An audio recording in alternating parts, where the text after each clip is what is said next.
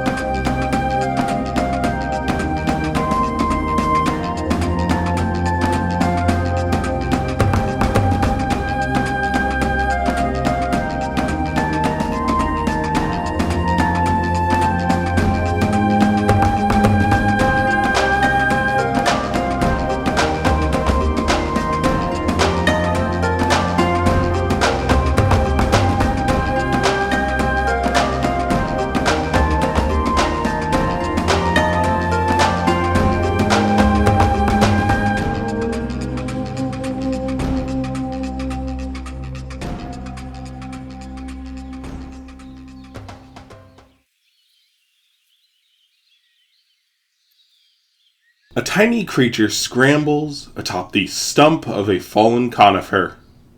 Warm morning light shines upon him through a fracture in the canopy above. A distant rumble echoes through the trees as a nearby giant forages. The little creature ignores this infrasound. At first glance, one could be forgiven for assuming it was a chipmunk or some related squirrel. However, spurs on its hind feet make it clear this is another creature entirely. This is a striped, warbling spur mouse, a passerthere, a type of multituberculate common here in the forests of central Arvel.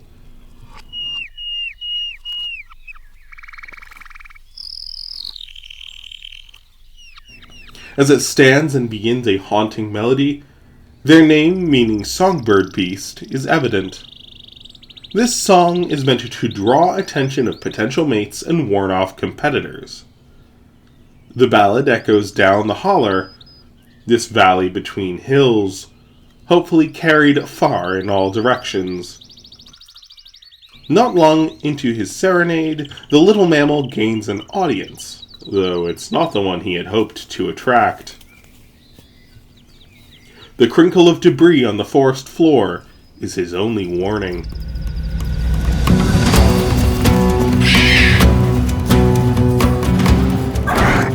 Two figures erupt from the cover of nearby ferns. The spur mouse launches off his stump. A stretch of skin between elbow and knee lets him glide over a meter before he lands, and must then sprint toward the nearest tree. His burrow is too far away, but at least the trees will offer momentary rest.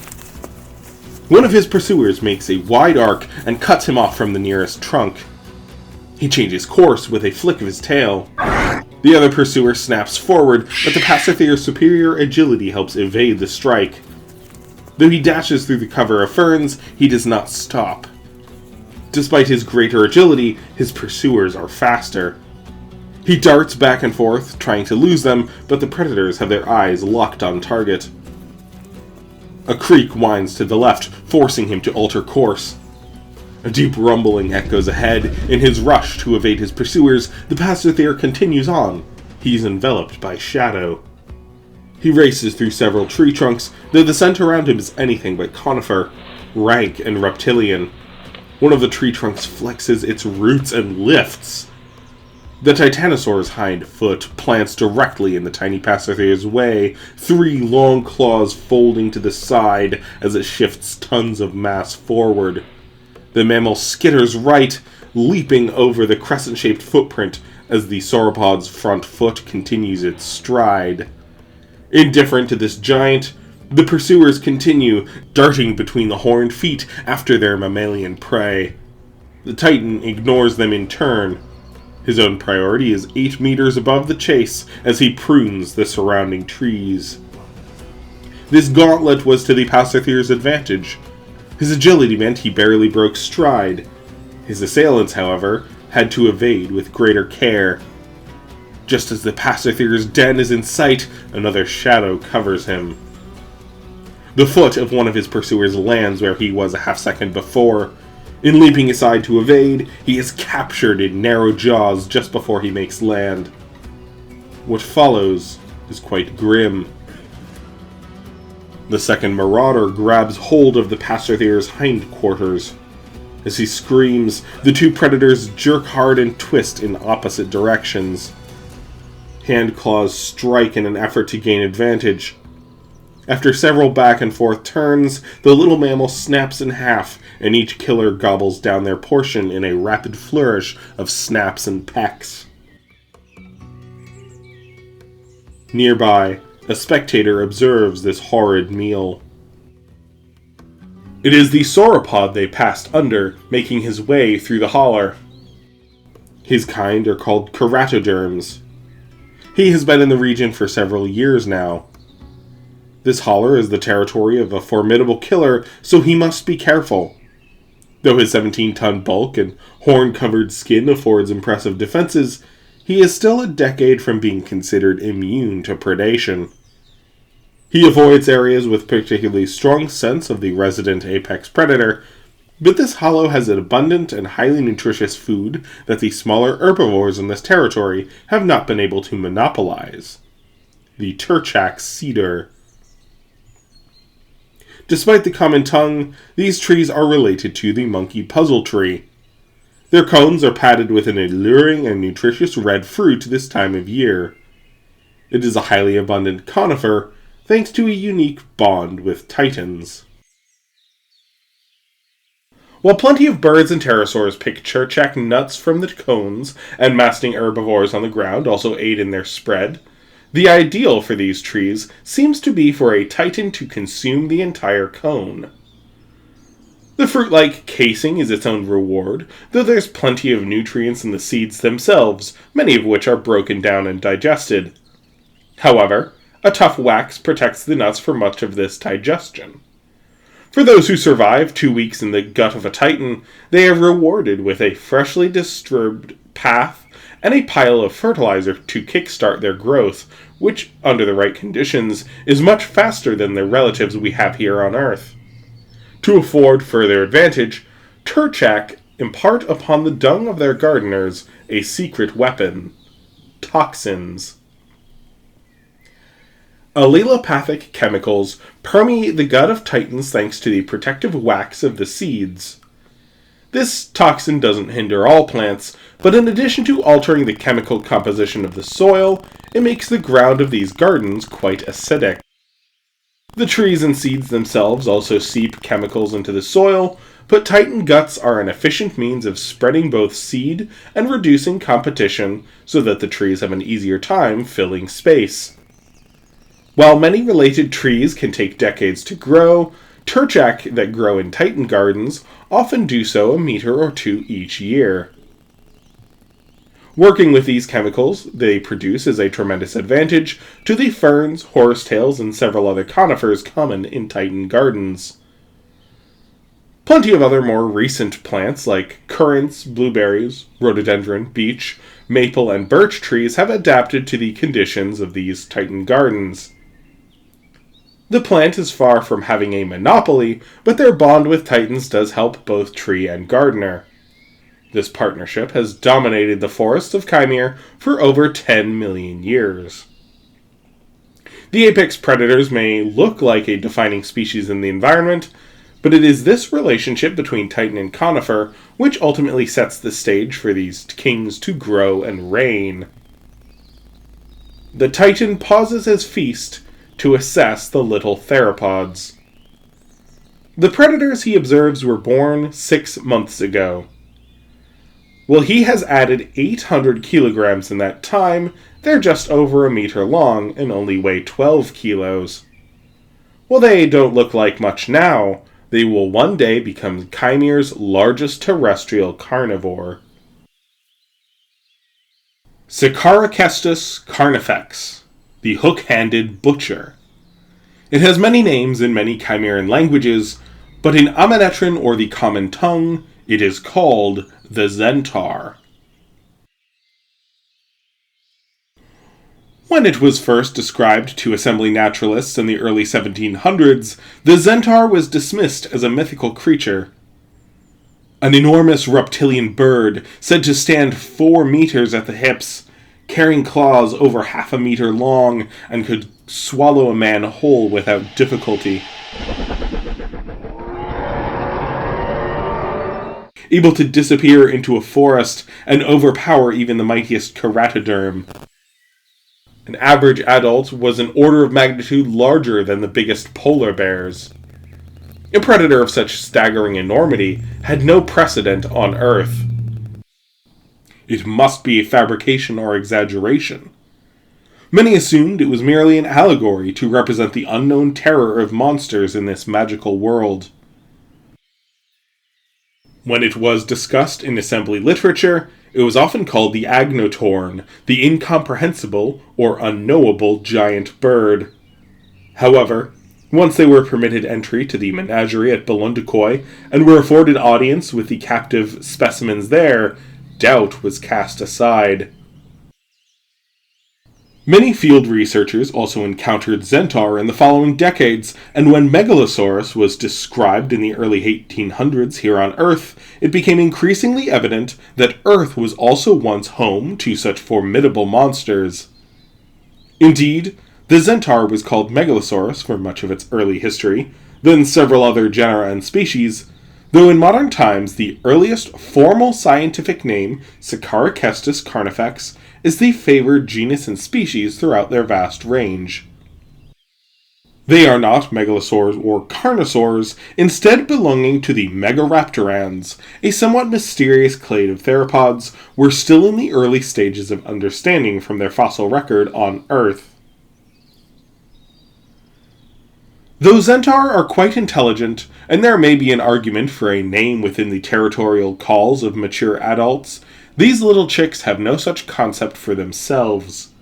However, for the purpose of this story, we will assign names in the local Arvelith language. The young male is Baru, the masculine form of sunflower, for his unusually bright gold patches and the abundance of this flower around their home. The female is Tanira, which means river dancer, for her frequent play in the creeks running not far from the nest. Tanira is brazen, yet a bit clumsy. She charged the passerthier and tried to leap upon it, both giving it a head start and missing in the final leap. Baru is more cautious, but he was the one to catch their meal. This has become typical of their marauding. Baru rarely attacks until his more aggressive sister has taken initiative, but his success is often greater.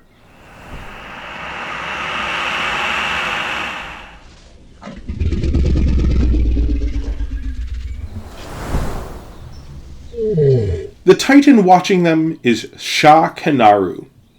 Like Baru, he is also cautious. However, he has survived the most dangerous years of a young titan's life.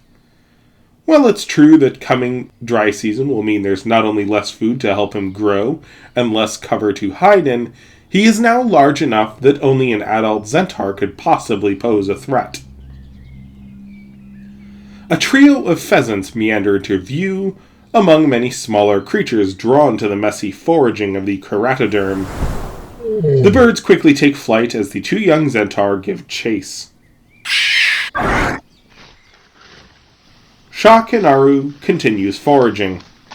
In his wake is a smorgasbord of uprooted saplings, crushed logs, churned dirt, and fallen seeds. This means there is a cohort of smaller creatures, often close behind. A dozen or so 6-month-old titans are regular members of his entourage for the past few months. Their armor is much more substantial than his, though at 500 kilos they are now large enough that most predators are too small to pose a threat. They march along with a troop of elasmarians and thescelosaurs who also enjoy the abundance of food scattered, trampled, or dropped by the large sauropod ahead. These little titans have remained in this valley and its tributary hollers their whole lives. Soon they will be forced to wander further in search of enough food, and that will bring unexpected dangers. They don't know this, however. As far as their simple little minds are concerned, the theropods have departed, and they can get back to gorging themselves on whatever fruit was felled or crushed by the work of their giant kin. The little theropods dash through the ferns, then tumble over one another in play. A deep rumbling in the distance makes them pause. Both stand tall, flex their ear feathers toward the noise in anticipation. After a second rumble, they rush toward the sound. Back toward the creek and a kilometer upstream, running through ferns and sunflowers, the little predators come upon another giant. Briha, mother of our two chicks. She stands with the body of a thescelosaur at her feet. Between calls, her throat contracts, using rough plates in her crops to tenderize and process meat so she can provide her young with an easy meal. 3 other young Zentaur gather around her feet, all the same age as Baru and Tanira. This was her 4th clutch of eggs laid since claiming this territory, and so far the most successful. Of the 8 eggs she laid this time last year, 5 have survived their first wet season. Quite good odds. With a distinct grunt, Briha begins to regurgitate some of the tail meat from her crop onto the ground a few paces from the carcass. Baru and Tanira dash to meet their 3 siblings before her, and immediately begin a squabble over the meat she deposits in their midst. Though they all have begun hunting on their own, most of their meals still come from their mother. A tall silhouette lingers on the fringes of the clearing. Sharaxa. This young Zentaur weighs just over 140 kilos. She's 3.5 years old, and the sole survivor of Briha's first successful clutch. None of the last 3 years' chicks have survived their respective dry seasons. The clutch after Sharax has hatched was mostly washed out by a flood, and many of the following 2 years were lost to nest raiders before they even hatched. Sharaxa has in her jaws the body of a northern fisher. It is a large mustelid which often lives near creeks and can be a formidable nest raider. She doesn't feel a particular sense of significance, but with this kill, Sharaxa has more than earned her keep. This particular fisher, a large male at 9 kilos, has personally slain 11 of Briha's young over the time that she's been in this holler, 2 of which were Baru and Tanira's clutchmates. There are other fishers, foxes, and monitor lizards in the holler, but with his passing, Briha's territory has just become a whole lot safer for her young. Unlike Uktan of the Hausi Prairie, Zentaur are generally solitary animals. Briha did not have a mate to share in the responsibilities of parenthood. She must hunt, defend both nest and territory, and build up a sufficient surplus over the wet season that she can lay eggs. Her eldest child, Shiraxa, doesn't enjoy any prepared meals like uktan offspring do. However, Shiraxa is often permitted to scavenge off of Briha's kills, as she has no doubt hoped to do so this morning. Hunting nest raiders gives Shiraxa sustenance, but it's not always enough, and meat is much more appealing than bones and fur. Having elder children in the area means that a mother can afford to spend more time hunting and patrolling, since Shiraxa depletes the local nest raider population, and the mother's presence keeps away the firebacks, lions, and other threats to Shiraxa. While the first few clutches are often in the greatest danger, once a mother has a few survivors, the chances of these young making it through their most dangerous years rapidly increases. After ensuring the chicks have had their fill, Briha turns her attention to the Thescelosaur at her feet. Normally she would leave something for Shiraxa, but this morning her meal is quite thorough. First she takes the legs, swallowing them whole, then stripping the remaining sides of the tail and meat of the back. She twists off the head, then removes and swallows the neck. Last she takes the organs. Very little remains once she's finished. She takes up the carcass and places it several paces away. Shiraxa picks at it, but at this point she likely will get more from the fisher. Briha takes a nap to digest. Once afternoon comes, she wanders from the clearing. The chicks remain by the nest. Once a bit further down the holler, at its mouth where it meets the river valley, Briha emits a series of low, thunderous bellows.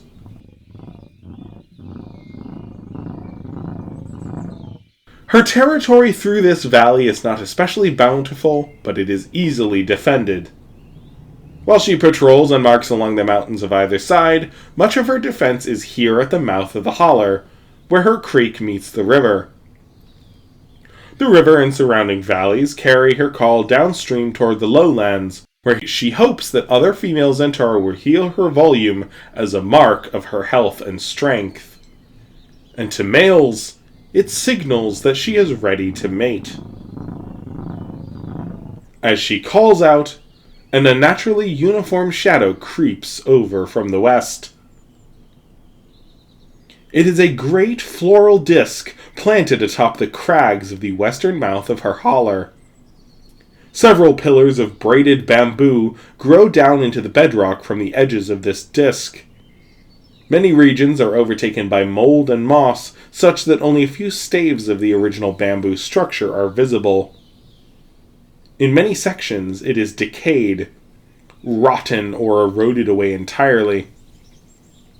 Pterosaurs, birds, and woodland critters have filled out many of the nooks and crannies, their scent reclaiming it as much as the coating of fungi and plants. All around this structure, bamboo grows wild and free of the order the stems connecting its metallic frames seem bound to. The disc has slanted downhill as erosion has robbed it of a stable foundation thousands of years prior. However, as long as the sun shines, it seems this skeleton will persist. Briha examined what she could of this structure when she first arrived. It smelled like nothing she had encountered before.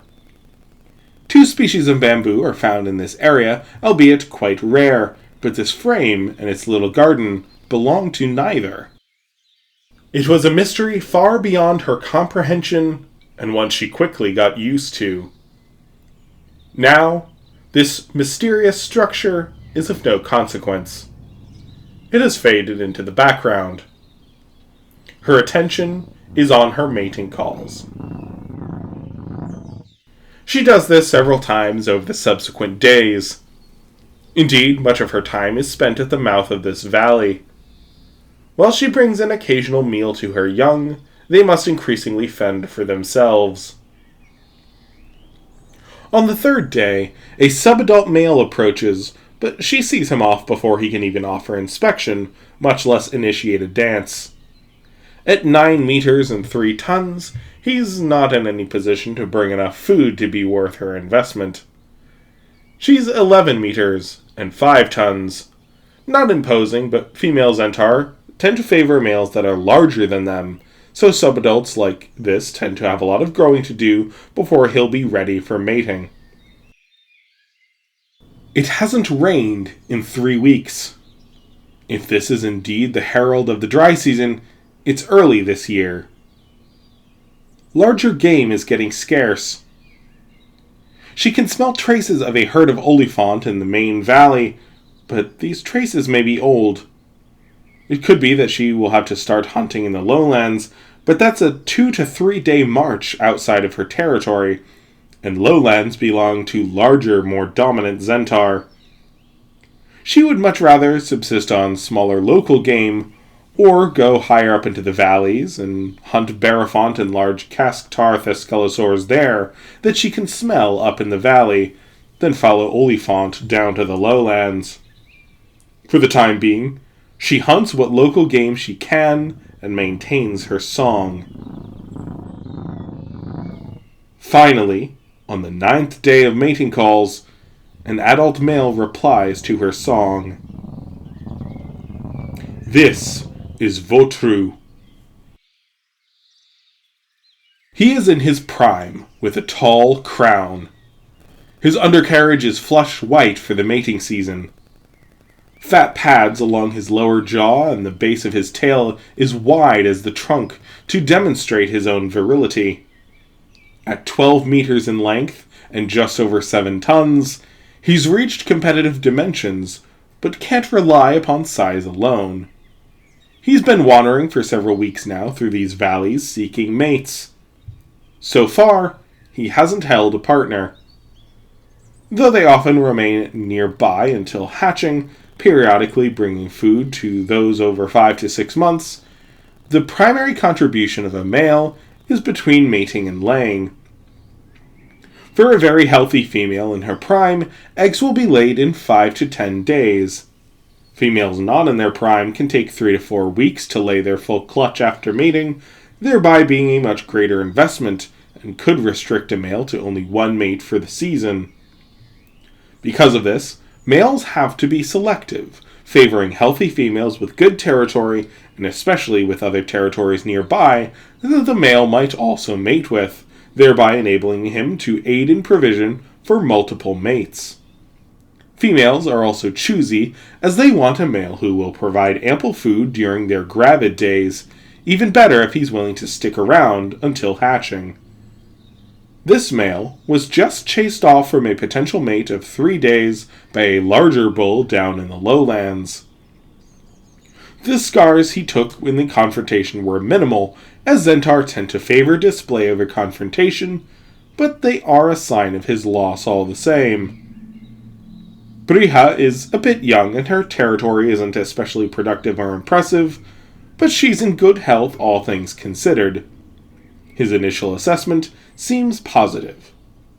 His strides are even and his breath steady, and she also looks interested and happy with her first impression. As they circle, Votru initiates with a dance. He bends forward, spreading wide his robust arms. Brija inspects him thoroughly. The flex of his tail muscles through ample fat reserves. How far back he can flex his third fingers. The ripple of his feathers to show their grooming. His balance in this canted position is flawless. He then rears up tall. Zentaur can see a broader spectrum of color than we can, so what we might see as a white belly, ear ruff, and inseam of his arms are to her a vibrant chorus of ultraviolet.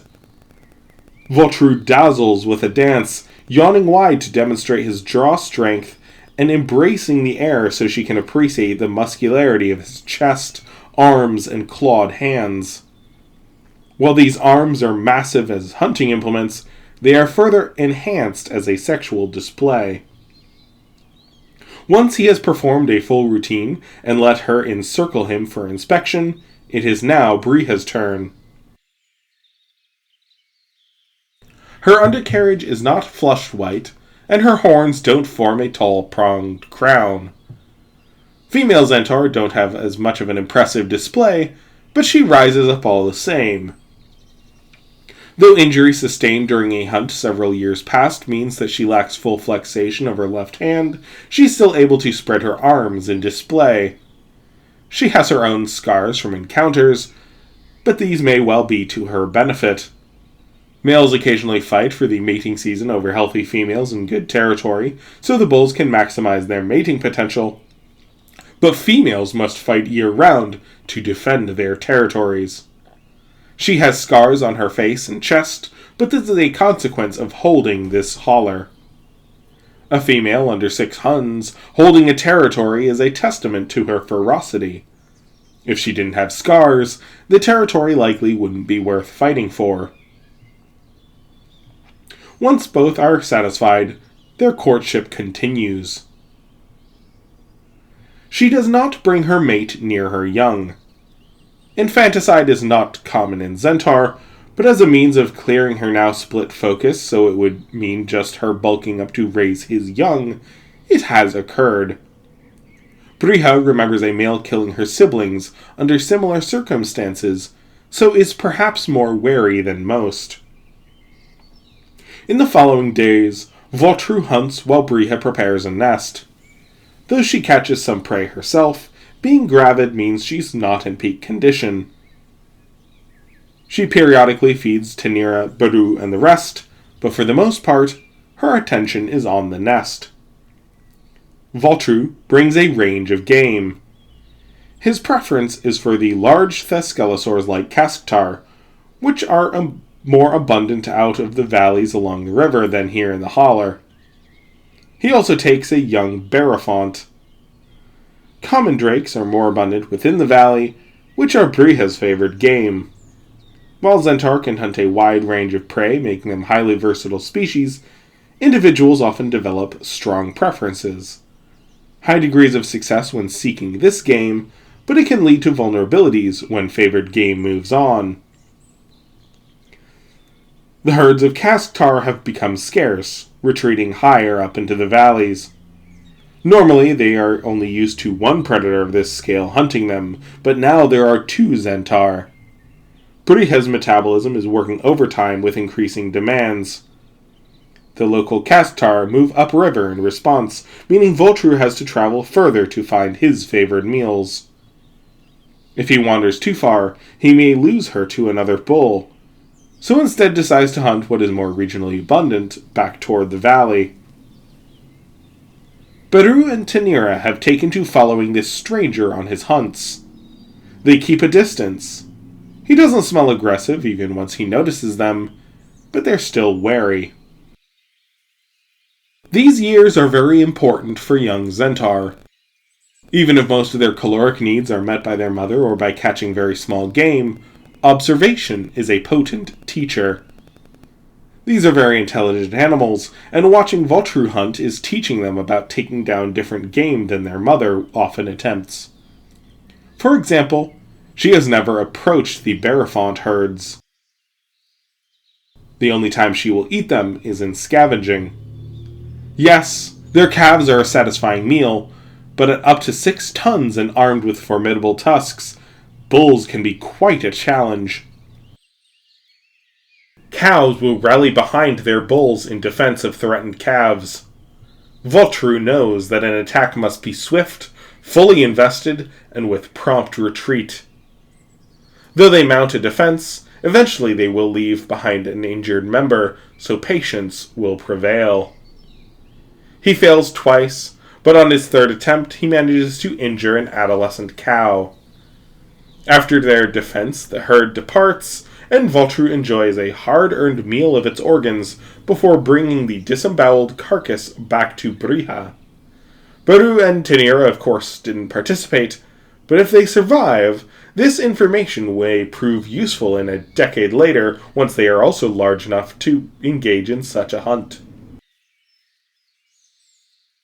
On their 11th day bonded, Voltru comes back with a 7-month keratoderm.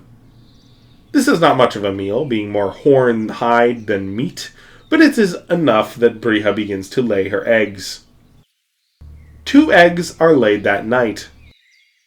On the next day, Voltru is unsuccessful in catching prey and she doesn't lay more. She is still gravid, so on their 13th day bonded, Voltru departs with urgent purpose. Tanira and Baru follow him, having to sprint to keep pace with his much longer strides. Voltru wanders down Briha's holler toward the river.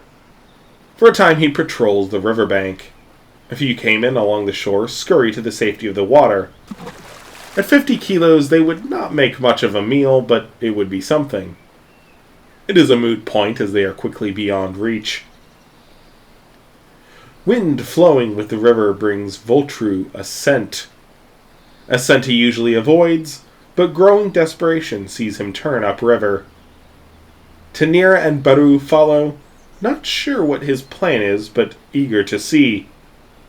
They smell so many things. Lots of little birds and small mammals they might want to hunt, but they don't detect any obvious game that their mother's mate might travel. They don't smell Barafont or Olifant, which have all gone down to the lowlands, or the Kasktar now far upriver. Not knowing only stokes their curiosity. Voltru continues along the riverbank, sticking to the trees, his head low and ear feathers flexed. After half an hour stalking upwind, our little megaraptorans finally see what Voltru is hunting.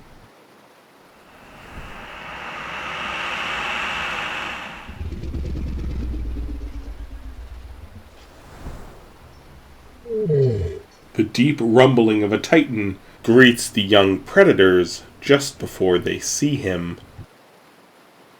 It is Shah Kenaru, the same male keratoderm they darted below on their chase almost a month prior. Like Zentaur, this is the breeding season of titans. Also like Zentaur, keratoderms keep growing long after they've reached adulthood. This young bull has just reached maturity at 17 years of age, but at only 17 tons of bulk, he stands no chance of mating. Keratoderm bulls establish themselves at favored nesting sites and violently defend them. Bull keratoderm usually slow their growth around 40 years of age and 40 tons, which is when they can reliably defend a nest site, though the oldest and largest bulls can double this mass. Clearly, this bull is a long way off. He might mate with a few subordinate cows nesting far from the main colonies, but this will be a rare opportunity, not something he can reliably invest in. Instead of wasting a lot of effort trying to find such opportunities, he instead devotes his time to growing so he might one day contend for one of these far more coveted nesting colonies, where upwards of 100 cows will mate with him if he can defend his title. To grow a ton or more each year, he must feed almost all the time. Horsetails now form a foundation of his massive gut. Snowy horsetails are the most abundant species here. These protein-rich plants get increasing returns for long fermentation, perfect for the 10 to 15 days it takes for him to digest. Therefore, snowy horsetails, which grow in high profusion along these riverbanks, are a perfect base. However, he's not a specialist. He'll also take ferns, bamboo shoots, leaves, cycads, and sunflowers that grow underfoot. He quite enjoys the turchecked cedars in the holler, but this variety in his diet allows all flora a chance to recover. As the young titan gorges himself, Voltru proceeds. At 9 tons, Voltru is just over half the size of this keratoderm.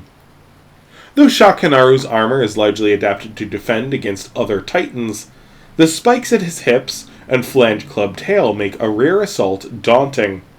However, Voltru has hunted titans this size before.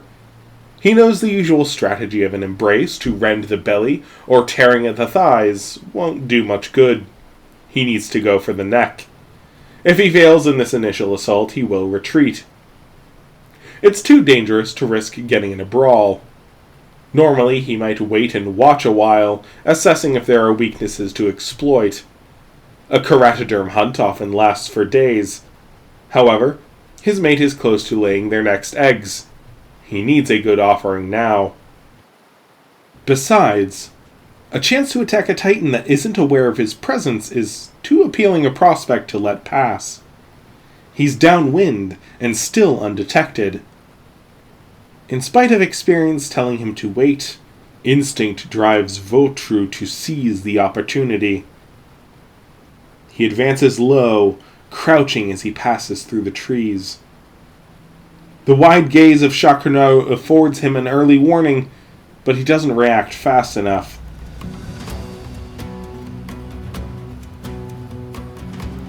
By the time he flexes his left leg back to swing a cudgelled tail, the theropod has closed the distance. The tail strike still shoves the Zentaur to the side, but Vautru keeps his footing. For all their size, Zentaur are incredibly lightly built and disturbingly agile. With 2 strides, he lunges ahead. His jaws meet their target, and his long fangs hook deep through the thick, elastic hide of Shakunaru's throat. As he pulls away, Vautru's hold is secure. In the scramble, Shakunaru steps forward, inadvertently blocking the forward strike of Vautru's clawed hands. Undaunted, the theropod presses his attack, jerking the keratoderm closer for another grasp. Vautru's claws slash as the titan steps back. They haven't pierced, as was the intention, but it is still a formidable if shallow wound. Shakunaru steps to the right, resisting Vautru's own efforts to pull left and down for a better position of his next strike. He swings his neck right, nearly striking the wall of the canyon in his imbalance.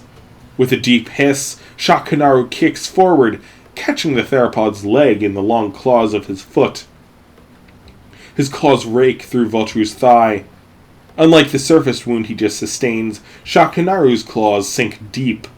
Vautru tries to shift forward, but the angle of the sauropod's claws means he only drives them in deeper. The Zentaur's jaws remain locked on Shakunaru's throat, but he no longer has control of the grapple. Finally, the theropod releases his jaws and tries to disengage. Shakunaru's claws retract, but he stumbles and bumps into Vautru, who manages to roll onto his side as he's already crouched. Shakunaru bellows, trying to back up and rotate so his tail faces his attacker. Perhaps by reflex or fear of the titan getting distance and charging before the megaraptoran can right himself, Vautru lunges forward, again biting the base of the keratoderm's neck. This time, as he pulls closer, his hand claw strikes forward. They pierce the sauropod's thick neck hide, though they are stopped by the massive breastbone he uses to shove down trees. With a roar, Shakunaru turns and swings a massive forearm against the Zentaur's side. His own thumb claw pierces deep. Vautru's left hand thrusts, this time penetrating the base of Shakunaru's neck. The megaraptoran pulls his prey down, then bites higher up and secures both fangs into the thick muscles running along the sides of his neck. The titan steps forward, forced to withdraw his thumb claw. With his weight now forward, Shakunaru begins to tip. His hind legs strike forward, digging a long series of wounds into Vautru's side. He manages to raise his hips, kicking and stomping down again and again. Through it all, Vautru refuses to let go, lashing up with kicks of his own. Finally, as his weight is canted ever forward by the massive predator grappling his neck, Shakunaru steps both hind feet onto Vautru's hips. Several dull cracks echo through the river toward our young theropods. They watch as their mother's new mate is ground into the pebbled beach. Through mangled limb and broken chest, he keeps his bite and claw firm in the neck of his enormous foe. Finally, after several agonizing minutes of turning, stomping, and shifting, Shakunaru manages to withdraw Vautru's claws from his neck. Freeing himself from the bite of the theropod takes yet more time, but he manages to drag both of them into the river. He's able to raise enough that he dislodges the predator's jaws. Head low and bleeding into the river, Shakanaru staggers away. Exhausted, he slumps into a more shallow section of the river, unable to muster the strength required to reach shore. Vulture's body floats downriver. Our chicks watch him twitch, though it is unclear if this is just a spasm of death or if he has survived this tremendous ordeal. If so, his head repeatedly submerged means he will perish one way or the other. They abandon Shakanaru and follow the body of their mother's mate downstream. By dusk, his body slows and is caught in a bend in a river not far from their mother's holler. Briha comes forth to investigate. Though she notes her chicks, her attention is on the body of her mate, broken and bent, wedged against the rotation of the river. Though he failed to kill for her, his death yet ensures their offspring will be nourished. Briha advances into the river, scattering off the gathered pterosaurs, vultures, and crocodiles, and begins a horrid feast of her own. Over the subsequent 2 days, Briha fills out her nest with a total of 8 eggs. The following days, she is very attentive of them, cycling through insulation and rotation. Tanira and Baru remain close, but Briha feeds them less and less, as she herself is almost exclusively scavenging Vulture's corpse. The chicks fend for themselves. Their mother's presence still keeps away a lot of potential threats, but Vulture's carcass has drawn in several large crocodiles to make the mouth of her holler more dangerous, and worst of all, a bachelor troop of several common cockatrices. Outnumbered as she is, Sharaxa remains closer to her mother than usual. This is all to the benefit of the nestlings and eggs, as nest raiders keep far away, but Briha is increasingly wary of wandering far to hunt. Even one cockatrice could easily wipe out her family, and the troop would no doubt indulge in a surplus kill. This is why it helps to have a male around for these months. Zentaur bulls may not be as active in parenting as uktan, but just by being in the area, they keep threats scarce by contributing to a landscape of fear permeating the territory. Bringing food now and then certainly helps. However, Briha is on her own. On the 4th morning after Vulture's death, Sharaxa chases a Hegetothere along the creek. Tanira and Baru are close behind her. The tiny ungulate is infuriatingly agile, thrice evading Sharaxa in her pursuit. The chase brings them to the mouth of the holler. Sharaxa stalls at the edge of the forest, letting the hair-like Noto ungulate continue on toward the river. Though she cannot see them, she smells cockatrice.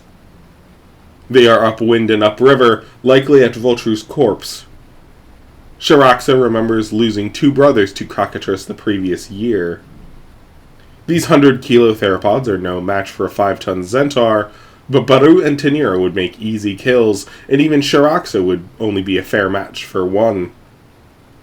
She keeps low, scanning the horizon for signs of the cockatrice. Her little siblings show no such caution. They sprint out after the Hegetothere. At 20 kilos, it's too large for them to take down, but not so large that it can reliably fend them off, so continues to flee. Sharaxa jogs after them for a few paces, but she's more focused on their surroundings than the Hegetothere.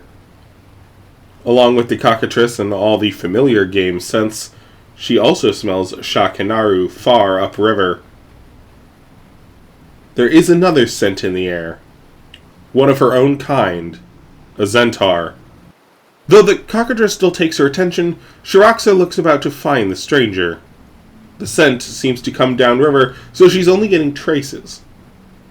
However, before she can hone in on the source, movement draws her focus back to her little siblings.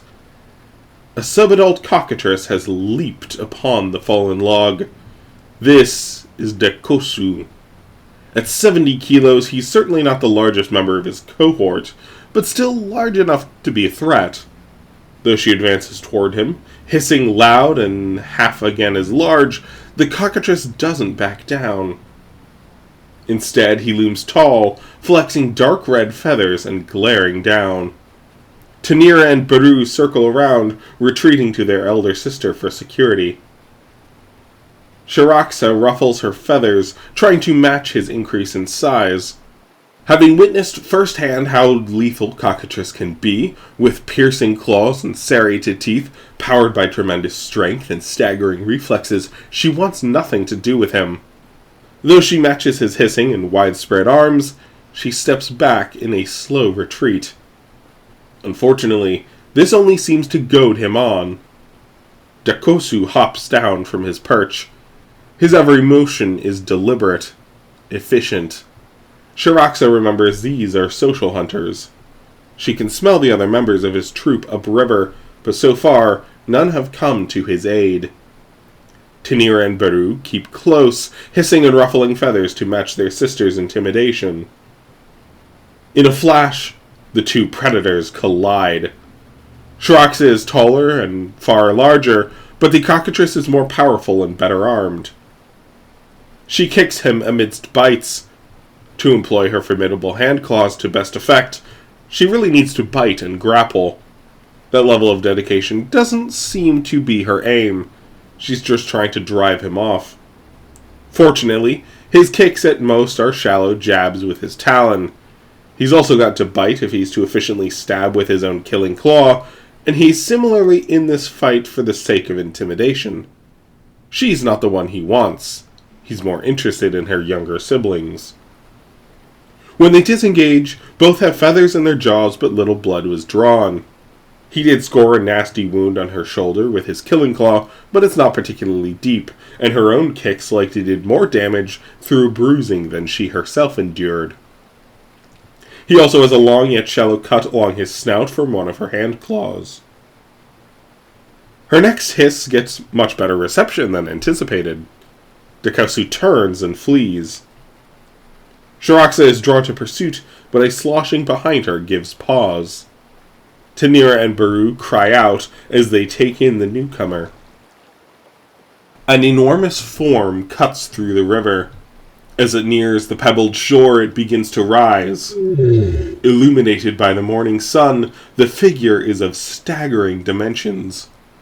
Despite looking quite distinct, it is clear by scent that she is one of their kind, a Zentaur. Though she smells the same, her appearance is not. While their mother's neck and back are covered in feathers, though more sparse than their own, this enormous stranger barely has any feathering. Even the ruff all other Zentaur they have encountered have is barely a dusting of white. Though one could be forgiven for assuming disease might be a factor, the simple truth is that where she's from, this is the norm. This is Heshekrata, the queen from the far north. Unlike the nomadic males, for the most part, female Zentaur remain near their motherland. Briha, for example, has made her territory only a few hundred miles from the valley in which she was born. However, sometimes female Zentaur wander far, either in search of food or better territory. Heshekrata has been wandering for a year now, experimenting with a wide range of southern delicacies, but the lowlands of this riverway have kept her interest for several months now. However, it was the scent of a wounded titan which has driven her up this valley. She looks down at the little megaraptorans. Heshekrata may be enormous, and while it may be hard to believe, she's not finished growing and has yet to lay her own first clutch. With a deep rumble, Heshekrata emerges from the river. Like their mother, she has not settled into the broad bulk of a fully grown Zentaur. Indeed, her torso and skull are actually rather compressed as a sign of adolescence, but her enormous frame shows that when she does come into her own, she will be among the largest of her kind. Most Zentaur do not exceed 10 tons, but as with all animals, some individuals are far beyond average. She's already 8 tons, but almost a meter taller at the hips compared to Voltru, who exceeded her mass. Once she comes into her own, she will certainly be among the largest Zentaur alive. Though the 3 young theropods are paralyzed before this newcomer, once she is close enough that her shadow encompasses them, Shiraxa turns and flees. The twins are right behind her. They are faster than their pursuer, but not by much. All 3 cry out as they retreat to the holler. By the time they reach cover, they barely dodge to the side as their mother erupts from the underbrush. While their mother is 5 tons to the newcomer's 8, she's actually 2 years older and more experienced in combat. As soon as she has passed her young, she comes to a halt and flexes her feathers to maximum effect, especially emphasizing the white ruff trailing along her ears to her chest. She snaps and stomps, shifting back and forth. This dance she now performs is not unlike her mating dance. It demonstrates her strength, agility, and health, though of course not to attract, and more to signal that she is of suitable fighting condition. Briha's opponent is much larger, but a bit ungainly, and balks at this display. Following a moment of consideration, Heshekrata steps back. After all, she marched up this valley to seek an easy meal. She can still smell the wounded titan, but it's not dead, or at least hasn't died in the main valley. The juveniles would be a fine consolation prize, but even they aren't worth the risk of injury. She could reliably defeat Briha by sheer advantage of mass, but at what cost? Briha is wise to remain at the mouth of her holler, so there's no chance of seeing her as a threat. Her dance is that of a warning, but she's clearly not looking for a fight, certainly not against an opponent nearly twice her size. With a low grunt, Heshekrata turns around. It seems this whole march up the valley was a waste. Oh well. There's still plenty of game in the lowlands. Briha watches as the giant lumbers off. A nomad of this size would be a formidable source of competition wherever she settles down. Hopefully in the lowlands, far from Briha. Our 3 young Zentaur circle around their mother. She leads them back into the holler.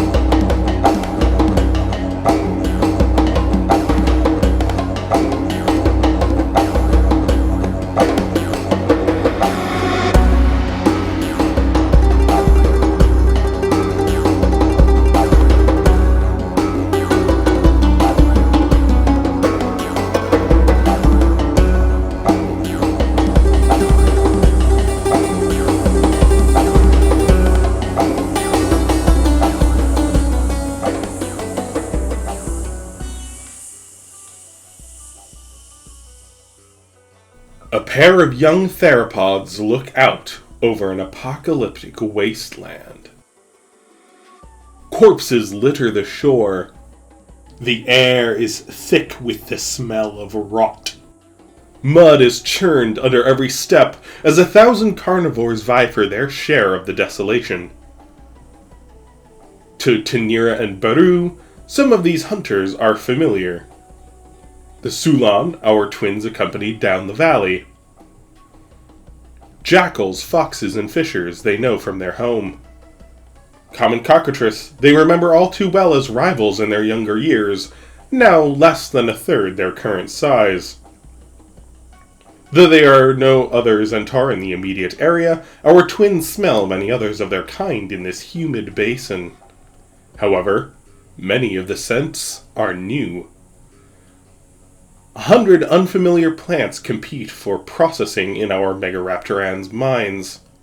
Ginger and willow, lily and hops join many of the familiar horsetails, ferns, conifers, and birch trees.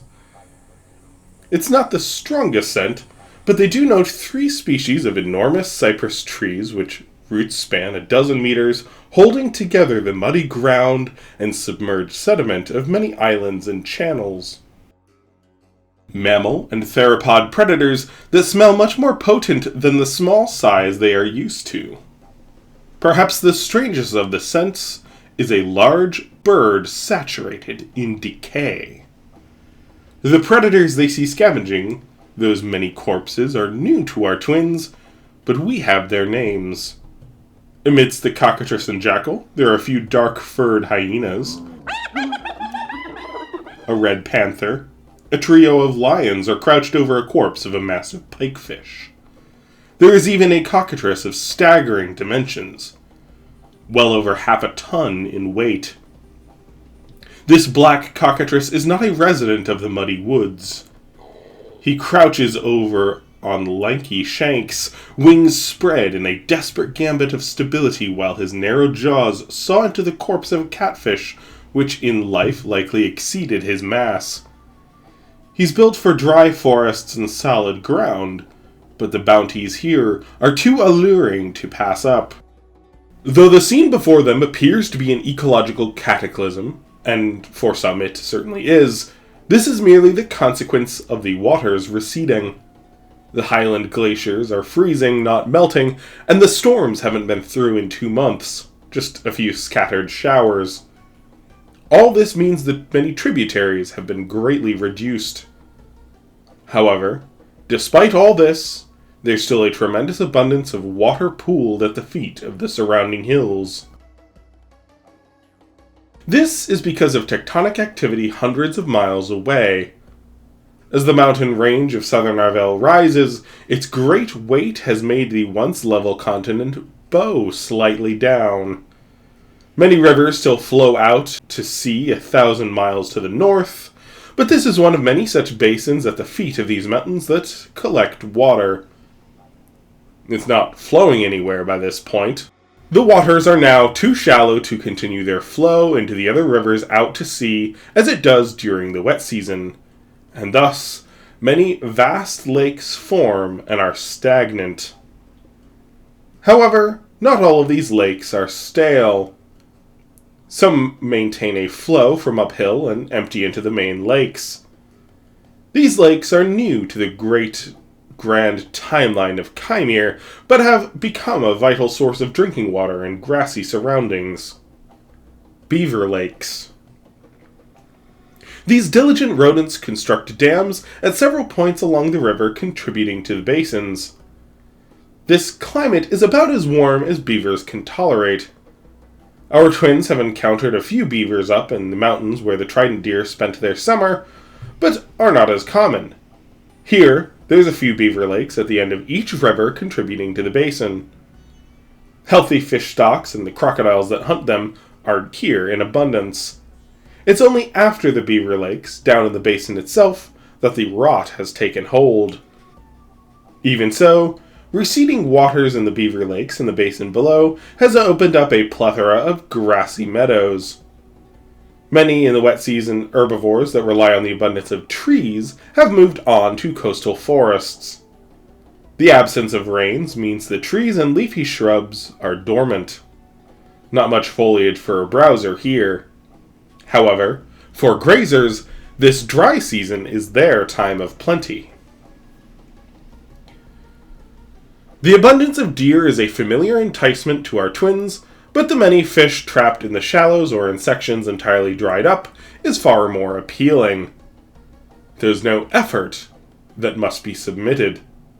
Plenty of food for all.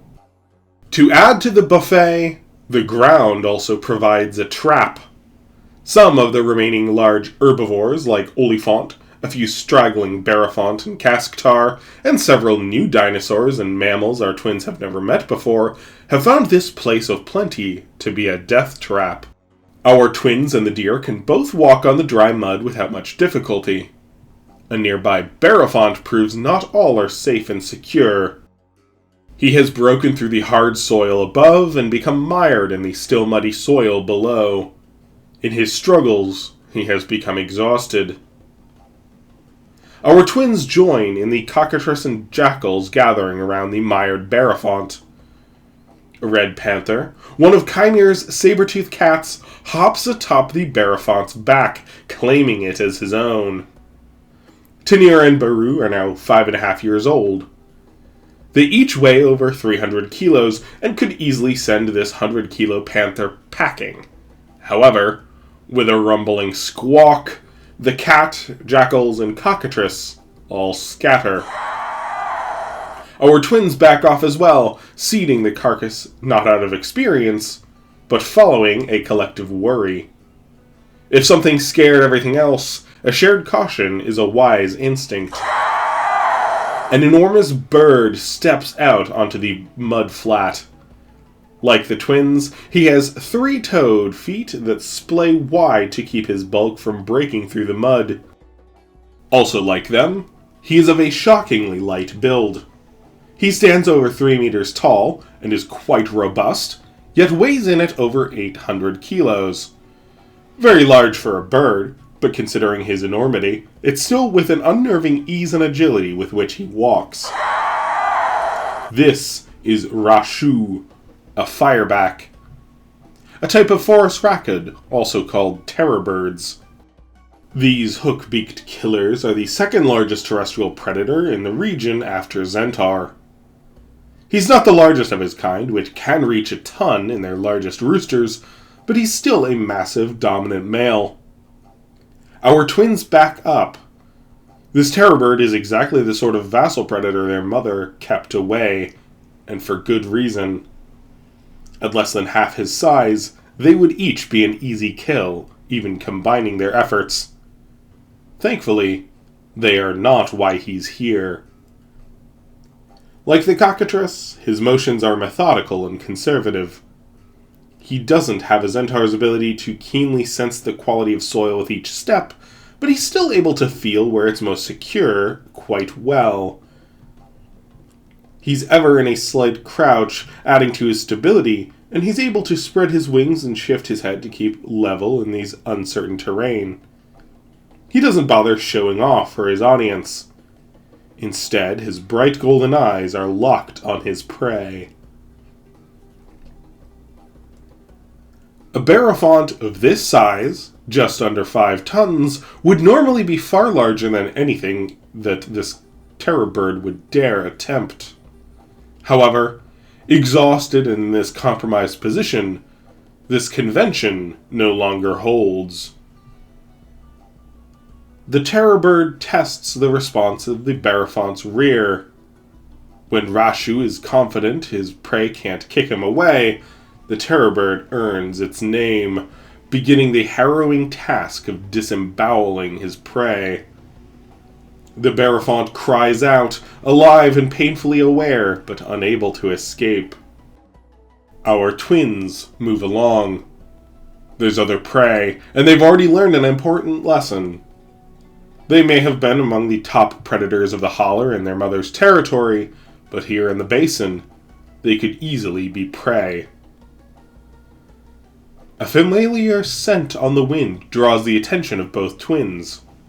Their elder sister, Shiraxa.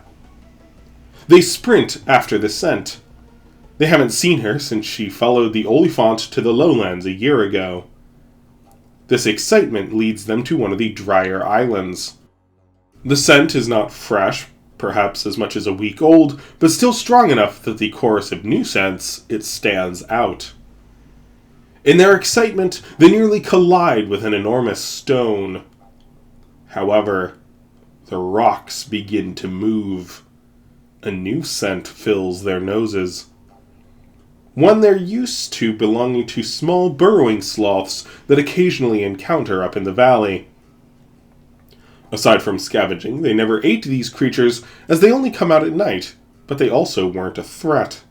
Not at 70 kilos in their largest boars.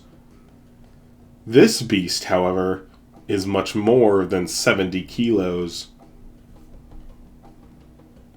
Crouched and seated, its hips are still over 2 meters off the ground.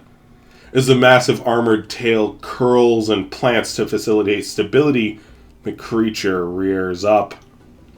Its bald head brushes against the lower branches of a cypress tree 5 meters above them.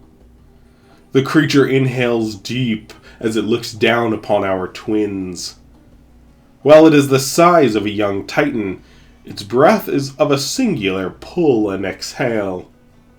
Arms each the size of our twins flex out slightly as the enormous beast steps to the side of its crescent feet. Long ivory tusks catch the flecks of light shining through the canopy as the stranger snarls and takes in our young theropods.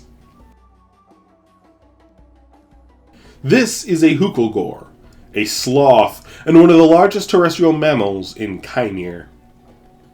He is the biggest animal in this basin after the titans. At 13 tons, he is large for his kind, but not unprecedented. Like so many beasts, he came here to indulge in the staggering abundance of foliage that grows in the wet season.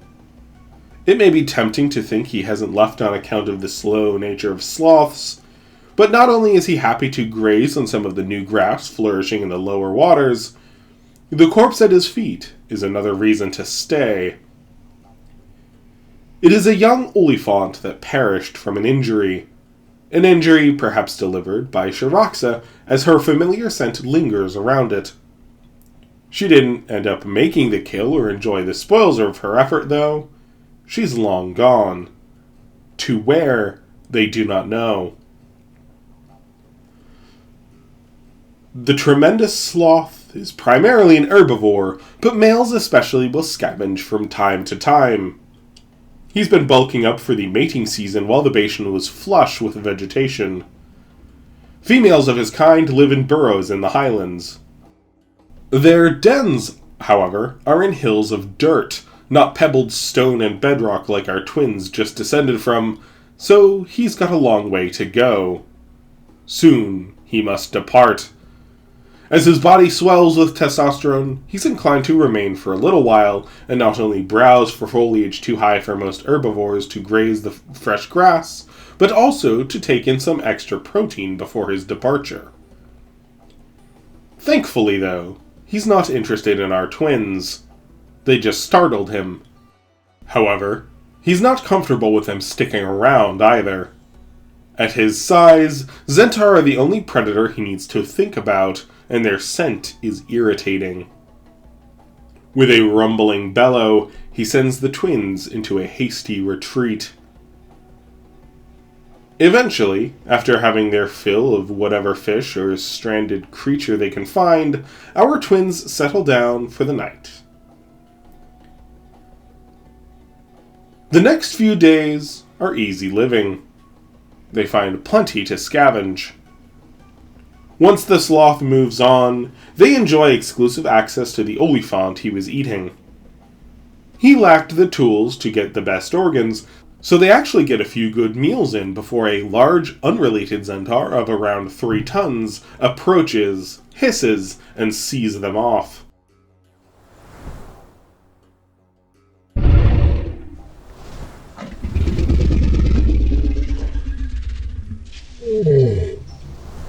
A deep, familiar rumbling catches our twins' attention. Though most of the sounds are too deep for us to hear, the twins can feel the reverberating infrasound as a dozen bellows inflate, then exhale. The distinctive breath of a titan. Unlike the level chorus of Shakanaru they remember from the valley, this breathing is jittering, uneven. Several chambers of his lungs fill with delay. His cough echoes through his enormous chest. Tanira and Baru arise from their resting place in the thicket. They have long associated keratoderms with potential food. Not the titans themselves, of course, but the many creatures that follow them at every step, feeding on the churned-up grubs and refuse of titans' messy foraging. They jog up the nearby hill to see. This is a large adult male. At 54 tons, he's more than twice the size of Shakanaru when last our twins saw him. He walks on dry banks, now a grassy meadow, but ignores branches that might be accessible. He's not eating. Though he has hundreds of scars across his weathered enormity, several fresh wounds draw attention. His face and neck are torn. Back and chest have penetrations of varying depth. Some of these must have punctured lungs and air sacs throughout his body. However, worst is his belly. Several ribs are bent and broken, and numerous lacerations expose his organs in the soft patch between his last rib and muscular thigh. Though it looks as horrid as the wounds delivered by Vautru when the twins saw their mother's mate attack Shakanaru, there is no scent of Zentaur in these wounds. No, these injuries were dealt by a far more malicious foe, one of his own kind. 2 weeks prior, this bull challenged Rochahu, dominant male of this basin. He failed to best the old male and paid for it dearly. After grappling and subduing the titan now before them, Rochahu used the claws of his hind legs to open this bull's belly where torso meets his left leg. The wound is festering. Necrosis spreads, opening the injury further. Despite what must be an agonizing collection of wounds, the titan carries on. Behind him, no doubt drawn to the scent of decay, is the largest centaur our twins have ever seen. It is Asha, dominant female of the basin. At just under 11 tons in her seasonal peak and 32 years of age, she's a prime specimen at the prime of her life. She's had plenty of food in the drying shores, but the quarter-ton liver of a large male titan would be exactly the sort of meal she should pack in before laying her eggs. If she lets him perish of natural causes, this precious meat will almost certainly have spoiled before she gains access. However, keratoderms are resilient. He may survive. If he does, this will all be for naught. Even if he doesn't make it, he's still a formidable foe. For all his injuries, he's still over 5 times the size of this predator. However, Asha has been checking in on him for several days, evaluating his movements. This may be a narrow window for her to act, but she's increasingly confident.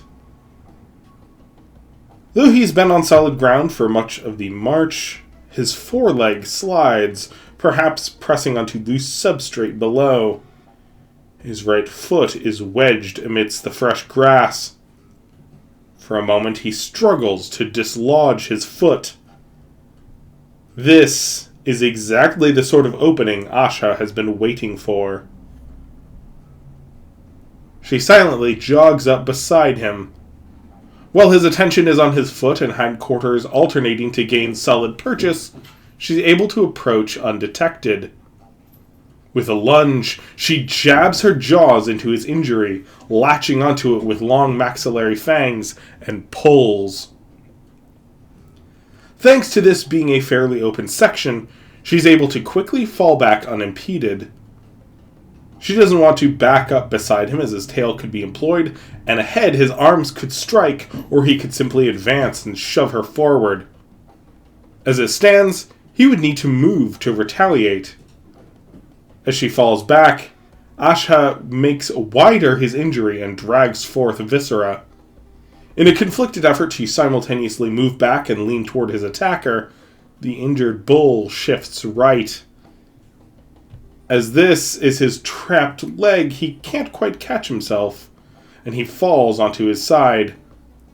Asha steps back, letting go of his entrails so his fall doesn't hit her in any wild kick. Before he can collect himself, Asha closes in. She runs a circle around and plants a foot on his neck before biting down at his throat. Our twins cannot see the worst of it from their vantage as the Titan cries and tries to kick forward and fend off his attacker, but they hear crunches and tears as she bites open the base of his stretchy, leathery neck. Like any megaraptoran, she might normally try to employ her arms, but in this instance, she seems to have relied upon her jaws. This prey doesn't need to be bled or wounded. He merely needs to be put down. It takes a long time.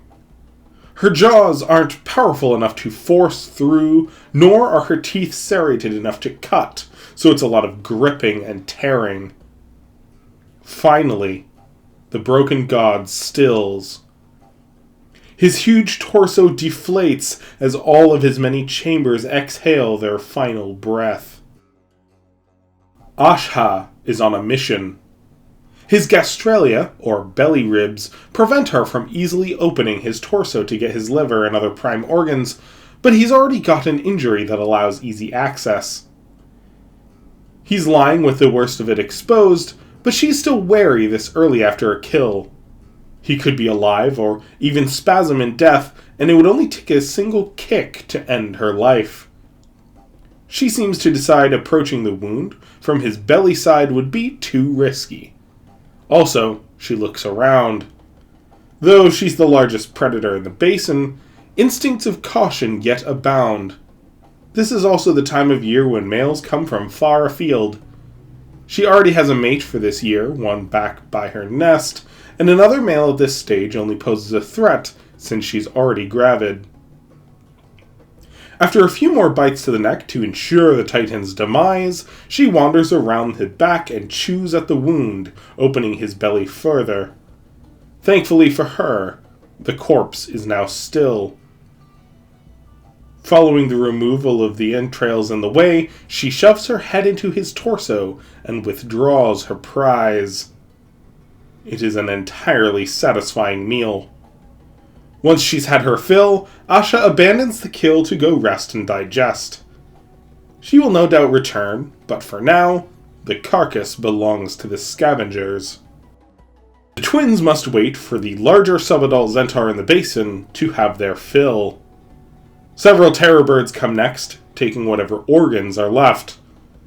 At 300 kilos, Tanira and Baru do enjoy a meal before the hyenas, cockatrice, and big cats get a turn.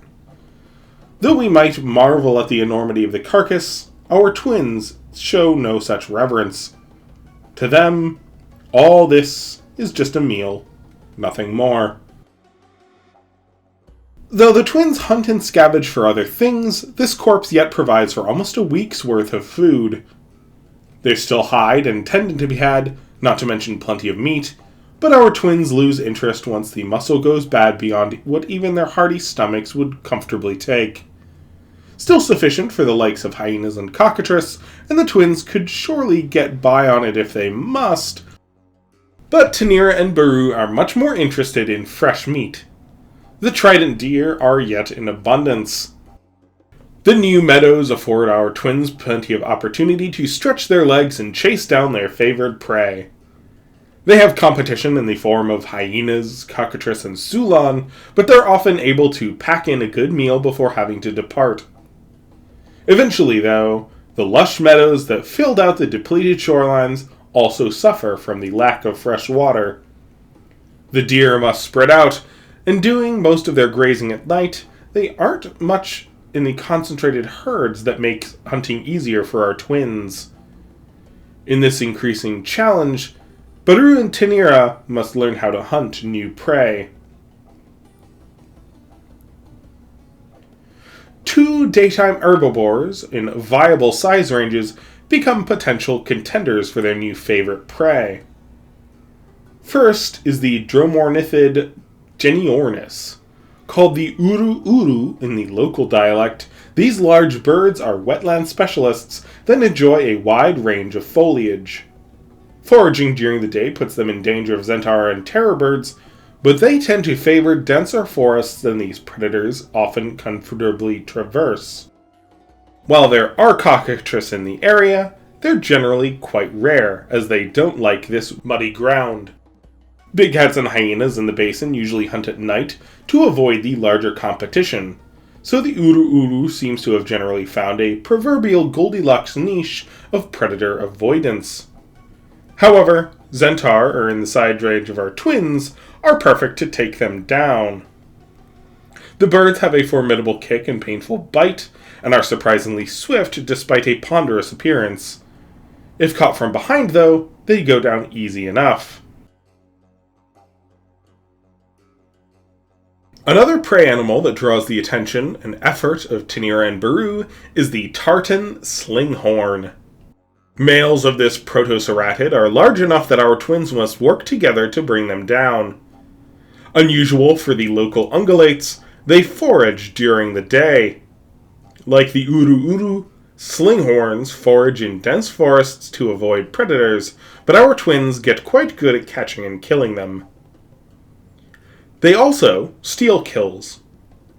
While the mobs of hyena and cockatrice can still pose a threat, cooperation gives Baru and Tanira a much better chance in these circumstances than they would on their own. Sometimes, though, their efforts are thwarted. Hyenas aren't common here, but they tend to stick together. Sulan are more abundant, and they seem most comfortable defending their kills from the twins. Halfway through the dry season, the twins are surprised by a large male lion who charges their feast of a slinghorn doe. The lion grabs their kill and quickly scales a nearby plane tree with it in his jaws before they could return. Tanira especially expresses frustration, remaining at the base of the tree and several times trying to leap up and grab carcass or cat, but it is all to no avail. The lion has his meal and falls asleep in the branches. Along with the giant birds and slinghorn, our twins get a lot of calories from fish. Nest raiding is also partaken. They don't search for nests, but when they come upon them, Tanira and Baru have their fill. After 4 months of the dry season, our twins are approaching 350 kilos. They might not get as many large meals as when they summered in the mountains with the trident deer, but there's still an abundance for those curious enough to explore. A similar case of mistaken identity, as happened with the sloth, comes in the form of raiding a caiman nest. At first, the twins assume it is a similar species to the Highland caiman they knew back in the valley. Large enough to be a threat if you're not careful, but both twins have killed their share of caiman, and they usually don't have much to worry about. Crocodiles smell different enough, and those they know to avoid, but caiman they consider prey. However, it's not a few footsteps toward the nest that they hear a deep hiss. The mother guarding this nest turns to face them, opening her broad jaws just enough to show a full set of teeth like rail spikes. At 6.5 meters and nearly a ton in weight, this female Hurgatar is a caiman larger than the biggest crocodile the twins have ever seen. They slowly step back as she stares them down. All it takes is a second hiss, and the twins turn to flee. Now that they know the scent of these giant caimans, they begin to realize this female was only a fraction of the size of males, who almost never seem to leave the water. A male passing by is almost 9 meters long. Amidst the vast catalogs of scent our twins retain, they now add caiman to a growing list of animal groups they once assumed were all small game based on what they knew from the hollers and valley, but include enormous members here in the basin. Unfortunately for Baru and Tanira, the most overt herbivores in this basin are the ones who don't seem to have much to fear. Most browsers left long ago, but the most common animals in this niche are the titans. Keratoderms tend to prefer stable, dry soil, but that they can handle mud or uneven terrain better than one might expect. Though immature titans often congregate with others of their own age, it is not uncommon for mixed-age herds to form. The youngest titans at the moment are nearly a ton and heavily armored, so well beyond what our twins would dare attempt. One evening, after a frustrating chain of failed hunts, our twins are interrupted by a troop of 5-ton young titans. Their thicket is trampled, though, as these young keratoderms try to get at a red cedar the twins were resting below. Rather than express any frustration this time, the twins flee. Another impractical option is the equally armored parankylosaur called the Majinuk. While adults can weigh up to 4 tons, their encounter is with a 2-year-old subadult weighing only half a ton. Like keratoderms, young are much more heavily fortified than adults.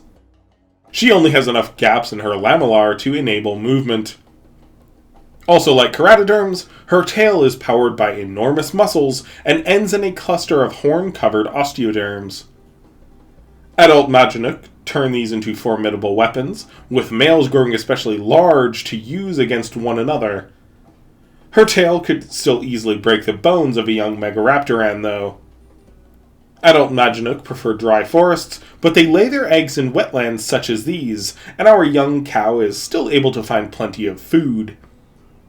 Her hammered-shaped nose spreads her highly sensitive nostrils wide, enabling her a very efficient ability to hone in on her favorite taproots. Long claws and a shovel-shaped head makes her well built to dig up such nutritious flora. She also feeds on a variety of buried eggs. Like many herbivores, she's happy to incorporate some extra protein when it's easy to collect. When our young try and explore her as a possible prey option, she alternates between hunkering down so the only access is her hard-swung tail, or charging to trample and kill. Thankfully for the twins, they're able to evade, but after a few close calls, Baru decides it's not worth the risk, and Tanira follows his departure. Finally, on their 5th month without rain, distant thunder is a prelude to transformation. The first storm of the season rolls in without much fanfare. It's had to cross almost 1,000 miles of continent, so lost a lot of momentum. However, there's still plenty of rain, and the surface rises almost a meter over the course of several days between the rain itself and runoff from its many tributaries. With the rains come the time of hatching. Dozens of species of crocodile and dinosaur time their hatching to coincide with this storm. Not only does the rain mean there will soon be an abundance of food, and babies can swim while eggs cannot, there's also something to be said for safety in numbers. Most dinosaurs protect their young, but many like the Majinuk and keratoderms instead play a numbers game. Each female Majinuk lays up to 100 eggs in buried nests, so tens of thousands of tiny tanks now flood the waterways. Between the hundreds of titans that nested on Rochahu's hill, the other 2 large hills in the basin, and the many other subordinate titan cows which made their own lowland nest, there's also countless tiny titans crawling about. In addition to their armor, hatchling keratoderms have inflatable hoods that not only keep their heads above water when they swim, it makes them resemble a cobra. Not a guarantee of survival by any means, but making a predator pause for a second is often enough time for them to take cover. Unlike Majinuk, titans do protect their own kind, so yearlings can often be instrumental in reducing infant mortality in these first, most dangerous weeks. Most crocodilians, Elismarians and thescelosaurs also have a tremendous number of young, but are more protective parents. Not all species are diligent guardians, but most at least look out for their young for a few weeks. All told, there are suddenly many millions of new little archosaurs in the basins and its tributaries. Baru and Tanira join many predators in feeding on this eruption of potential prey. With the flooding basin, the twins get isolated on one of the larger islands. While they have the strength to cross to the nearby shore, they've encountered enough crocodiles in their time to know the danger of all the shapes now swimming through the rivers and channels between. Some of the caiman they spot more than double the size of the mother they encountered a few months prior. Chimeir may be a land ruled by dinosaurs, and our twins vie with birds and mammals for scraps, but the majority of this basin is now ruled by the crocodiles. They may not know it, but they have missed their window to follow the trident deer back up the valley. The deer left when they first smelled the approaching storm. Most grass was already dead and dried up by this point, so leaving was the only logical option for them. Our twins still hunt uru and slinghorn, but the waters are now flush, and they can often scavenge drowned corpses or catch a plethora of fish as long as they approach the shore with caution. Their favorite prey may be gone, but new herbivores have arrived. Many fled the basin during the dry months, but with its renewed bounty, they have returned. Casctar and Barafont from the highlands, and Kotar from the northern coastal forests. Hippos and elephant sloths have also come around. The size of these many giant drakes and beasts protect them from crocodiles, or at least most of the crocs. While there is a tremendous bounty of foliage, not many new prey items for our twins have arrived. Crossing to the islands is more treacherous than many herbivores are willing to risk. Perhaps our twins should have joined the Sulan in following the deer up the valleys. It's too late to follow them now. Thankfully, there's so many large herbivores to support large Zentaur that our twins are able to get by on a lot of scavenging. They must defer to terror birds and older Zentaur, but picking over what's left is still enough to supplement their diet. Watching older Zentaur bring down all of these new large beasts is also a set of formative experiences. Uru birds converge from many nearby areas and are now extremely common in the wetlands. They were already favored targets, but that preference accelerates. Loss of kills to terror birds is still an issue, but quickly removing and swallowing the legs whole or simply running off with a leg each in their arms proves a viable strategy. Several small species of Elismarian are also abundant. There's also 2 species of antelope and a spotted deer the twins occasionally hunt, though these are all nocturnal, so can pose a challenge in that respect. Tartan slinghorns are more common with the rains. With males weighing up to 350 kilos, the slinghorns are now a perfect size for our twins as they approach a similar mass. For all the convergence of other large herbivores, titans actually become somewhat scarce. Young are still common, but most titans larger than a few tons have gone north to the drier forests. This wet season lasts for several months. It is very kind to Tanira and Baru, who each now weigh close to 400 kilos by its conclusion. They must still defer to firebacks and old Zentaur, but they are quickly coming into their own. Eventually, the rains ease. There are still scattered showers, but the storms have ceased. The basin is still quite flooded, but it's not getting new water added to it on a regular basis.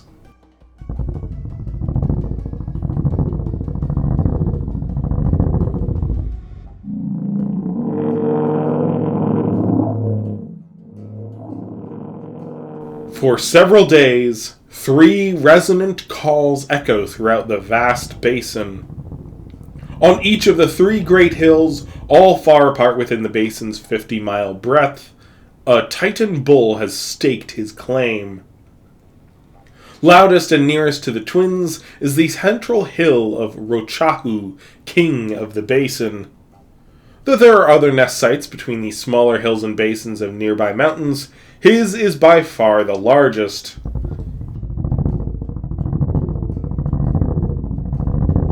This year, none dare challenge him. By the time the Titan cows lay their eggs a month after mating, the waters are lower and most of the large herbivores have moved on. As the trident deer return, our twins mark their first year in the lowlands. They focus on the deer once more. As Tanira and Baru now weigh over 400 kilos, a deer a quarter their size isn't as satisfying as it was a year before. However, a meal is a meal. The twins spend another 2 years in the basin. They don't hunt deer the following year. When the rains come for their 3rd year in the basin, the twins weigh 600 kilos, doubling the mass of when they arrived. Their targets are increasingly large. Young of water buffalo, hippos, thescelosaurs and elasmarians, and adults of slinghorn and uru-uru are their primary targets. They have become quite proficient in bringing down larger game than themselves, something they were hesitant to do in their younger years. This year, the rains come early. An especially daunting storm passes over the basin, dumping more water in a day than normally is added in a week this time of year. Though it's formidable, it's just the scattered eastern band of a 100-year storm marching up the Votak River over 1,000 miles away. The waters rise at extreme rates. Many creatures are washed away and drowned. By chance, our twins have made a kill at the base of Rochahu's hill, so we're able to oversee the devastation. In the subsequent days, more water rushed in from the west. It smells strange, different. While they're used to salt licks and indeed rely upon them from time to time, they're not used to salt in the water. They don't know it, but the source of this oddity is over 1,000 miles away. The chain of lakes and adjoining basins connect their waterways to the Votak River, which empties into the Trachayam Sea. It's not salt water they're encountering per se. This is far from the sea. This is not even fair to call it brackish, but backwater through the basins have made not only strange-smelling waters, but a host of new organisms. Marine fish, seagrass, and ocean crustaceans add to the olfactory revolution our twins encounter as they patrol the risen shores. Though it's crowded on the hill, there's enough drowned carcasses that our twins are able to share space and meals with cockatrices, panthers, firebacks, and other young Zentaur. There's also a glut of new fish for them to experiment with. The marine fish washed into the basin are lethargic by the water now mostly fresh through ample rainwater flushing out the overflow, so they are easy targets. Tanira and Baru fish along the shoreline of Rochahu's hill. The flounder they've cornered in the shallows is a species they've now hunted twice before. Its salty flesh is a taste they are now quite fond of. So much so that they ignore the fresh hippo carcass a few paces away. Just as they close in, movement in the water behind them makes our twins turn and retreat to the shore. What they may have at first mistaken for a mass of rotting vegetation shifts and turns. A pair of gnarled, algaed branches rise from the water. With a slow exhale, the confounding shape coalesces into a familiar form. The head of a megaraptoran. This is a kurajaku, largest theropod that has ever existed. Males attain this astonishing mass by being entirely aquatic. At 22 meters and over 40 tons of mass, this is an exceptionally large member of his kind. His body is entirely submerged. Only his head and algae-green feathers of his sail protrude from the surface. When our twins swim, they float.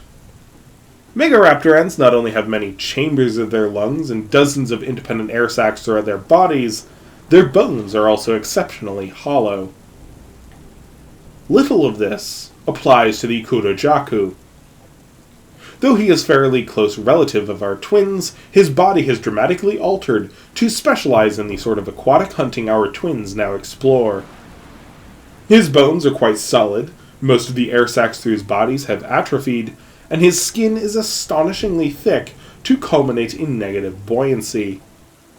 While he retains unidirectional breathing in many chambers of his lungs, he still sinks.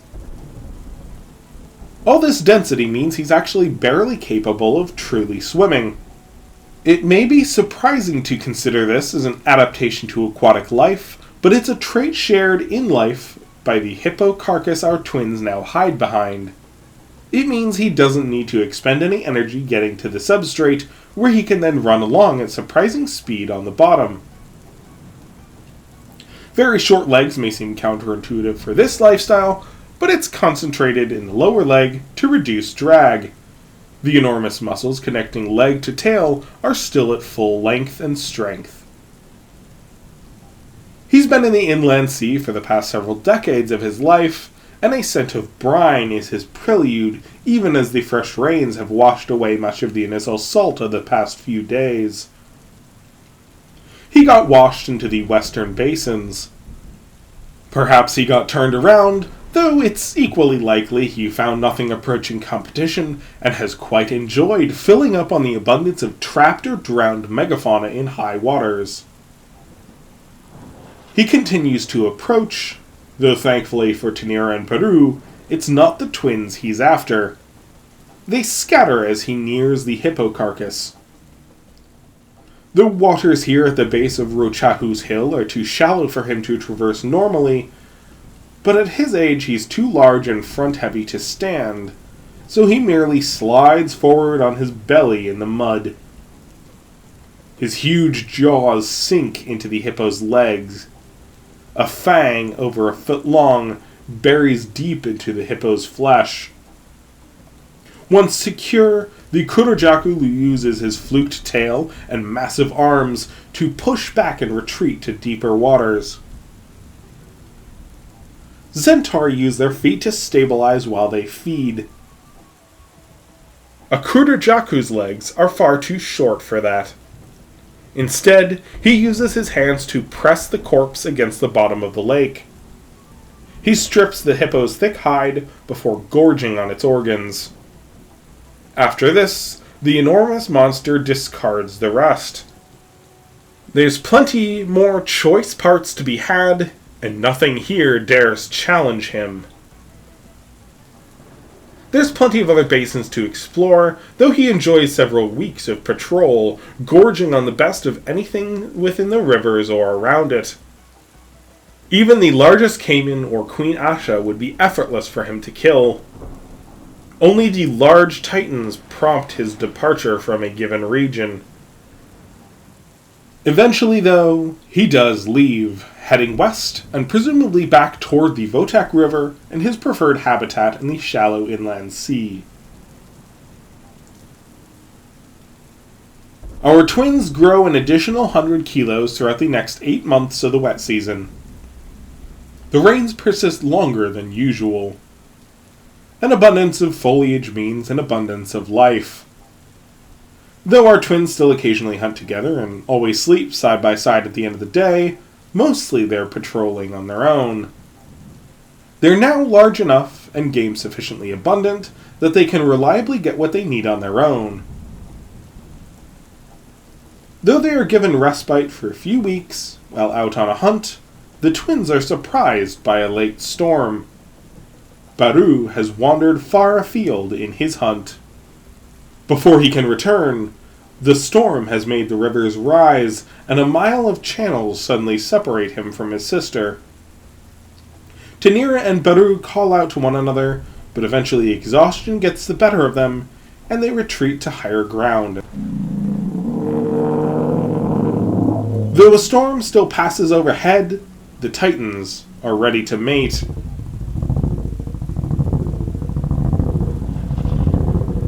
If they wait too long, it could cascade into late hatching and delays in subsequent less productive years. Nesting amidst the rain is undesirable, as they much prefer dry conditions for digging nests and incubation. But this high atop the hill, chances are good that the nests themselves won't fill and the eggs drown.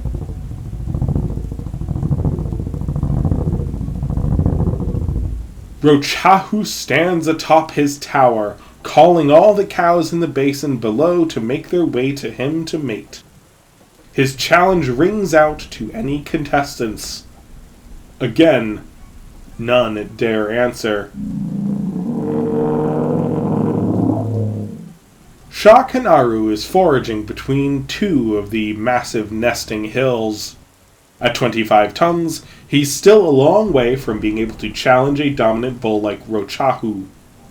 He passes near a small hill. Shakanaru smells a pair of female titans, perhaps taking refuge there. They are adults, but not themselves large enough to claim prime space on the main hills.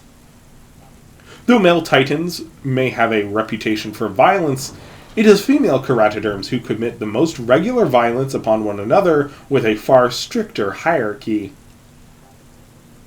The young subordinates like these would not be tolerated on the main site. Laying too close to older females could see their clutches crushed, or perhaps even themselves killed. Shakanaru does not call out to them, as that might draw the ire of Rochahu or one of the other dominant males, but he does approach. The females awaken at his arrival. He begins the slow process of inflating his neck. In youth, this resembles a cobra's hood. As an adult, it just serves as a display structure. He also fills in the pads of his face. These sacs all take a while to inflate. Though they are protected by a thick, flexible throat skin, they are all sealed tight in his throat at rest, so it doesn't impair his breathing. As they're separate from his conventional respiration, it can take a while to inflate. The two cows seem impressed, receptive. They circle him, and both approve. It is a brief courtship. Unlike the dominant males, who defend the nest site after mating and often for a month or two after the eggs are laid, Shakanaru leaves before sunset. He isn't in any kind of position to defend them or their nests. If another subordinate male were to mate with them and father some of the clutch, so be it. This is not something that Shakanaru can afford to invest in. If he tried, one of the 60 to 80 ton dominant bulls would answer his songs with a swift kill. He's faster than them, but that doesn't matter if he were trying to defend this small hill.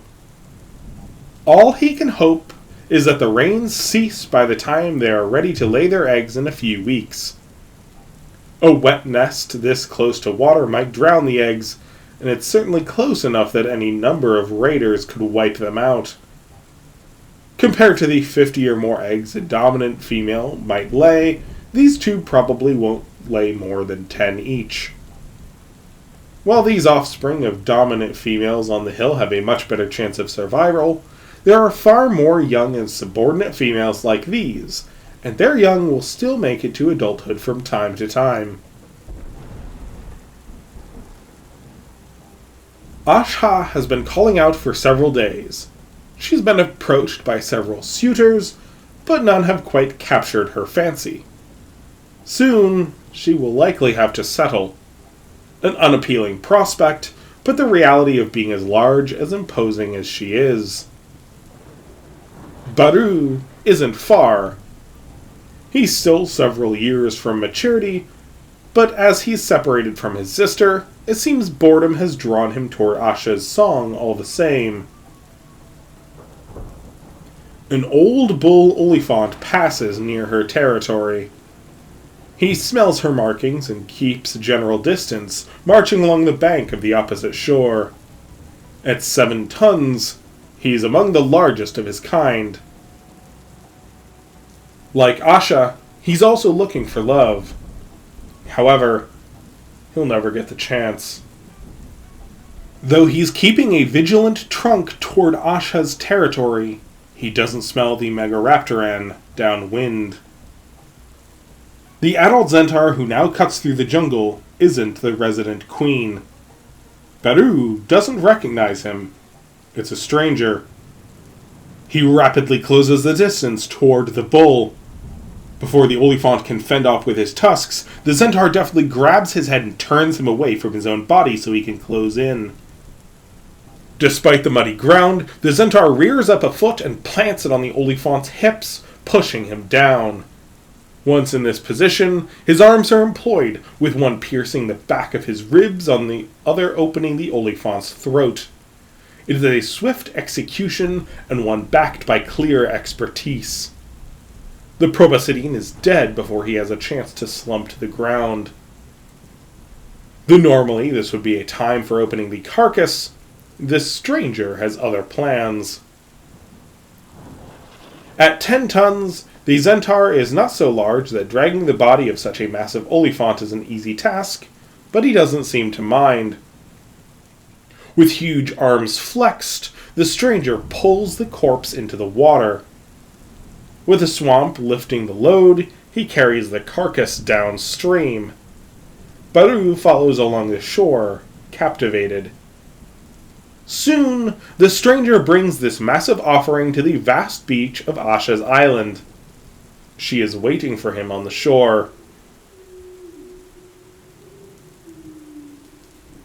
Though she begins a song, she hasn't introduced with a dance. That is normally up to the male to make the first physical impression. Baru watches from across the channel. Once the stranger has hauled the Olifant corpse up onto shore, he then steps into her view. This is Tonbru. He's an old male.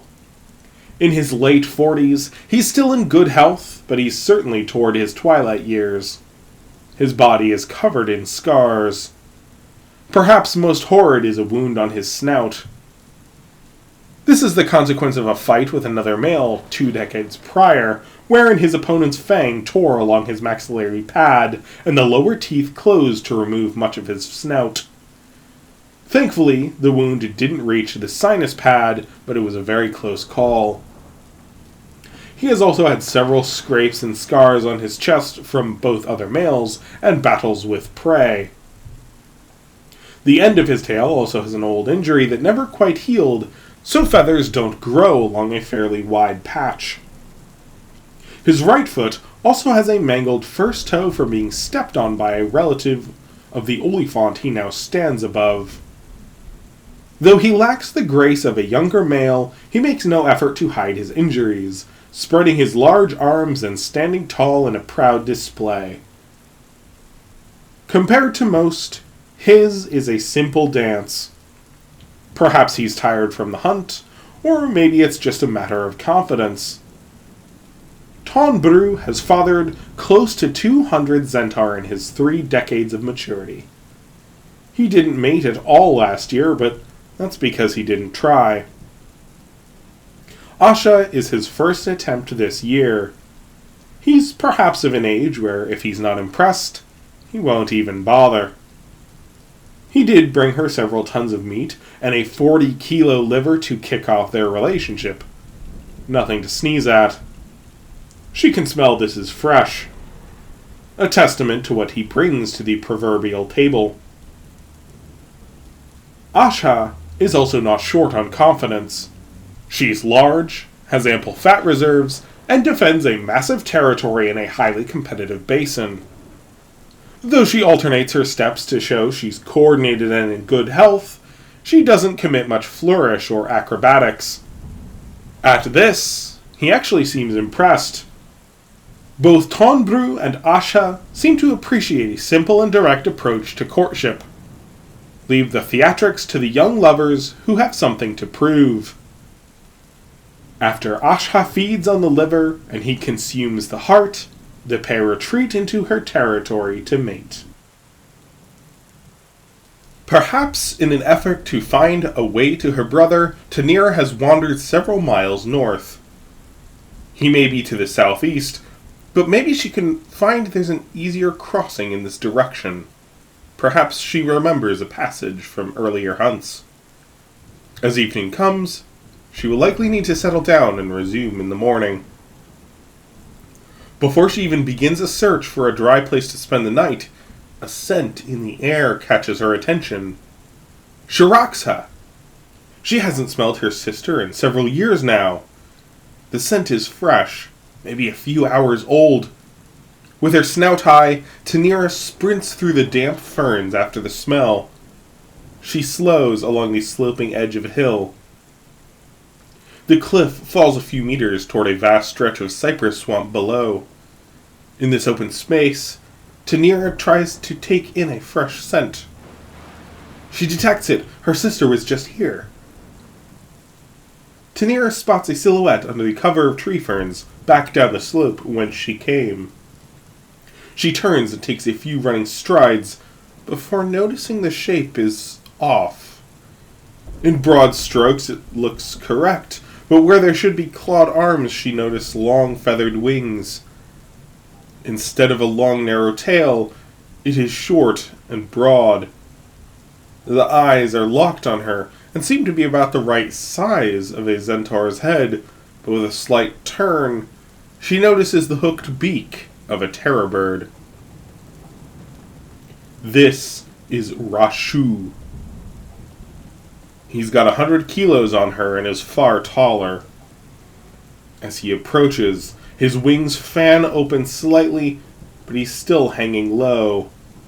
He makes no sound. This is not a threatening advance. When she first met Rashu, she was small enough to be overlooked, chased off, dismissed. Given her greater speed, she likely wouldn't have been worth the effort. Now, however, she is competition worth eliminating. Normally she would flee, especially without Baru having her back. However, perhaps in the excitement of sensing her sister and the uncanny replacement of what she anticipated was an ally, instead being a foe, Tanira stands her ground. It's not a resolute challenge. She's openly nervous, hissing and shifting her weight, but she doesn't run. As his eyes narrow, Rashu charges. Though for a moment it looks like she might finally run, Tanira flexes her feathers and meets this horrid bird. His head snaps forward. The great hook of his beak penetrates deep into the base of her neck. She retaliates with a bite of her own, but only takes a mouthful of feathers. With a step back, Rashu lifts Tanira off the ground and casts her aside. She manages to land on her feet, but nearly falls as he dislodges his beak and snaps forward with a kick. His sickle claw, coupled with staggering strength, pushes her to the ground with a crunch as his foot injures her shoulder. Tanira is down, but she quickly snaps her own leg out at her assailant.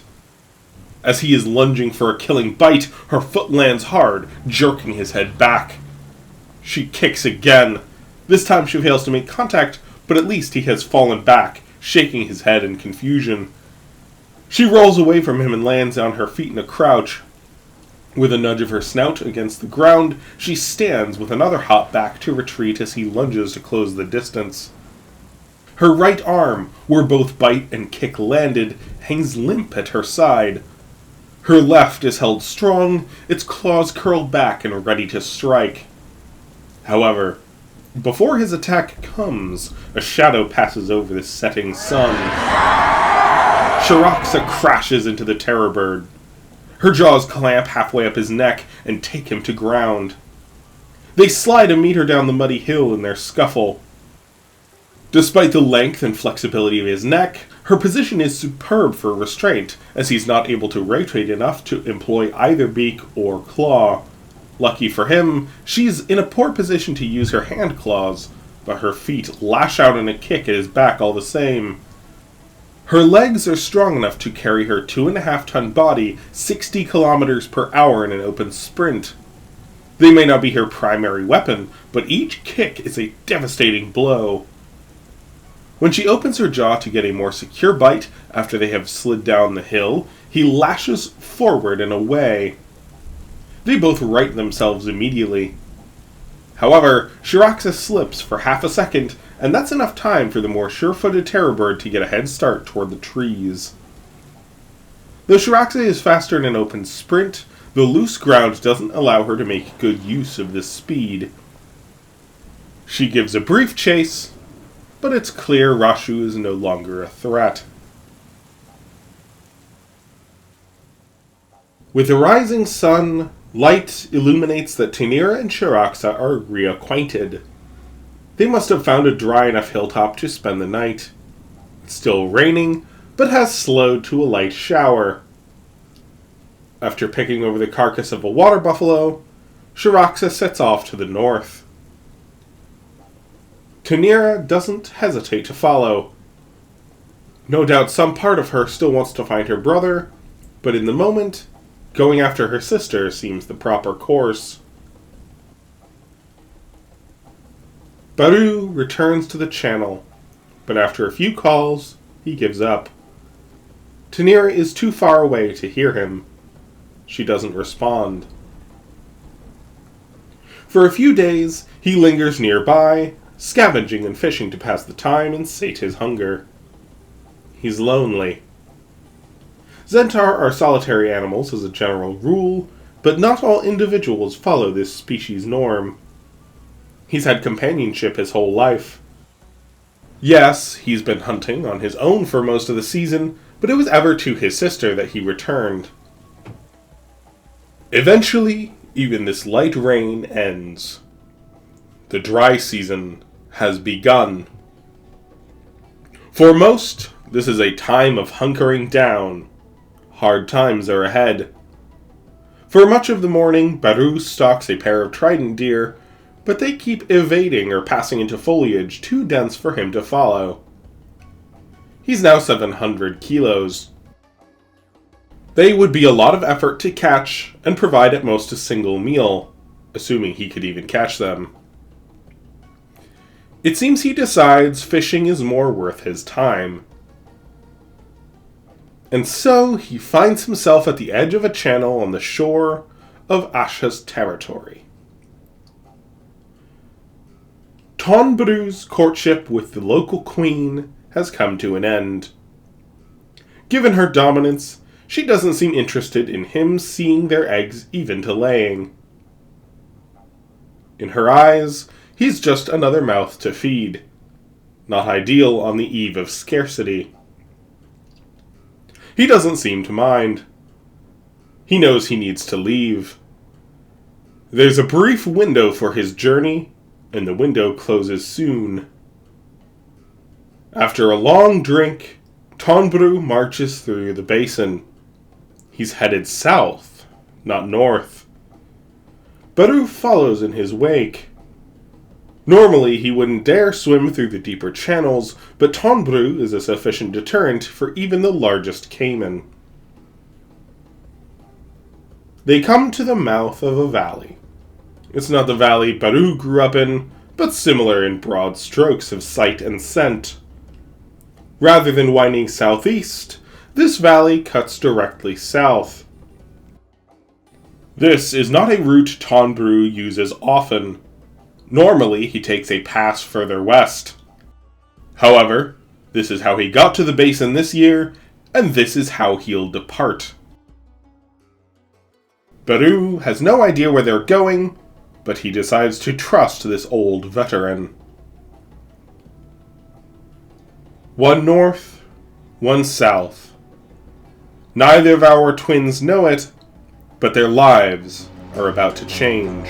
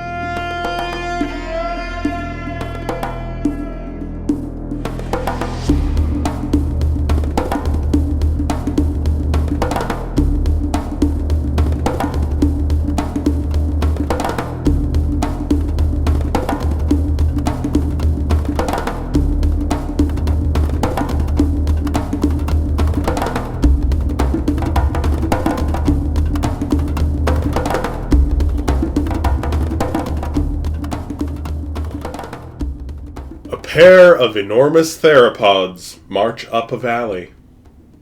Well, one of them is enormous. At 10 tons and 13 meters of length, Tonbru is large for his kind. A Zentaur, the largest terrestrial predator in Chimeir. A few paces behind, at over 6 meters but only 700 kilos, is a lanky juvenile of his species. This is Baru. The pair are marching south. This journey takes them up the valleys and into distant mountains. They pass over a creek, where Baru pauses for a drink before following this giant stranger. Almost 200 miles to the north, another pair of Zentaur pass through a sunflower grove. Tanira, Baru's twin, maintains a steady jog. Though her left arm is tucked in and back as convention, her right hangs loose at her side. She follows close behind her and Baru's elder sister, Sharaxa. For 3 days now, Sharaxa has been leading Tanira out of the basin. She has spent the last few dry seasons up north. The good times aren't as plentiful, but the dry season yet has abundance of good game for theropods of their size, and open dry ground that they can make good use of their speed. She is taking Tanira to the Titan Gardens. To the south, Baru is also in for a new habitat. Bamboo forests with scattered highland lakes between. This is not their destination, though. Just a passage between where they're headed and the basin whence they came. Baru sticks close to Tonbru, as close as he dares. This stranger is formidable, scarred and bristling.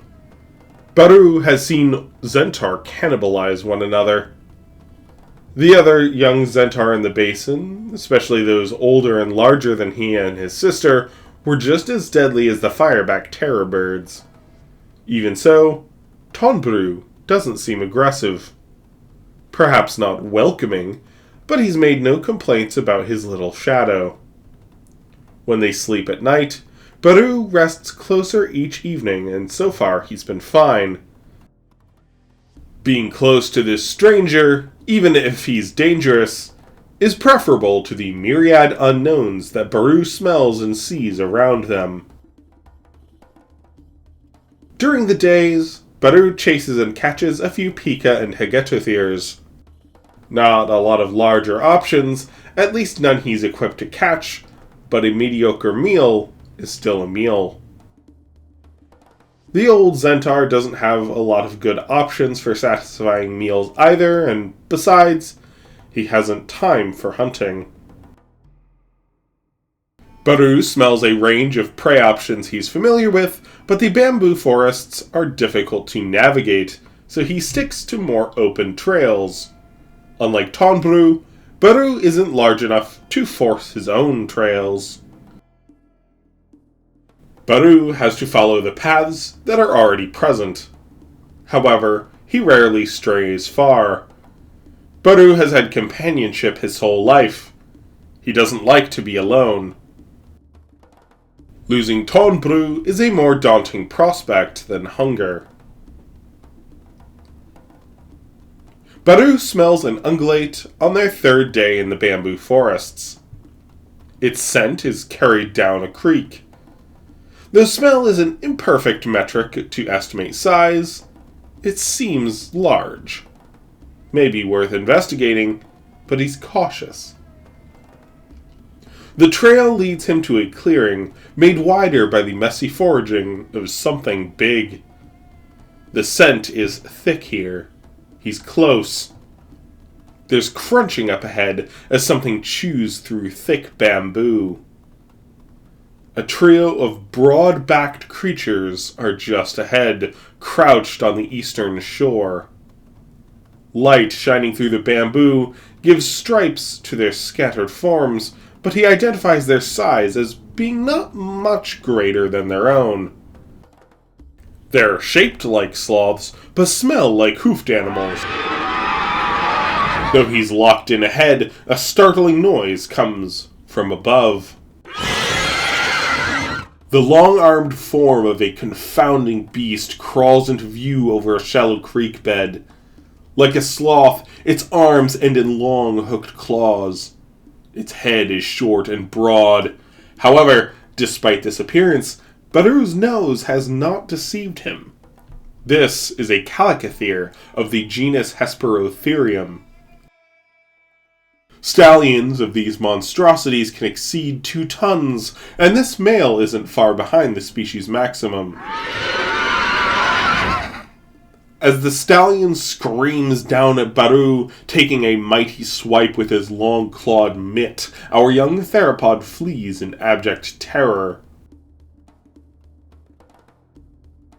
To the north, Tanira also explores new terrain. The trees here are enormous. Gone is the dominance of swamp cypress trees she's grown used to over the past few years, instead being replaced by the likes of Turchak cedar, juniper, ginkgo, redwoods, teak, baobab, and mahogany. The abundance of Turchak cedar here means their toxins are amplified compared to their scattered impact up in the highlands and being all but washed out in the basins. The soil is dry and firm underfoot. Movement of titans, coupled with the staggering size of the trees casting shadows, means that there's a surprising openness to the forest floor. Not many thickets, mostly just a few beds of shade-adapted ferns, and really only dense understory of larger ferns and horsetails near felled trees or rivers. This open terrain is ideal for cursorial predators like Zentaur. Indeed, she smells far more of her kind here than there were in the basin. Yes, there were adult Zentaur as top predators, and while there were a few other young Zentaur, they weren't ever a particularly abundant fauna. Here, Zentaur of her age and above have scent markings all around. Broadly speaking, she detects a lot of the same fauna. There's deer and antelope alongside elasmarians and thescelosaurs as the majority of fauna in her ideal hunting range. Olifant, sloths, and large thescelosaurs are the more abundant big herbivores. Things too large for her to consider at this time. Majanook are more frequent here than in the basin, but still aren't especially common. Hyenas aren't especially abundant, but they're certainly more common here than in the wetlands. There's also no red panthers, surprising considering they were the most common large mammal predator in the basin. Common cockatrice are the most abundant predator in their size range, followed by Sulan. She doesn't smell many olifant, slinghorn, lions, or terror birds. She doesn't know it, but these animals prefer dense forests. There are a few new creatures. Among the most common large mammal herbivore is the trocatul, something she's barely encountered in the basin and never hunted. Their herds aren't particularly large, typically around a dozen animals, but they are very common. Another frequent sight is a relative of the jacketed runendrake she hunted up in the mountains during her youth. The northern or violet helmeted runendrake. These are much more cursorial animals than their highland relatives. Their backs feature a tall hump to support strong muscles, and their tails slope down to anchor the massive leg and tail muscles that drive their running for an astonishingly powerful stride. They lack her endurance, but are among the fastest animals in the forest. They may lack the quills, spurs, or sharp plates of a common drake, but they yet have fangs and long hand claws that look like they would make capture not the end of the challenge in a hunt. Of course, the defining fauna of the Titan Gardens are the titans themselves.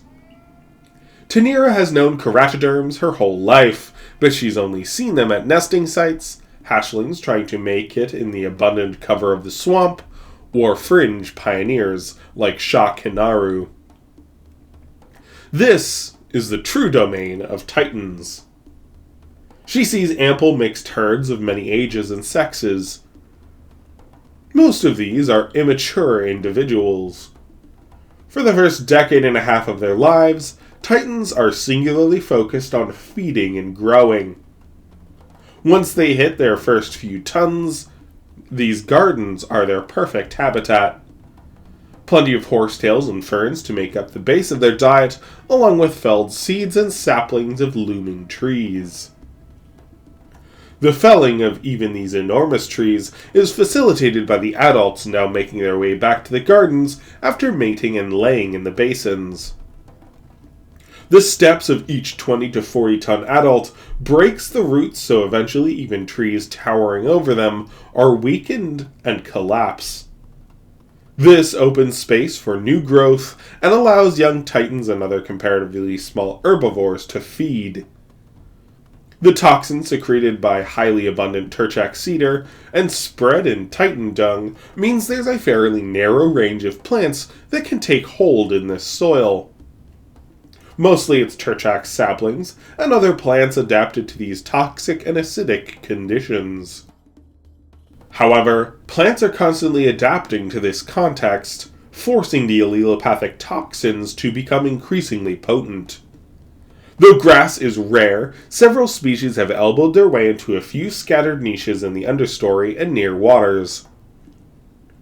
We might more easily comprehend the evolutionary arms race raging between the beasts of Chimeir, but the conflicts of flora is just as aggressive and dynamic. Shiraxa takes down a Trocatul. It's a large cow. Tanira is not one to stand back normally, but she's injured. Her right arm still hangs loose even days after her fight with the terror bird Rashu. Her sister seems happy for some company, but she's still a solitary predator and not willing to share the prime cuts. Shiraxa also has a staggering caloric demand. She's not just eating for conventional growth and sustenance. She has begun the years in which she will be constructing her adult frame. She'll gain a ton or more each year over the next 4 to 6 years. Every meal counts, and she is ravenous. Only once her sister has had her fill of organs and flanks, Tanira steps in and feeds. Though Tanira's injury looks bad, it's a bit deceptive. Yes, there's torn tendons and muscle, and the exposure is infected, but the worst is merely a dislocation. It may right itself, but of course she's not medically aware of the issue or solution, so it can only be fixed by chance. Thankfully, she's been able to fill up most days on Shirax's kills, so at least she's not going hungry. Up in the highlands, Baru is not so lucky. Tonbaru might let him scavenge, but the old male isn't making any kills.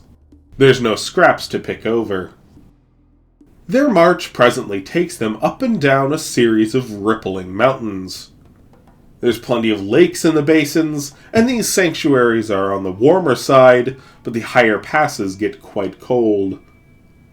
There's a lot of game that Baru smells in the valleys, but it's all too densely vegetated for Tonbaru to navigate with the sort of discretion he'd need to hunt. Instead, he either follows the same path he took to get here, or shoves his way through bamboo growing in the way.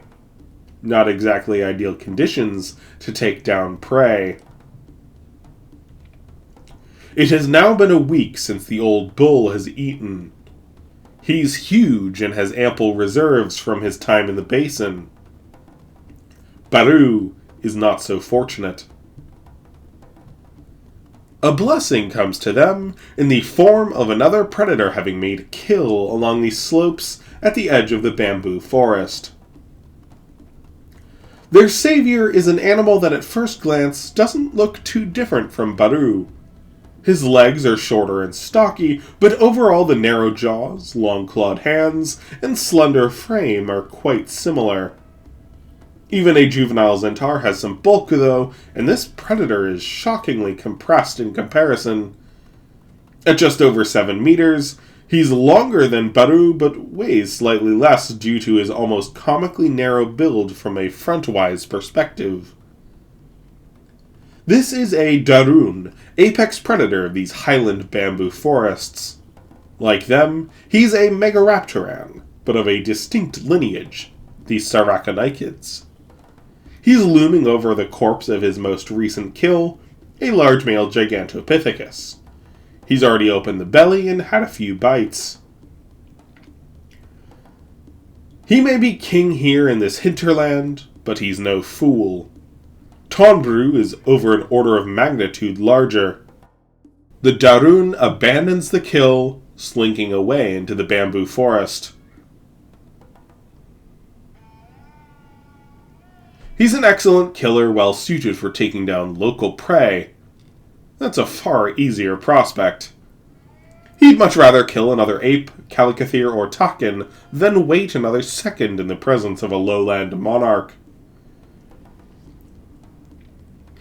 Tonbru removes the limbs and swallows each, then carries on. Baru packs in as much of the ape as he can, then catches up to his massive companion.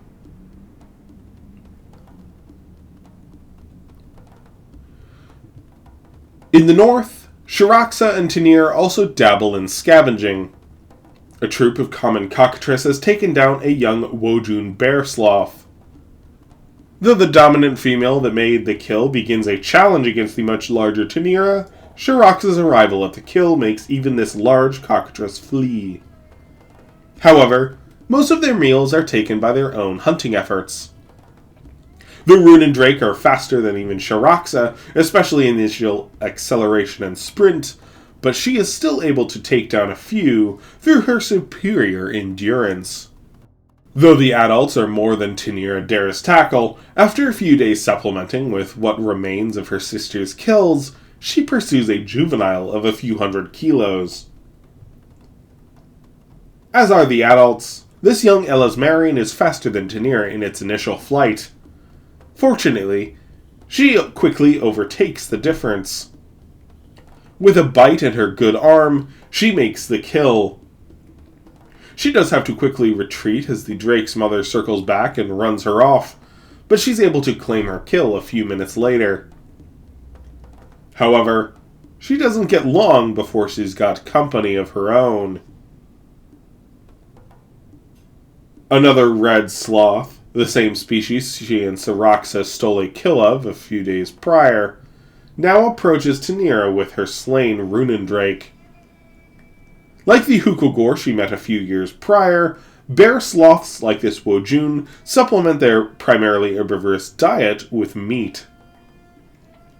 He's almost 2 tons, backed by formidable claws and long tusks. Though she's defensive of her meal, she stands down, retreating as he makes a final rush. Bear sloths can make their own kills, but most of their meat is stolen. The next morning, as she and Shiraxa awaken to begin the day's hunt, Tanira stretches. With a pop, she and Shiraxa hop and look about in confusion. Tanira's arm has reset. She doesn't really notice the difference. It's merely the pain and discomfort are no longer lingering frustrations in the back of her mind. Yes, there's still some pain at the site of infection and injury, but it's largely improved. She will bear a scar for the rest of her life, and grow no feathers in that patch, but it's a small price to pay considering how close the hook of Rashu's beak was to opening her throat and ending her life. Her next few hunts are more successful now that she has a full arsenal as an increasingly familiar with local game. The cast of prey and other predators is becoming increasingly familiar to her. Of course, the most abundant competition are other young Zentaur. Generally speaking, size is everything in these conflicts. Tanira learns that she can reliably steal kills from younger Zentaur, but older ones run her off. On occasion, she and Shiraxa will hunt together, but mostly they spend their downtime together. A few nights they do spend apart, but for the most part they are united in the evenings. It has become a comfortable routine, and both sisters are thriving. Again, and unfortunately, the same cannot be said of Tonbru and Baru. They are now deep in the mountains. The few valley lakes are scarce. No game to be had now. There's no longer dense forests of bamboo, but the terrain underfoot is too uneven to move at a relevant pace for hunting. Baru spots a species of small takin and ibex on the peaks and slopes, but not something he's yet desperate enough to chase. Another respite comes in the form of an ibex slain by a saber-toothed cat, the Haraud. Baru is able to effortlessly see the cat off, and he's able to get a few bites in before Tonbru runs him off in turn and swallows the rest whole following a decapitation. It's cold during the day, but at night it's absolutely frigid. Wind comes from the north, blowing a dusting of snow down onto Baru and Tonbru. Though Baru has experienced an occasional frost when he and his sister were in the highlands, he's never seen snow before. He thinks of his sister, perhaps wishing he could be beside her. His desire for some companionship sees him inch closer and closer to Tonbru. Finally, he's right beside the old bull, leaning against his warm bulk. Surprisingly, Tonbru accepts it. Perhaps there's something familiar about this young Zentaur's scent. They may be distant relatives. This might soften his opinion.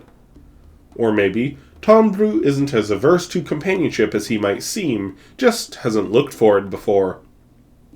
He's kept to himself for decades. He's never sought out company, short of brief trysts in the mating season. However, now that Baru is seeking his company, he doesn't lean away. Instead, he shifts so he's pressing back against the little Zentaur, letting a full side of Baru keep warm.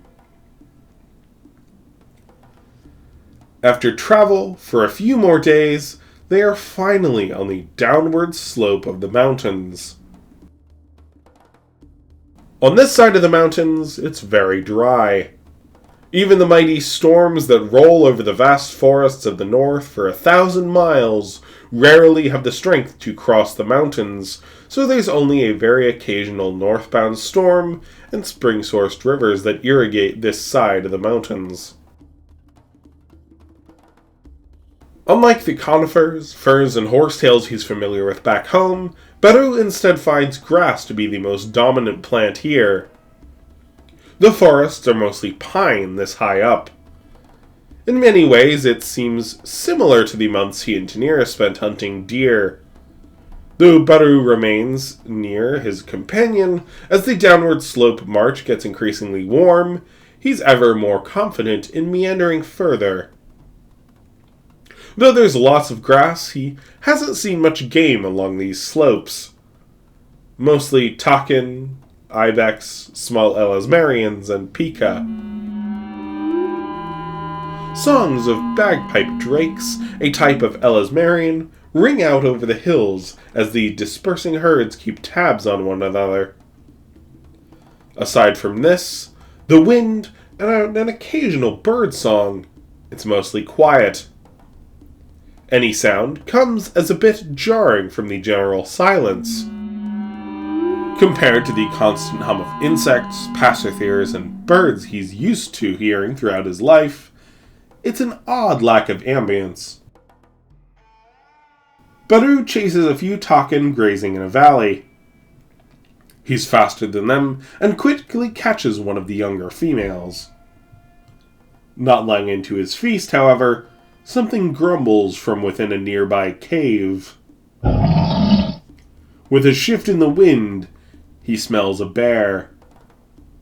Even the occasional uku bear he met in the basin were far too small to be concerns at his size, 200 kilos at most, though he still turns to see it off. The sun is blotted out as an enormous form looms into view.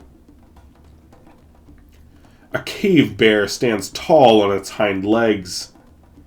It's not looking for a fight, just an easy meal. At just over a ton, he is certainly larger than Baru, substantially taller in this position. When Baru doesn't immediately back off, though, the bear lunges. Before it can make contact, however, Tonbaru's jaws clamp down on its neck with sufficient force to break. The old Zentaur was drawn to the smell of Baru's kill, but the bear will of course make a far more satisfying meal. Cave bears aren't common, having to retreat up here to these highlands, as much of their former range is lost, to a relative of the bear sloths Tanira has encountered up north. He is one of the largest predators in this region, though none of that mattered in the face of a theropod 10 times his size. The bear marks Tonbaru's first proper meal in over a week. Baru is happy to have his takin to himself. It is a welcome respite for both theropods.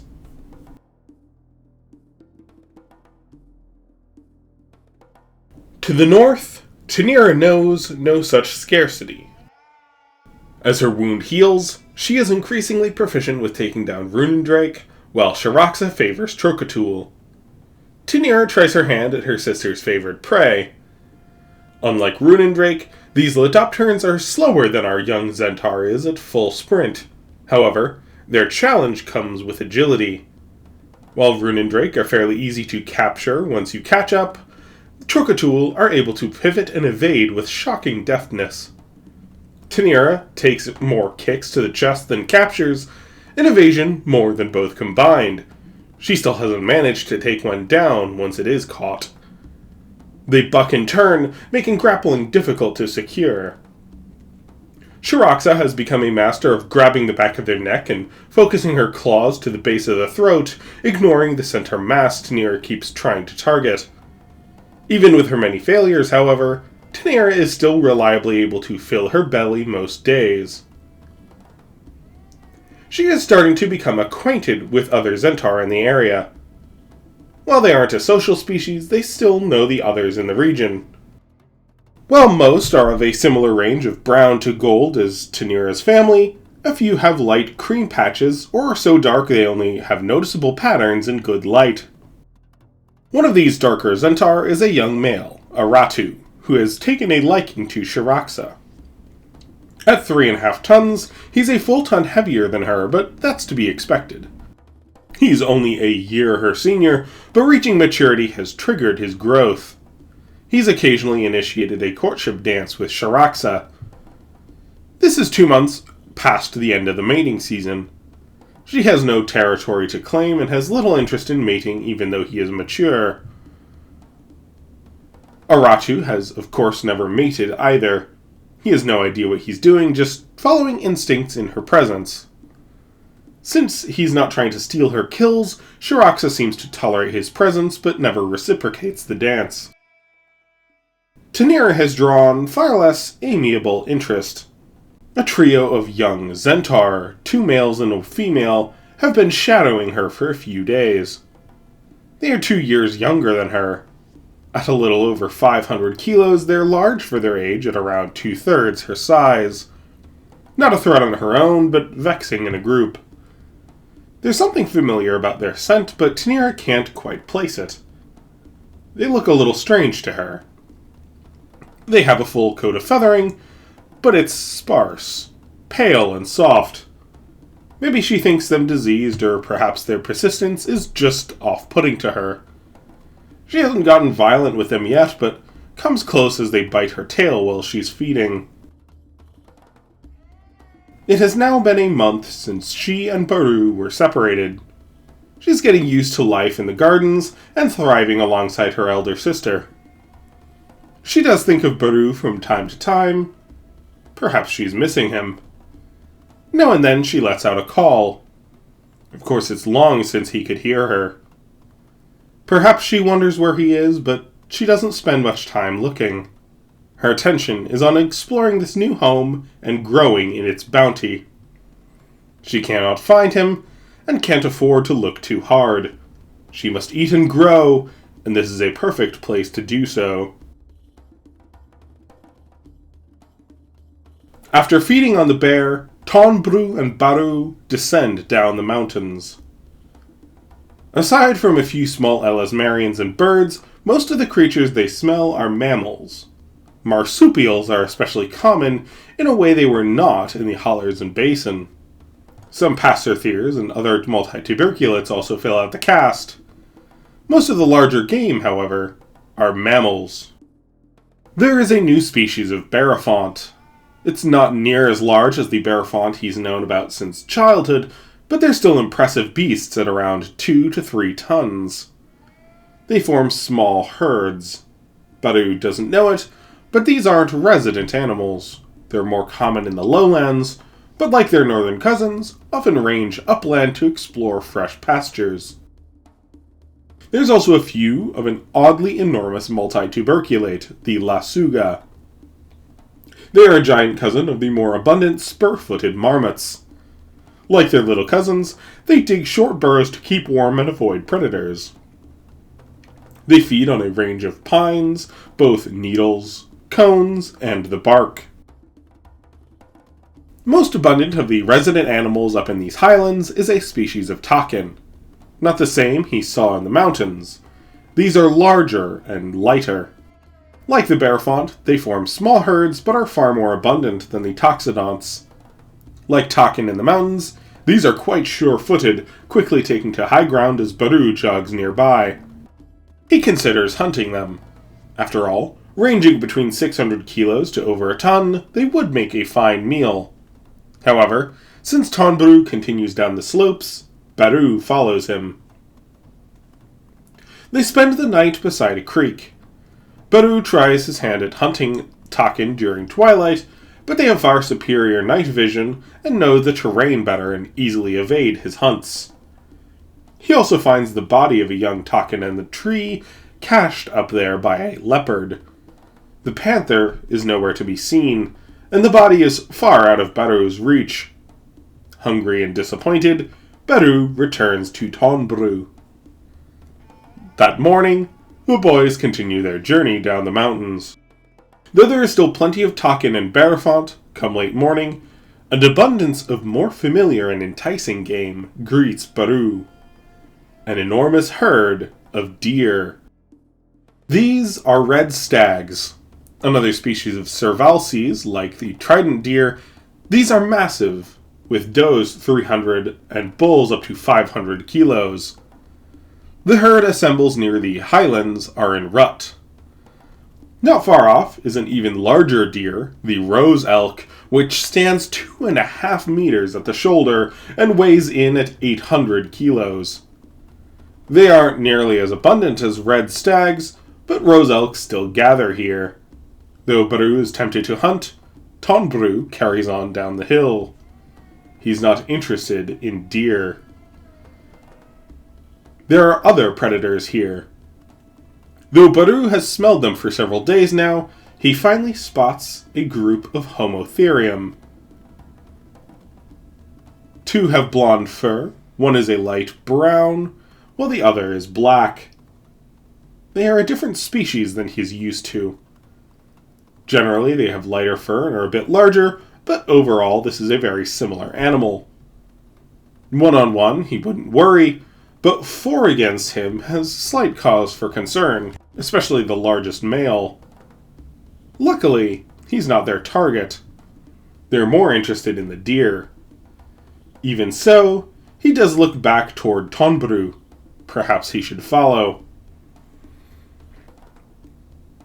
Eventually, hunger gets the better of Baru. Thankfully, he manages to quickly bring down a red stag. It was an easy enough catch and kill, as the bull had been battling other males all morning. Baru doesn't want his guide getting far. After quickly packing in the prized organs, he abandons the kill and runs after Tonbru. The family of Homotherium watching from the sidelines quickly converge. Much like the deer, Barafont, and cats, there are other relatives of animals he grew up with. Water buffalo in the basin up north are around 200 to 400 kilos. Viable prey, even the largest bulls. The relatives here, aurochs, are enormous by comparison. Aurochs can weigh up to a ton in large males, and even the 500-kilo cows don't look like they'd be easy to take down. Baru only sees a few on the fringes of nearby pine forests, but their scent is more common within. He's not hungry anymore, and is intent on catching up to Tonbru. He smells no other Zentaur here. No terror birds or cockatrice either. Strange, considering their incredible abundance of game, but a welcome absence all the same. He smells other predators, all familiar. Hyenas, leopards, jackals, and lions. They all smell a bit off from what he's used to, but nothing revolutionary. At his 700 kilos, none of these are animals Baru needs to worry about. The ground is finally starting to level out. Soon he passes a herd of among the most abundant large herbivores in this ecosystem. Horses. He's never smelled anything quite like it. The closest match was the Hugor Calicathir that gave him such a fright in the bamboo forests. As one of the stallions unleashes a similar scream at him, Baru runs off. His mind may change later, but for now, his fearful encounter with the Calicathir has made him decide horses are too dangerous to risk hunting. There is also a herd of the first large dinosaurs he has seen here. It is an elasmarian, indeed within the same genus as the one his twin sister now favors, Trechosaurus. These Runendrake are larger and a bit stockier, but generally similar. They are primarily browsers, feeding on the patches of trees, though he spots them dabble in grass. At 1.5 to 3 tons, the adults are more than he's equipped to tackle, though there's an abundance of juveniles decreasing from adulthood by half a ton or so each year. These might be more viable prey, but he's more interested in meeting up with Tonbru once more. Finally, later that morning, Baru catches up to the old Zentaur. Not many footprints in this hard soil, and the strongest winds blow down the mountains, so catching up to the scent was difficult. Tonbru continues his walk. Baru jogs up beside him.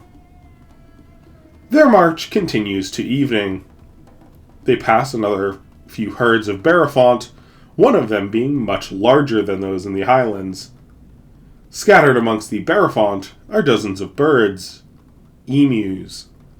Like the uru he's grown up so used to tackling, these flightless birds could make a satisfying meal, but they're smaller and likely more nimble. Might not be worth the chase. Not worth the effort to catch. There's also a rhino grazing within the herd. It is a species of Stephanorhinus. A mixed feeder equally at home in forests and grasslands. The rhino or Barafont would both be an easy kill and filling meal for Tonbru, but still the great predator ignores them. His aim is just ahead.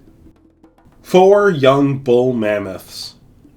At between 5 and 7 tons each, they are around the size of the largest bull Olifant Baru knows from the north, though are considerably taller. Though young mammoths are concerned about several hunters, especially Homotherium, these bulls are long since immune to predation from resident killers. However, at the scent of approaching Zentaur upwind, 3 of the mammoths quickly turn and aim their curved tusks at Tonbru. This is not the first Zentaur they have met. Indeed, they may well have even encountered Tonbru himself in seasons past. The 4th mammoth does not react as aggressively, but mimics the positions and bellows as well, trusting his companions. Zentaur are rare here, with only females like Tonbrú spending much of their lives in the south, where there's abundant game only they can exploit. Most are to the east, with easier passage. So far, Zentaur have not established a resident population. Not enough females to have settled down and keep the males here. It may be hard to nest and perhaps too cold for younger chicks. However, hunting mammoths is a superb source of food, especially for Zentaur in the peak of their growth. Between the ages of 12 and 16, Zentaur grow a ton or more. This is when they rocket to skeletal maturity. Some might continue growth, especially bulking up to fill out this frame they've spent their adolescence constructing, but usually they slow growth by around 18. If they don't get enough food in these years, they won't be able to ever make up the deficit. This is why Barú's mother was almost 5 tons smaller than the great Asha. Prairie isn't in poor health, she's just a lot smaller. She also doesn't need as much food as Asha. This plasticity in size is an adaptation, not a deficit. It allows the species to be quite flexible.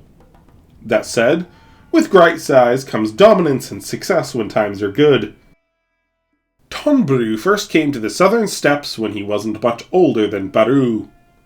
He then remained here for 5 years as he grew during his peak, before returning north to begin mating. While he was in the south, mammoths were his favored prey. His great size today is in no small part due to getting a massive frame in this context decades prior. Barú may now well be set up for the same success if he's able to learn how to take down these behemoths. Unfortunately, their cover is blown. The mammoths keep their tusks aimed at the enormous theropods. Tonbrú doesn't seem to mind. He didn't approach from downwind. A rookie mistake. He seems indifferent, though, and carries on. The mammoths don't know it, but he wasn't hunting. He's surveying. Taking stock of what's in this region. Trying to determine if it's worth remaining. He's hunted 1,000 miles in either direction. Nothing special tying him here. Barú doesn't know any of this, of course. He's just taking in all the new sights and smells. That said, he's already getting very hungry. He filled up on deer that morning, but Barú is already looking for his next meal. Though at 8.5 years old, he's still a few years from his staggering growth spurt, he's still growing fast and his metabolism is working overtime. Another massive herd of ungulates meanders nearby. A species of deer. They're intermediate in size between trident deer and red stags. A fine meal. And likely easy for Barú to catch and kill at his age. As they survey, they are blessed by a caribou already slain. By scent blowing their way, Barú can tell it was brought down by a lion. At first, this odor is of little consequence. Barú is more than 4 times larger than a large lion back in the basin. However, the lion that looms over this caribou is much larger than the lions back home. At 600 kilos, he's almost as large as Barú. Yet, it only takes a brief look at Tonbrú before the lion stops mid-roar and flees his carcass. Though Barú might hope for a shank, it seems the better part of 2 days without a meal has finally caught up to Tonbrú. With a foot on the antlered head, the old bird rips the reindeer in half, then swallows each whole. Once he's finished, only the head and a few messy remains are there for Barú. It was already partially consumed by the lion that killed it, so not much to fill even a large Zentaur, much less any to spare. Without acknowledgement, the enormous theropod begins a slow walk toward the nearby forest of birch, maple, and pine. Barú decides to catch his own meal, and what he was able to collect was entirely unsatisfying. The herd of caribou nearby initially presents an appealing target, but he quickly slows when he notices a few herds of horses scattered about. His caution alerts his prey to his presence, and the herd keeps their distance. Not in the mood to give up, he makes several attempts, numerous failed charges. Though caribou are faster than he is, he can run at his top speed for far longer and eventually closes in. However, caribou are frustratingly deft on their feet, especially as they retreat upland. The horses, thankfully, carry on toward the lower ground, so are no longer making Baru so nervous. He continues on after the caribou with renewed enthusiasm, but each time he almost has reached them, they evade or sprint ahead. His endurance is far superior, but the shifting herds and increasing wariness of the uneven terrain, frustration is taking a greater toll than fitness. Also, with each moment as twilight sets to darkness, his vision becomes increasingly paired, while the caribou are fine. He hisses and stamps. After what seems like the 100th miss, he launches himself onto a fallen log, snapping and biting at the bark. Finally, he gives up, resigned to failure, and settles down with Baru at the forest's edge. In the morning, Tonbaru stretches, then departs. This time he's keeping to the trees. He scans the horizon, sensing not only the direction of wind around them, but also watching the shifting waves of grass to see whether the wind accounts for it in his advance. There's a few scattered tree stands out in the fields beyond. It's not much, but he cuts across the field toward them, reaching what seems to be an ideal approach. Baru follows, but stays back. So far, he's seen Tonbaru scavenge far more than he's killed. However, he's learned much of the most important hunting lessons by observation. He can see clear differences in how Tonbaru walks now compared to the past few weeks. Now, the enormous monarch is on the hunt. Once he's near the trees, Baru sees what his mentor has been watching. The 4 mammoths they spotted the day before. The 3 of them are further out. One of the younger bulls is closer to the trees. The one who didn't seem to recognize Zentaur as much of a threat. He's presently scratching his shoulder against a paper birch, rolling the bark off in the process. These mammoths almost exclusively eat grass, and they enjoy the security of an open field, but sometimes there's just the wrong itch to scratch, and it's nice to have a few trees around. Tonbaru steps closer. A trumpet out in the field draws Baru's attention. The largest and eldest of the bulls charges forward, bellowing out an alarm. Before the young mammoth can turn, Baru is upon him. Unfortunately, he wasn't able to ideally position himself. With his old male much preferred a flawless execution, Tonbaru has not eaten well of late, and seems to decide it's worth a rough tumble. Tonbaru lunges forward at the mammoth's back leg as it turns. It manages to sidestep, driving a tusk toward Tonbaru's chest. Before it can make contact, though, Tonbaru bites the base of the tusk, turning to head away. He is forced to step back as the mammoth pushes toward him instead of trying to get away. It kicks forward further, pressing the attack. With a low grunt, Tonbaru pushes and turns, letting the mammoth's efforts turn in an arc. Though he often walks slow, he's still a lightly built and agile predator for his tremendous size, and uses this great strength to good use. He rears up, pressing his chest down on the mammoth's back so he can grasp with claws and bite higher on the neck. However, before he can execute, the other mammoths have closed in. Tonbaru disengages, taking several steps back to keep the injured mammoth between himself and the reinforcements. He is forced to retreat.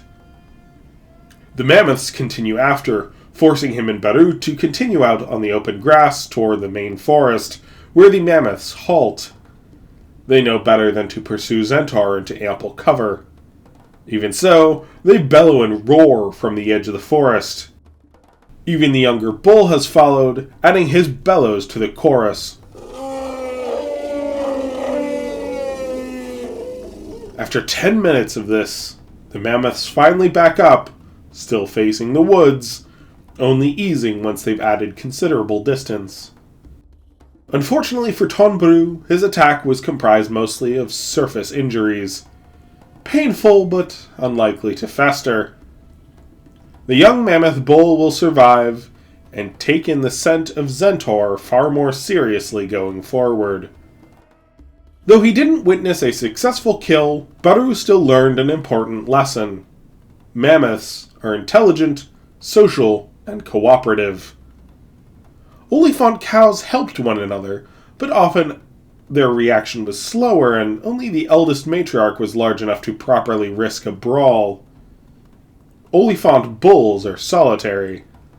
Mammoths are not. Even so, Tonbru seems undeterred. He's failed plenty of hunts. He needs a meal, but doesn't seem especially frustrated by this outcome. Doesn't throw a tantrum like Baru did the night before.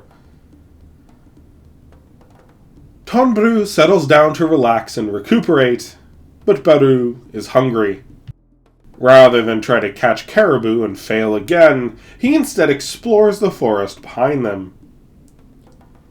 The trees here are broadly similar to those he encountered in the highlands back when he and Tanira spent a year hunting trident deer. It's a much lower elevation, but the temperature is similar. He smells a range of familiar animals. Again, he encounters one of the runendrake. This one's a large male, 3.5 tons. It's busy browsing, but does hiss down at Baru as he approaches. Baru gives this creature a wide berth. His next encounter is with a massive black bear sloth drinking from a creek. At around 3 tons, it's far too large for Baru to even consider hunting. The sloth ignores him, seeming quite content to feast on the currants growing in the thicket. He finally comes across a skeletal carcass of an aurochs, a few days old and cached under some leaves. It's been quite cleaned over after being killed by a lion, but Baru tides himself over on whatever cold scraps remain. There are pheasants here. He chases several, though likely more out of boredom than genuine effort.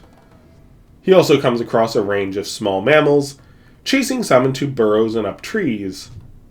He catches a bandicoot, but at just over 2 kilos, hardly a satisfying meal. The scent of deer catches his attention.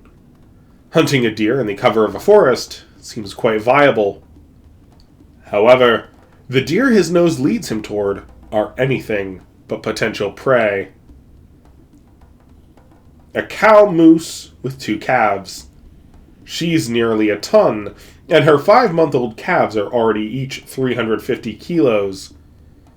The calves might be viable prey, but their mother looming over is a formidable guardian.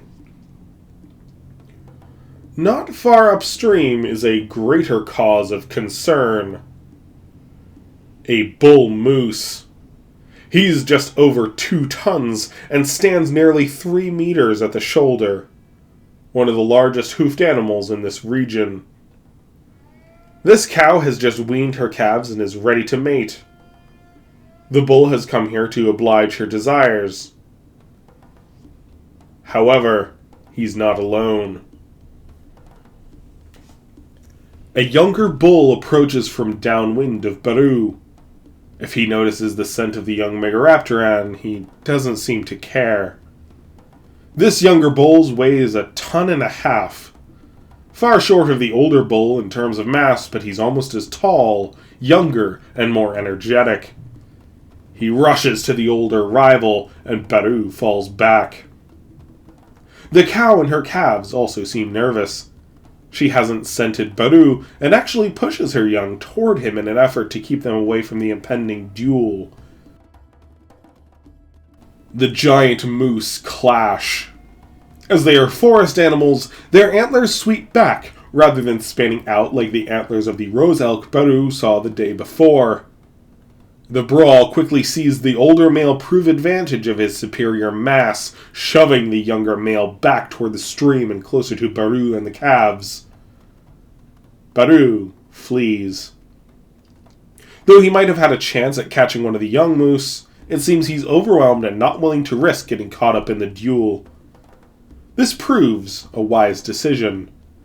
Just as he begins to slow, the younger male moose gallops toward him. Thundering at twice his mass, the giant deer could easily crush him underfoot. Thankfully, it's not trying to. With the older bull hot on his hooves, the young moose is just trying to get away. Perhaps someday, moose may well prove to be a perfect prey for a Zentaur like Baru who grew up hunting deer. However, that's a few years off. For now, he makes himself scarce as the older bull moose scores several painful reminders on the younger male to prove who runs this forest. Out on the prairie, Tonbru has caught a Berafant. He's had his fill, and lets Baru come out and scavenge first. There's an assembly of hyenas and wolves waiting for their turn. Baru has seen both before, but they are of different species than their counterparts in the basin. Jackals here are twice the size of their counterparts in the north. These spotted hyenas are around the same size, a bit shorter and more robust, though the main distinction is in social structure. Like cockatrice, they usually hunt alone but live in small groups. While hyenas up north were rare and lived in groups of 3 to 5, hyenas here are much more socially complex, with clans numbering between a few dozen to over 100. They may normally bring down their own prey. Hyenas are happy to scavenge, especially since their robust jaws are capable of processing more meat than other predators. However, after Baru finished, another scavenger arrives to claim a turn before the hyenas and wolves. In much of Baru's youth, he knew of pterosaurs. Bat-hawk tapajarids were a potential threat for the first few months of his life, but after that, they weren't much more than a nuisance. This bat-hawk, however, could well pose a threat. Standing just over 4 meters tall and weighing in at half a ton, this Titan crow is a formidable sight to behold. He's just arrived from his primary feeding ground to the south, on a continent far across the ocean. Winters in Kaishel get colder than he prefers. Most of his kind are local, spending much of the year in the southern islands. However, like our Zentaur, some male Titan crows choose to migrate further south to hunt an abundance of game without much competition. Soon, he will begin searching for a mate. Titan crows need 2 to 3 months to incubate. Not as long as Zentaur eggs, but still long enough that they can't afford to mate and lay during the spring if they want their chicks to have enough time in the seasons of plenty to grow in size and strength. This Titan crow is used to stopping along the coast and bulking up before seeking a mate back down in the southern islands. None of the native predators dare challenge him. However, he knows better than to challenge a Zentaur and waits for Baru to back off before stepping up for his portion. Over the next few days, they remain in this region. Baru manages to catch and kill a caribou after many more attempts. He also tries several of their herbivores on the grasslands, including a young Berafant, but continues to avoid horses. On the 5th day, a herd of 40 mammoth cows pass by. They are engaged in an infrasonic conversation with the bulls Tonbru failed to bring down days prior. The bulls gather, acting as a buffer as the herd passes. Tonbru doesn't even get up, but he does note their presence. Back in the forest, another species of proboscidean instead has his attention. What Baru first assumed was the scent of another mammoth instead reveals itself to him as he stalks a young moose cow. This is Paleoloxodon, Drenduga in the common tongue of Chimeir. This bull is a young adult, though at 13 tons, he's already far larger than the oldest mammoth they encountered out on the grasslands. Like the mammoths, he has a coat of brown fur, though his is far more sparse than their coats. Baru lets this huge elephant pass. It doesn't even cross his mind that this could be prey, but to Tonbru, approaching from downstream under the cover of ample foliage, this is actually more viable than the mammoths half his size, mostly due to a simple fact. This bull is alone. Drenduga aren't nearly as socially complex as mammoths. For them, size is their favored defense. The average member of his species is almost twice the size of a mammoth of the same age and sex. He can hear the distant infrasound of mammoths conversing and coordinating, but unlike Drenduga cows who use this to lay low, he's not paying it much heed. In his mind, mammoths are constantly fretting and chatting. His kind likely matches their intelligence, but with his size and strength and no calves to look after, there's not much reason to pay attention. The biggest predators in this region are lions, which would effortlessly be crushed underfoot. Even the 3-ton sloths or occasional cave bears have been too small to worry about for over a decade. He has simply never met a predator worth his concern by this age and size. He's from the far west. They never get Zentaur there. Indeed, it's rare for Zentaur to make this crossing here as well.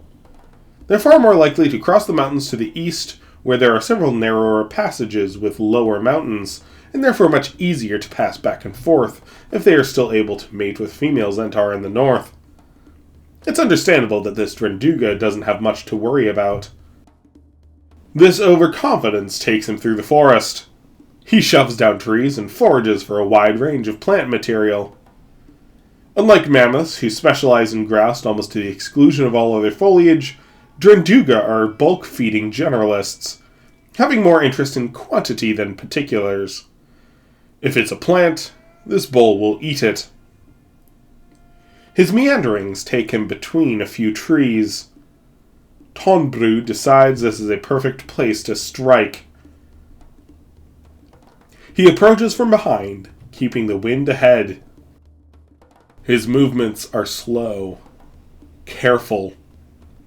This bull is not only heavier than him, he's a lot taller. Getting into the optimal strike position is going to be difficult. A bull this size could easily kill Tonbru if it goes poorly. Tonbru decides attacking to deal injury rather than establishing a grapple is his best way forward.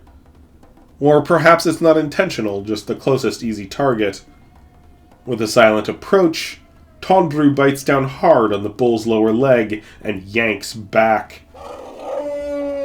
Positioned between trees as he is, the bull is unable to about-face and defend himself. He also can't kick back, as Tonbru has his leg off the ground. While Zentaur lack the astonishing bite force of T-Rex, he's still able to rend muscle and tendon. Tonbru keeps backing up, preventing the Drenduga from reclaiming any stability. The elephant tries to turn, but ends up pressing against a hawthorn tree. His tusks are tangled in the lower branches. Tonbru disengages, this time biting at a fold of skin where leg meets belly. Baru can't quite see the injury, but it adds agony to the elephant's furious and confused bellows. This combination of injury means the elephant cannot reliably bear weight on his left leg, and slumps down in that direction. With deftness alarming at his size, Tonbru steps back, then rounds to the other side. The Drenduga's tusks break free of the branches above, but his head is still high as the Zentaur closes in. Tonbru lunges ahead. His jaws clamp hard at the back of the elephant's neck. Pulling its head up, Tonbru then employs his claws for a swift kill. Several months pass by. Baru hunts caribou on the prairies and red stag once they come back down the mountains and fill out the scattered woodlands. He also takes a liking to boar, which are fairly abundant in the forests. Once he learns that horses are viable prey and not nearly as dangerous as he first supposed, they also become quickly a favorite of his. They're a bit faster than him and he tends to avoid the larger stallions, but for the most part they become a reliable prey. The winter is cold by his perspective, but for this region it's fairly mild. Only twice is there even enough frost worth mentioning, and it doesn't snow. Baru is now 9 years old. He's over 800 kilos, having grown well on a diet of the abundant game here on the prairies. Baru and Tonbru tend to return to the same clearing to sleep, though spend most days apart hunting their different game. Baru does observe the giant theropod take down a few mammoths and elephants, learning from the master how to approach and execute. Like Baru, Tonbru is generally cautious. He spends hours, if not days, selecting a target, and has much higher rates of success because of his meticulous approach. As spring arrives, there's only the occasional rain that makes it over the mountains. It's enough that flowers bloom and a radiance of new colors takes over the prairie. There's no flooding, but it's humid enough for this abundance to grow. Up in the north, the wet season is in full swing. Tanira is also 800 kilos. The Titan Gardens have been kind to her. She's gotten quite talented at hunting Trocatul and Runendrake. On the banks of a stream, she's just brought down a Trocatul. At a ton, this kill was quite a rodeo, but observations of her sister and applying techniques has proven fruitful. It also helped that dry soil and a slick overcoat of mud leveled the disparity in Tanira's speed and her prey's agility. However, she's unwittingly made this kill upwind of a dominant Zentaur's territory. During the dry season, this female was fairly restricted in her movements, attending close to her nest. Now that her young have hatched, she's more diligent about marking her territory. These boundaries are known to resident Zentaur, but not a relative newcomer like Tanira. As far as she was concerned, this area was generally avoided by her peers, so worth exploring. This notion paid off given her present meal. A low rumbling, punctuated by flashes of lightning and a clap of thunder, is prelude to deadly company. A massive head passes into view around the craggy river bend. It is dark, featherless, and broad. Crimson eyes glare from below a crown of dark horns. As the full body steps into view, the true enormity can be appreciated. Since Tanira last saw her, 8 years ago, she has grown into her enormous frame. 15 tons is her claim to dominion. Heshekarata, Queen of the North. As the Colossus advances, Tanira makes the wise decision to flee. She will not hunt here again.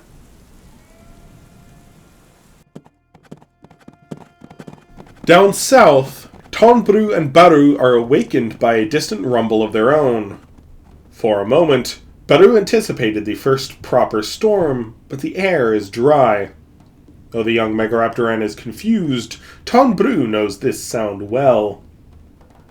Out on the fields, the caribou, Barafont, horses, mammoths, and other grazers are all moving upland as new herbivores approach. Bison. These large bovids march in their thousands. They're not as tall as moose, but just as massive. Cows range between 5 and 800 kilos, while the largest bulls are upward of 2 tons. Males are armed with horns spanning almost 2 meters from tip to tip. Imposing beasts on their own, but the real marvel is the size of the herd. They are gathered in their thousands. Despite these numbers, however, bison are not especially abundant as a species. They are concentrated in a few massive herds who march up and down the coast.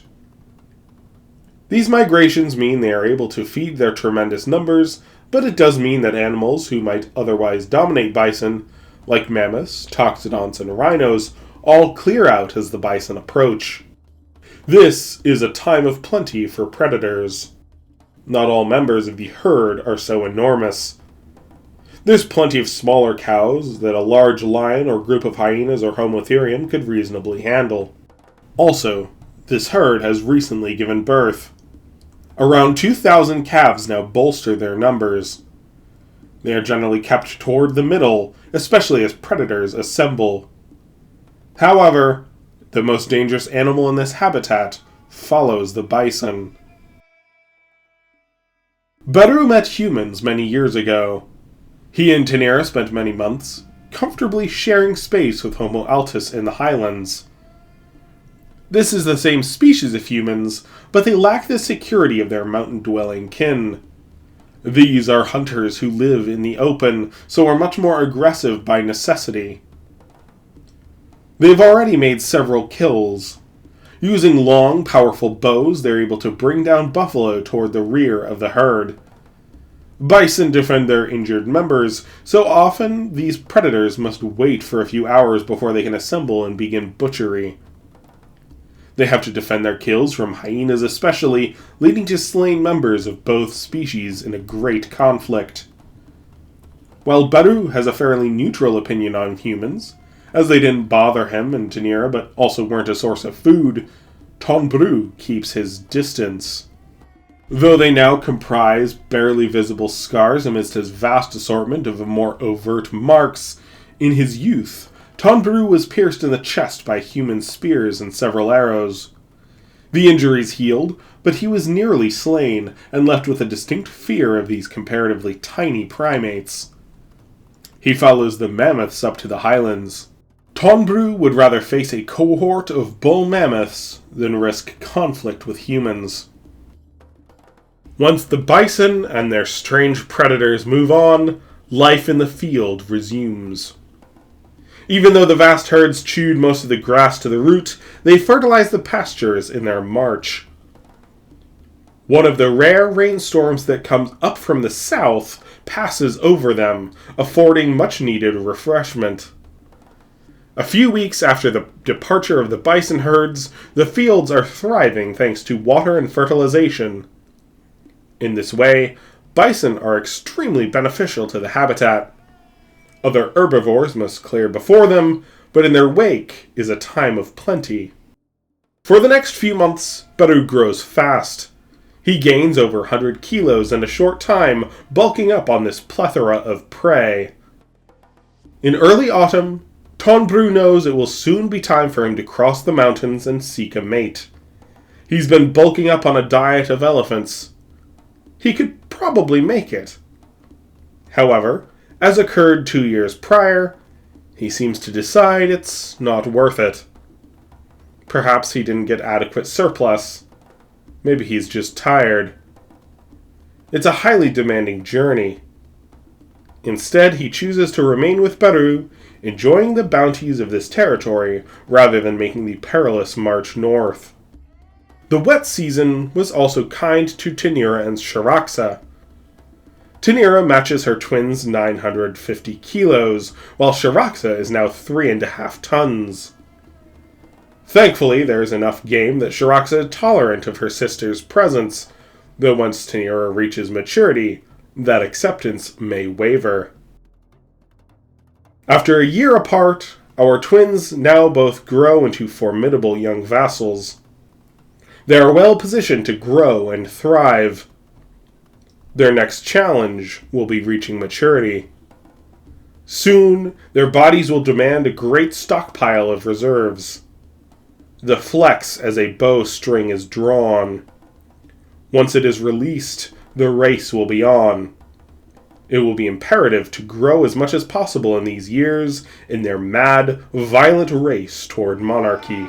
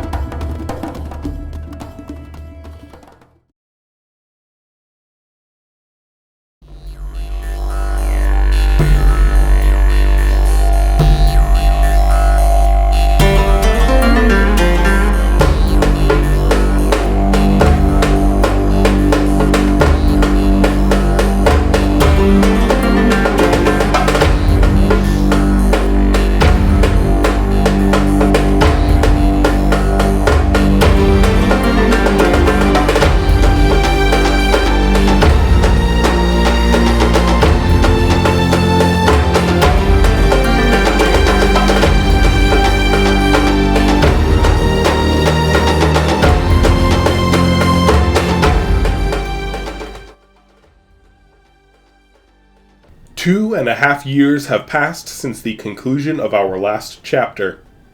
Baru and Tanira have both just turned 12 years old at the advent of the wet season. No longer are our twins pioneers of their respective homes in the southern steppes and Titan gardens. They are veterans of the slaughter. Up north, the first monsoon has come, and the Titan gardens are teeming with hatchling dinosaurs and lush undergrowth. Tanira is just under 2 tons and is 8 meters from snout to the tip of her feathered tail. In the south, winter has recently conceded to spring, and the fields are lush. This has been a good year to Tanira, but even better for Baru. He is also 8 meters long, but weighs in at 2 tons and 200 kilos. Thanks to a tremendous abundance of game, he's bulked up. They both look fairly robust, but that's about to change. The next 5 years are going to be of astonishing demand. These are the years in which they build their adult skeleton. They will be ravenous and unforgiving. They can endure harsh times in its aftermath with little consequence, but for now, every calorie they take increases their future size and chances. To make matters worse, both have reached maturity as hormones spike in anticipation of this growth. This rush of hormones technically makes them mature and capable of mating, but it's extremely rare for this capacity to even manifest in more than a fleeting interest in another Zentaur, and females almost never have the surplus to produce even a single egg, much less a clutch. Indeed, it makes them quite aggressive to other adults of their kind. Tanira still lives near her elder sister Shiraxa, but they rarely sleep together and hunt alone. Shiraxa was tolerant of her little sister when she was immature, but the past few months, as she has begun to stink of puberty, Shiraxa's tolerance of her sister wears ever thin. They even came to blows over a carcass, which they used to amiably share as long as Tanira understood her sister's meals came first. Shiraxa is nearing the end of her growth spurt. She's reached an impressive 12 meters in length and 6 tons of mass. She's still growing and will continue to do so over the next decade, but soon she will reach skeletal maturity and the demand won't be nearly as high. She's not yet at this plateau though, so can't spare anything for her sister.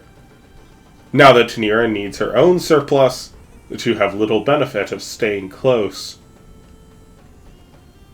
Tanira mostly hunts Trocatul and Runendrake, while Shiraxa tackles the more robust Thescelosaurs and Barafont in their habitat.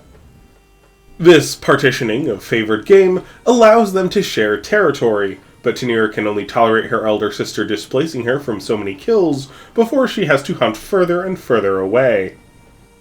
Within the next few years, Shiraxa will have to relocate. This is very good hunting grounds here in the lowland Titan Gardens, but if she is to mate and nest, she will need to find some place that is easier to defend. This is such ideal hunting ground for subadult Zentaur because it has abundance of game, but no elevated terrain for an ideal nest site, nor natural defenses to protect and fortify. There's a reason no adults have claimed this territory. No adult Zentaur is great for the young, but it's not like this has been miraculously overlooked by other adults. If Shiraxa were to nest here, it's unlikely her eggs would last a week. Cockatrice, hyenas, Homotherium, boar, and any number of small predators would feast on her first hunt away from the nest.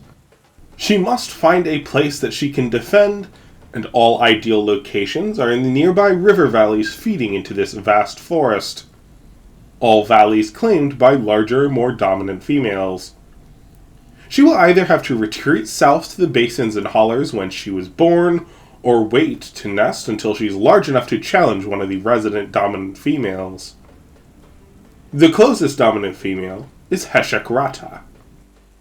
At 15 tons, this oversized queen came from the north and is, of course, far beyond what Shiraxa, almost a third her size, is up for challenging. However, some of the other territories are claimed by females between 7 and 9 tons. These are more viable if Shiraxa spends another year or two growing. She doesn't make the conscious decision to wait, but it seems to be what her body has decided.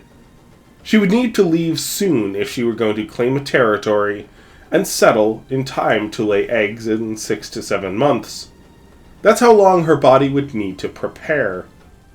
Instead, she remains in the lowland gardens, foregoing another year of nesting to focus on further growth. That said, she's not without her interest in the local mature males. Male Zentaur do not need to establish territory. They often do defend regions with ample game and don't share with other males, but it's generally a more flexible arrangement than female territory. After all, males are the ones who wander to find mates hundreds of miles from their territory. If they want to mate, they can't be too territorial. However, the mating season has passed. Most males worth flirting with have long since returned home. Aratu is a local male.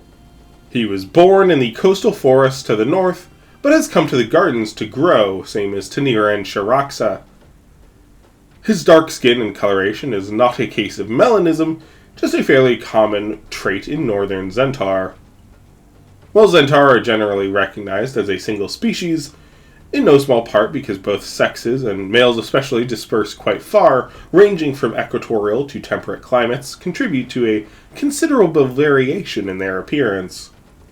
Northern Zentaur, for example, tend to have fairly sparse feathers, sometimes to the point of effective absence, and are often darker to compensate for having less feathers to shade their backs from the sun. Aratu has a healthy coat of feathers, but it's fairly localized to his upper body. A year older than Shiraxa, he's been periodically dancing for her for several years now. He's still a bit young to be a viable mate, but he's at least old enough to take her interest now. Zentaur normally only have a few weeks of courtship, but this years-long crush isn't uncommon amongst younger individuals.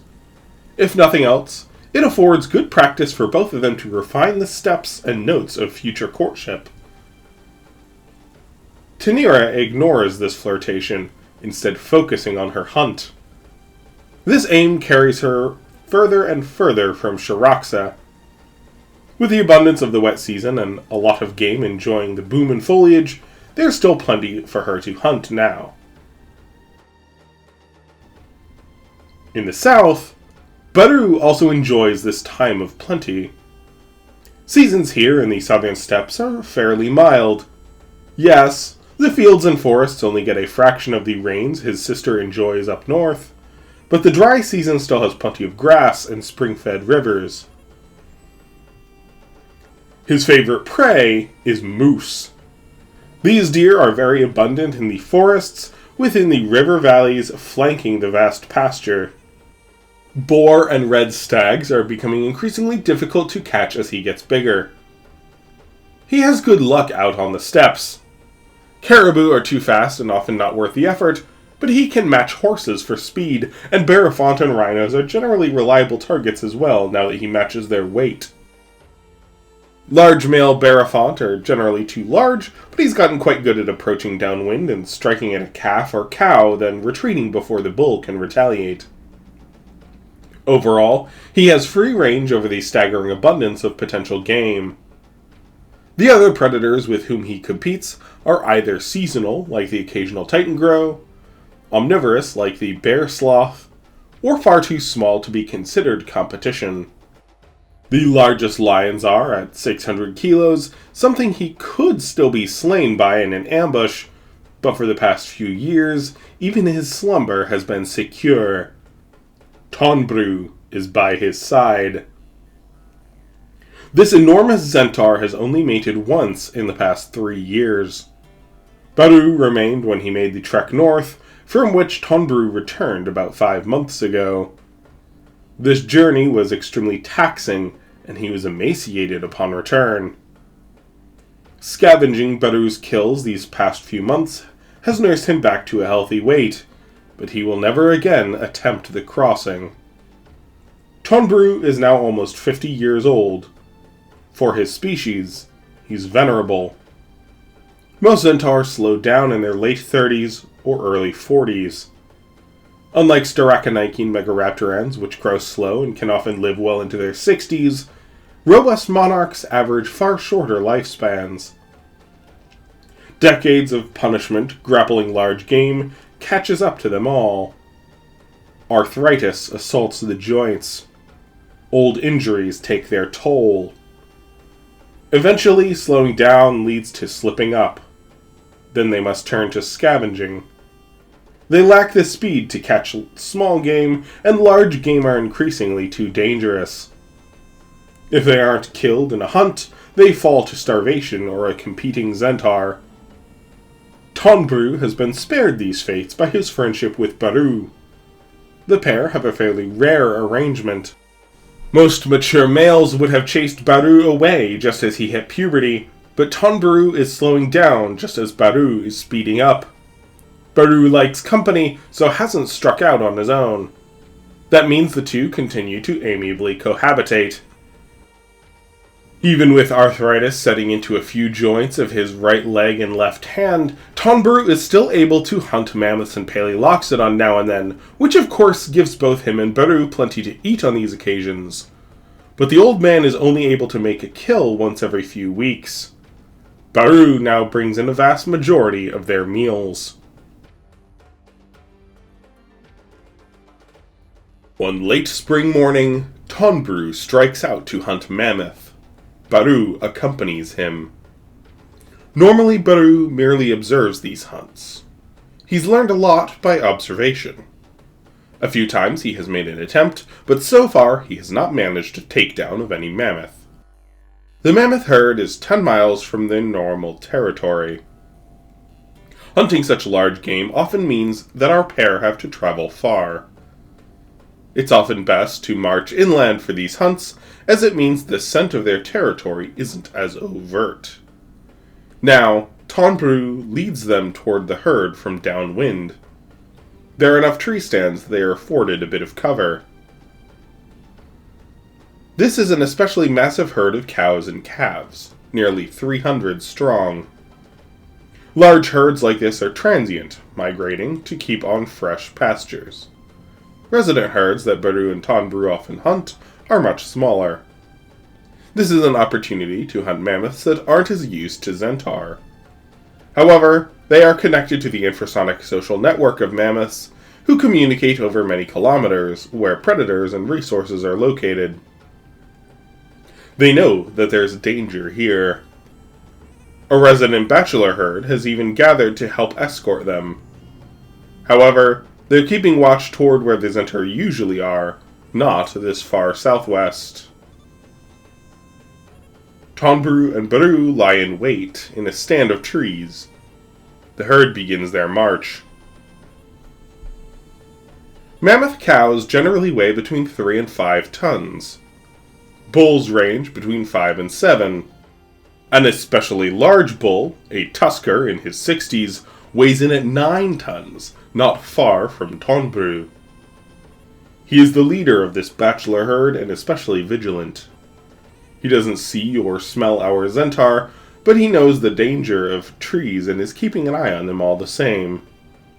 The matriarch of the herd, its leader, is in regular correspondence with him to ensure the flank is covered. The tusker even stops not far from our pair of Zentaur, standing watch as the herd moves past. Tonbrou has faced this old bull before. He is cautious. Perhaps he wants to wait until this tusker isn't so close. Barou comes to a different conclusion. Move away from the tusker. He jogs down the forest toward the rear of the herd.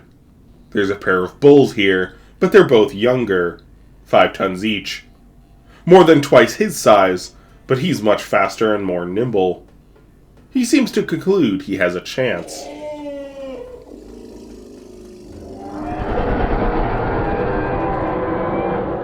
Just as he's about to charge, chorus and commotion ahead draw the attention of the herd.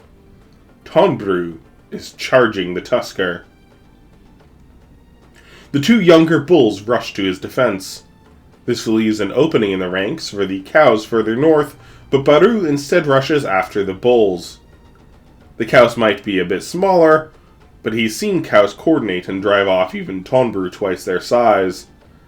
After all, the largest cows aren't much smaller than these bulls, so perhaps the decision he's making is warranted. Also, the two bulls are entirely focused on supporting their mentor. They don't see the 2-ton theropods sprinting close to close the distance behind them. Instead, before they've even detected him, despite the warnings of the herd behind them, he lunges up and bites the back of the mammoth's neck. Baru quickly hoists himself up and embraces over the shoulder, punching his claws into the mammoth's neck. He's not quite big enough to reach the windpipe in this position, but it's still a painful injury. The mammoth screams, turning about and trying to throw him. His other companion turns to offer support to his fellow young bull instead of the old tusker. Baru kicks forward, scratching the mammoth's leg with his long foot claws. These claws are worn to blunt hooves given how much Baru runs, but it's still painful and the force behind them is substantial. After several kicks, the mammoth loses its stability and Baru lurches to the left. He takes the proboscidean to the ground. Thankfully, the fall was such that the other mammoth is now on the other side of his companion as Baru. Baru withdraws his claws and retreats as the mammoth rounds about, roaring at the young theropod. At first, it seemed another failed attempt by Baru. Tonbrew also falls back. Though the old mammoth's tusks are impressive, they're not particularly effective weapons. Intimidating to be sure, but it's the great mass of this mammoth that worries Tonbrew, and he decides it's presently not worth the risk. Not with all the mammoths around them. The two theropods retreat to the forest with seemingly nothing to show for their assault. However, by luck, Baru managed to cut a major artery in the neck of his opponent with his claw. Not the efficient windpipe execution he's seen Tonbrew perform, now over 100 times, but the blood loss is significant enough that the mammoth is only able to stand with great assistance, and soon he collapses. It may not be a first kill to take any great lessons from, but it's the beginning of what will one day become Baru's specialization, and a key in achieving the size and might of his mentor.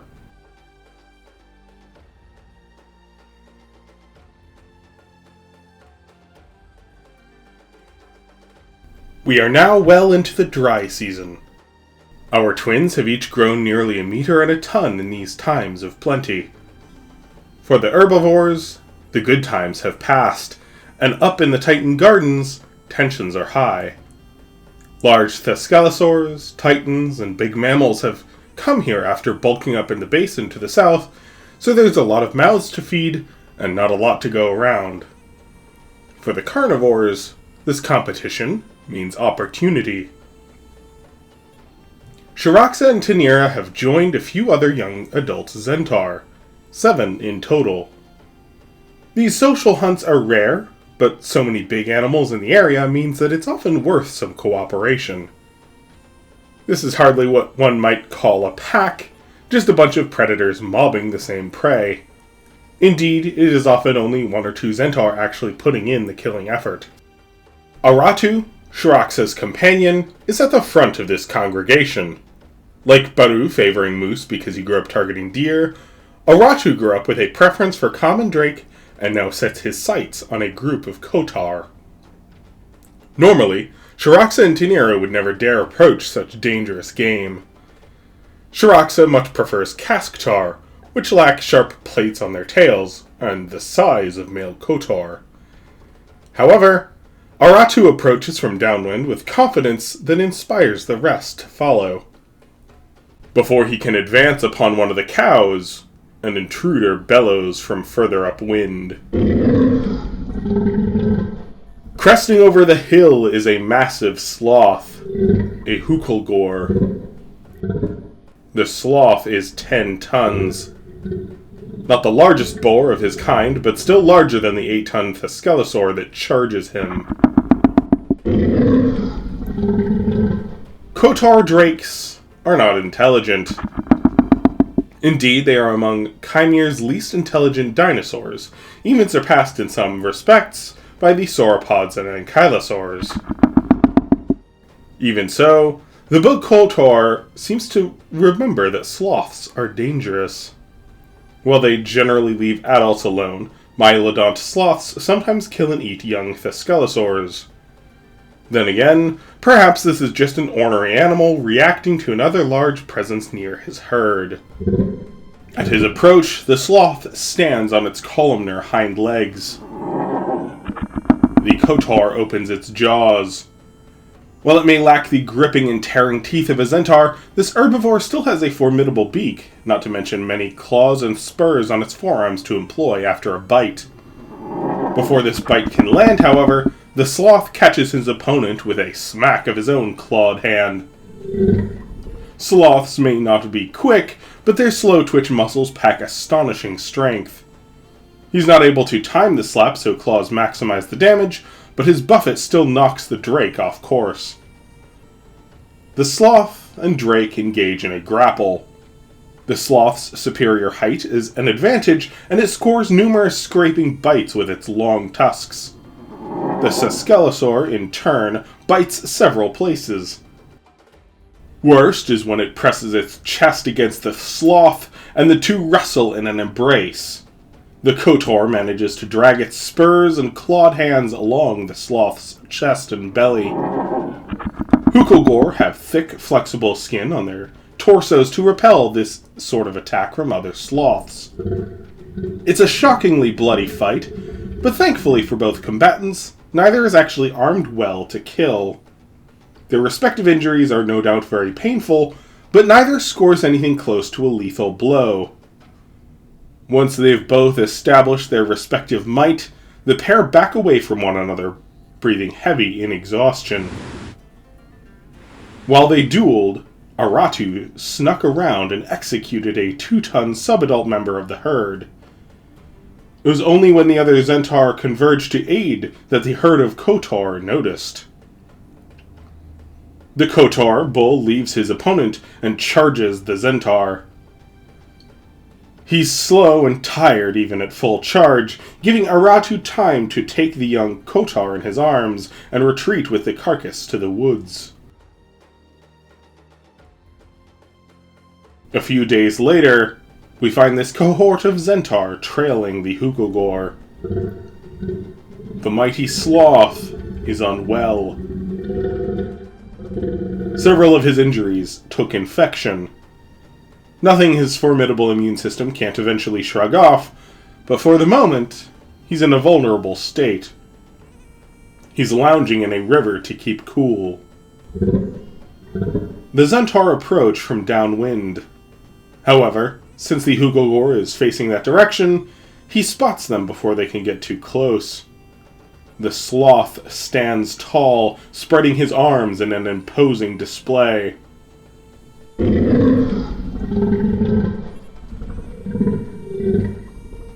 The Zentaur close in. Aratu steps into the water up to his ankles. It's 2 meters at its deepest where the Hukogor is lounging, and Aratu is likely hoping the sloth will come to him a bit further out. However, the sloth remains. He's no tactician, but he knows Zentaur are generally wary of deeper water. He, on the other hand, is surprisingly proficient in this setting. He can hold his breath much longer and keep stable. If Aratu comes to him now, it will likely not go well for the Zentaur. The sloth bellows out to our Zentaur. Aratu and Sharaxa meet his vocal challenge. Eventually, the excitement wanes, and the theropods sit along the southern banks whence they came.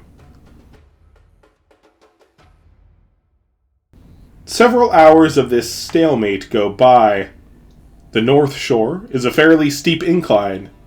The river is more shallow both up and downstream. The sloth can either meet the predators where it grows shallow, face them on shore, or continue to wait in the center of this much deeper stretch. It quickly becomes evident that he is quite comfortable with the latter. At his size, he has plenty of reserves. Yes, he should eat, and it will help regain his strength, but he can go days without eating if he must. Aratu and the rest aren't prepared to do so. Also, he sees much better at night than Zentaur, and indeed, that's when he does most of his foraging. He seems perfectly content to wait them out. As the afternoon carries on, several members of the cohort wander off. Soon, it is just Tanira, Shiraxa, and Aratu. As night approaches, Tanira also gives up. The other two remain, but she meanders off west, where she knows Trocatul often congregate in the lake a few kilometers downstream. However, she's not yet out of sight when she spots an enormous silhouette of a giant watching her sister and Aratu. Heshekrata, the great queen of these lands, must have smelled the injured sloth from down by the lake. Her territory is quite far off. Perhaps there is not much game by her valley, forcing her to wander. Then again, Tanira notices it's not the sloth the giant Zentaur is looking at. It's Shiraxa. Zentaur do not generally kill others of their kind. It happens, of course. Anytime there's a violent confrontation, things can get ugly. However, there's also a lot of competition in this garden. Having adult Zentaur patrolling the territory of other adults isn't ideal. Well and good when it's potential mates passing through, but Shiraxa is an adult without a territory, taking from the resident queens. Zentaur don't usually look to kill, but this simply will not stand. This hunt is not for prey. It is to eliminate competition. Tanira lets out a shrill warning cry. It's driven by fear, but possibly alarm. Heshekrata turns her ire toward Tanira. Though Tanira is now 3 tons, large enough that she's not well able to flee well in the dense vegetation here near the river. She backs up into the water as the giant approaches. Heshekrata is almost 15 tons, even at her leanest seasonal weight. Her size is such that the foliage bends and breaks to her advance. Tanira takes off upriver just as the enormous queen erupts through the foliage. While Tanira is much more agile, Heshekrata is surprisingly quick despite looking ponderous. Each of her strides covers a lot of ground. The sloth and Aratu both flee at their approach, the Hukogor upriver, and Aratu into the woods. Shiraxa, on the other hand, flexes her coat and rushes to her sister's aid. Tanira races past her sister, carrying on after Aratu into the woods. With Heshekrata almost at her tail, there's barely a moment before Heshekrata and Shiraxa meet. Thankfully, the audacity of Shiraxa seems to buy a stall from the Great Queen's charge. She slows, glaring down. Shiraxa weighs 7 tons, just under half of her opponent's mass. Yet she stands, snarling and snapping furiously. For all her ferocity, the match looks hopeless. This is precisely what Heshekrata wanted, for a chance to eliminate a competing nomad. Rather than having to chase, Shiraxa has come to her. Shiraxa steps back, evading the first bite, but the Great Queen presses the attack. Her next strike is true, catching Shiraxa's upper jaw.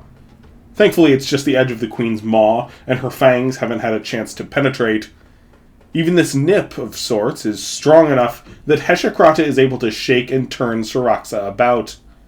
If the Queen can get a better bite, she may not even need to employ her arms, as her jaws pack sufficient strength to... Aratu sprints from the forest. He lands hard with his chest against her side, turning his head and biting the back of Heshekrata. He sinks both clawed hands into the meat of her side. Though he fails to make purchase due to her movement, his claws do score several painful lacerations. Just as Heshekrata turns to bite him, Charaxus snaps at the queen's lower jaw. It doesn't keep hold, but it slows the bite such that Aratu can back away.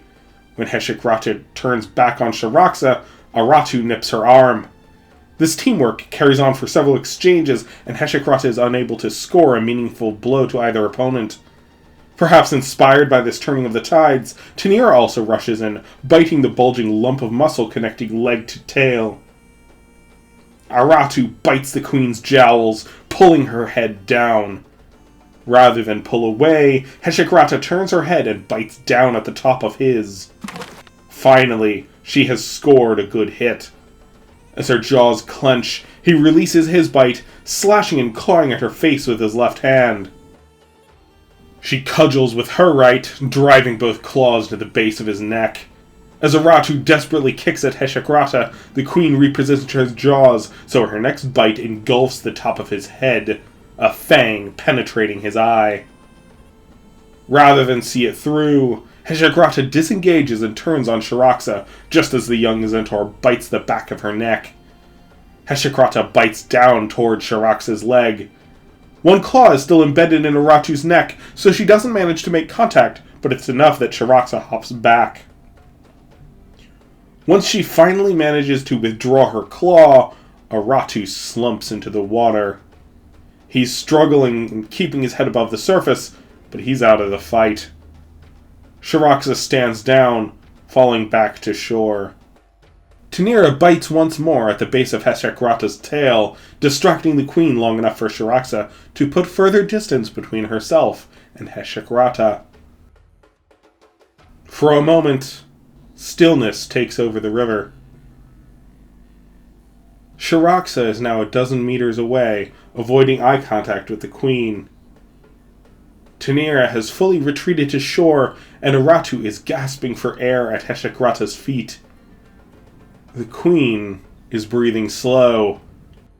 This is certainly not the fight she was anticipating. She does not attempt to meet Charaxa's gaze. Aratu begins to take in water as he's gasping for breath. He's lost a lot of blood from the claws in his neck, and it's getting harder and harder to hold his head up above the surface. His struggles seem to break the stalemate, and Heshekrata plants a massive foot on his chest. She then bites down on the muscles of his leg and tail, securing a hold with her fangs and tearing the muscle out. She then glares at Charaxa, who quickly retreats. To the south, winter has set in. The changes in the seasons aren't as drastic here.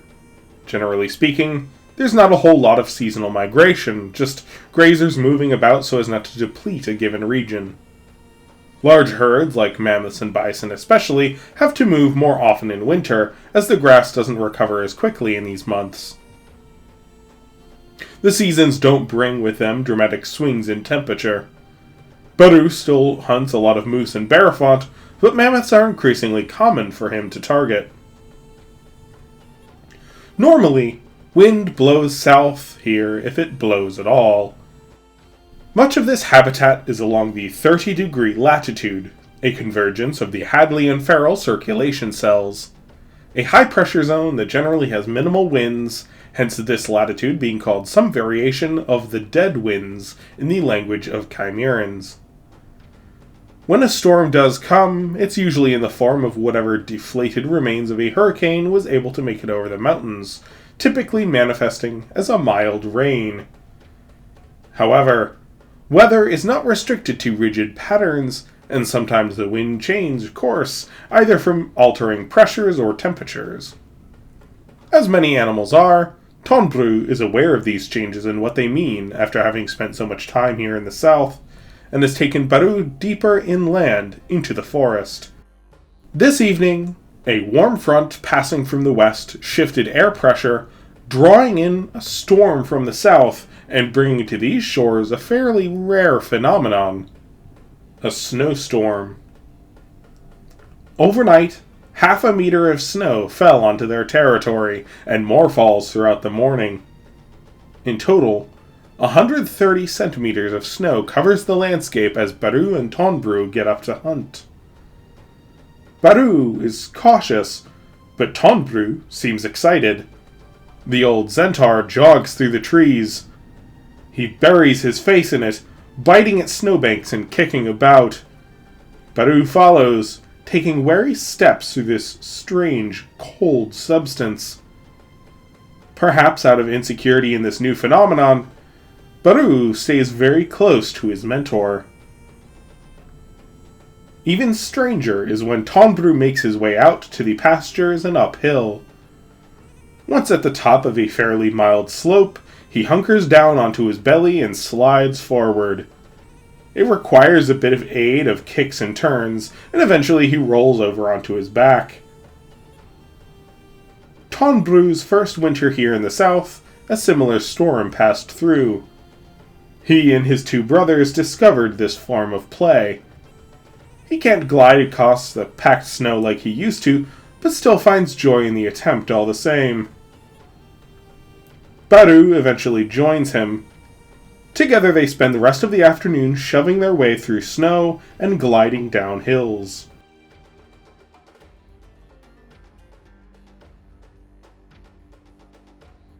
It is the end of the wet season, a year later. Tanira has not seen Shiraxa for several weeks. She hunts and has lived alone. Normally, she hunted alone before, but she could eat better with Shiraxa since they each balanced out one another's success. Now, she only eats when she makes a kill. This wet season was impoverished. She had to travel far to find good food. However, she still makes ends meet, just hasn't grown as much as perhaps she should. Shiraxa's absence has been for good reason. She has noticed an opportunity. In one of the valleys feeding into the gardens, the dominant female, Jadosa, has been weakened by an infection. While hunting Kotar, she received a hard injury to her jaws and neck. She hasn't eaten a full meal in weeks, and has not laid eggs this year as a consequence. Shiraxa has positioned herself at the mouth of this valley. She's been marking the borders of this resident's territory.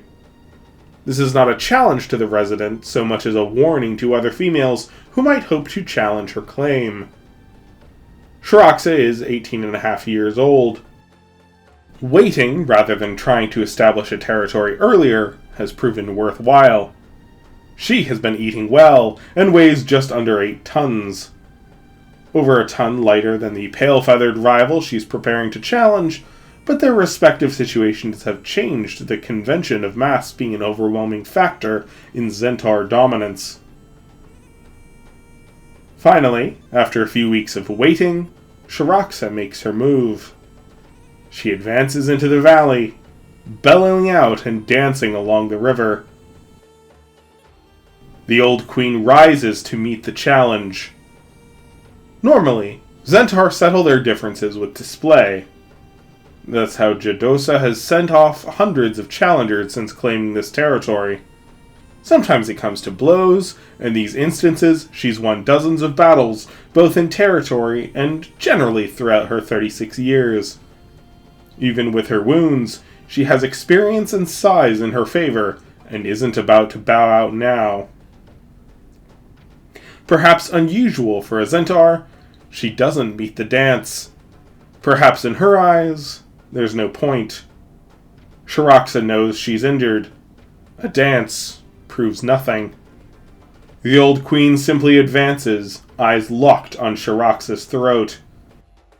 Though Shiraxa initiates another dance and song, she seems to quickly understand that Jadosa has elected to skip the formalities. Works for her. Shiraxa rushes to meet the challenge. It might be wise to evade the first clash as her opponent now marching downhill has momentum on her side, but these are tactics beyond the comprehension of a Zentaur's mind. Instead, Shiraxa goes to bite Jadosa's snout and initiate a grapple. Rather than abide this convention, Jadosa lowers her head. Shiraxa scores a bite to the top of her opponent's snout, but this is where Zentaur are most heavily armored, and the larger Zentaur's momentum continues, Shiraxa fails to gain purchase. Instead, she is all but shoved aside as the twist of Jadosa's head dislodges her loose bite, and the Quee's jaws clamp onto Shiraxa's throat. Shiraxa cries out as the Queen pulls back, dragging her along the dry riverbed. One of Jadosa's fangs has pierced deep. As she jerks back, her front teeth shred the skin anchoring Shiraxa's brilliant white ruff.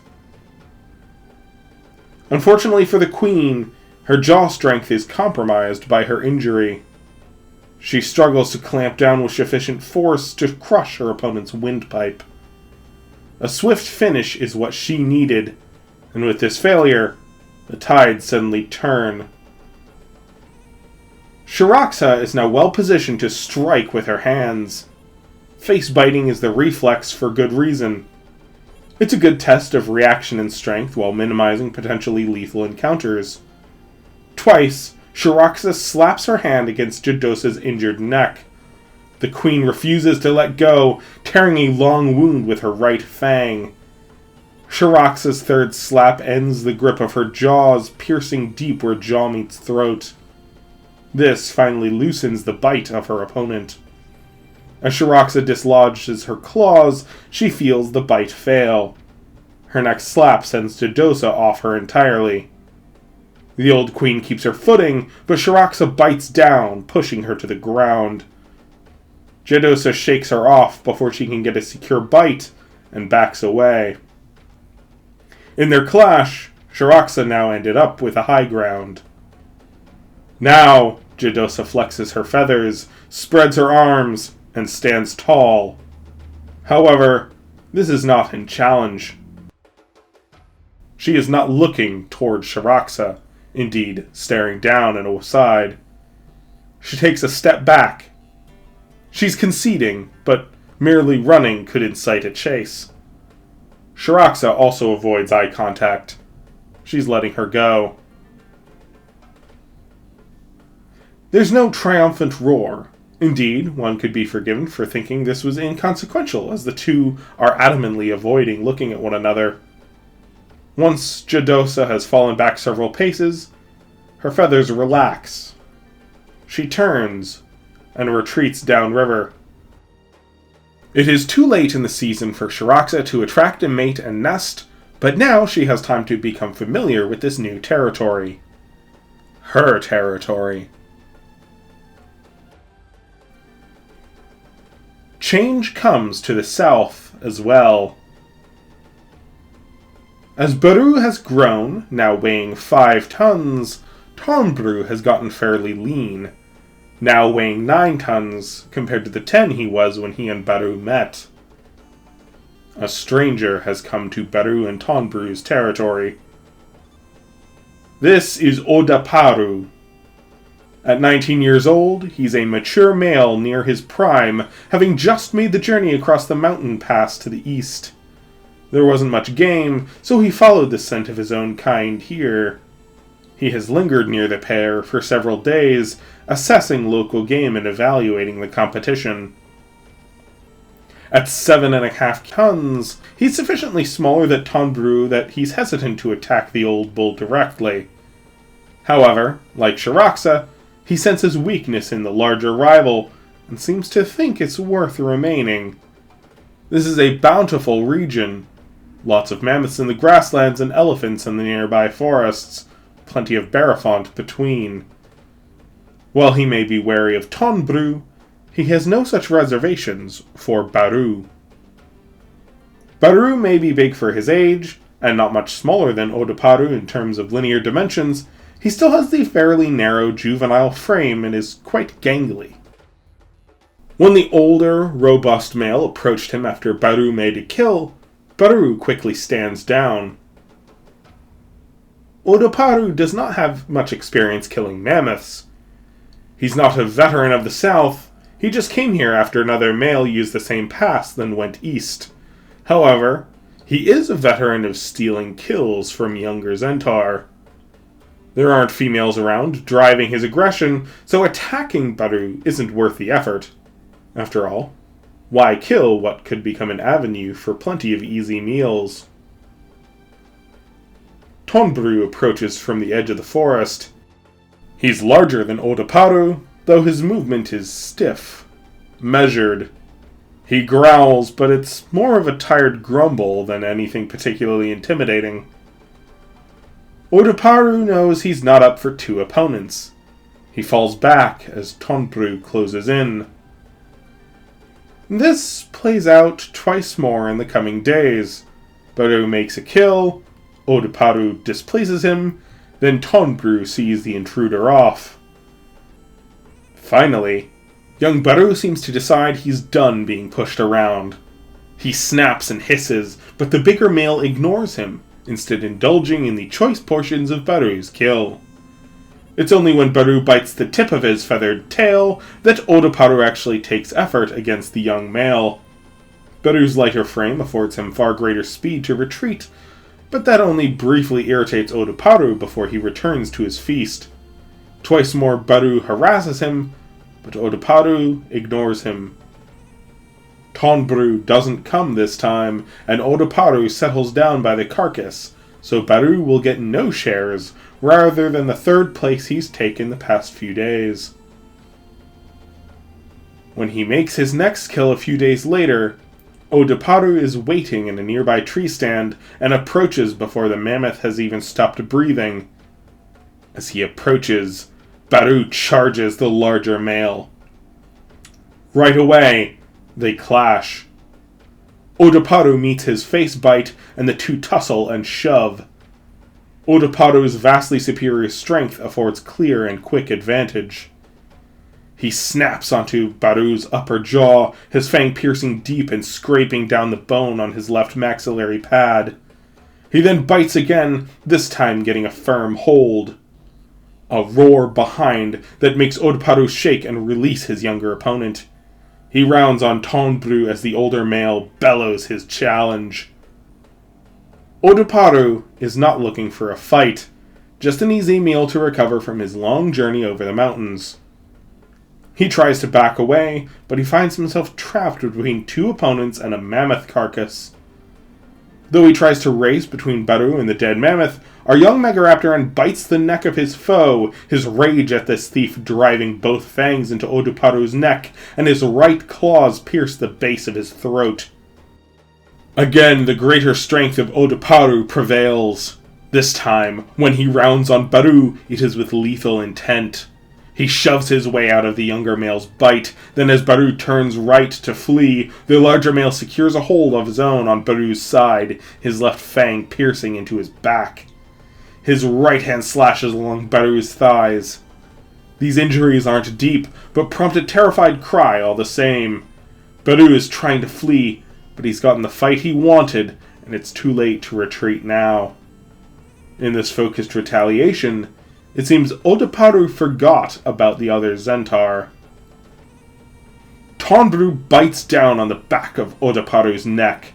As he pulls back, he slams both clawed hands into Odaparu's side. Odaparu releases his hold on Baru and shoves back. Now, it is he who is at a disadvantage for mass and is unable to push his way free. Tonbru's left hand has such arthritis that it's little more than a cudgel, but his great hooks of his right hand are able to pierce, and one slides between his enemy's ribs, punching through hide, muscle, and into organs.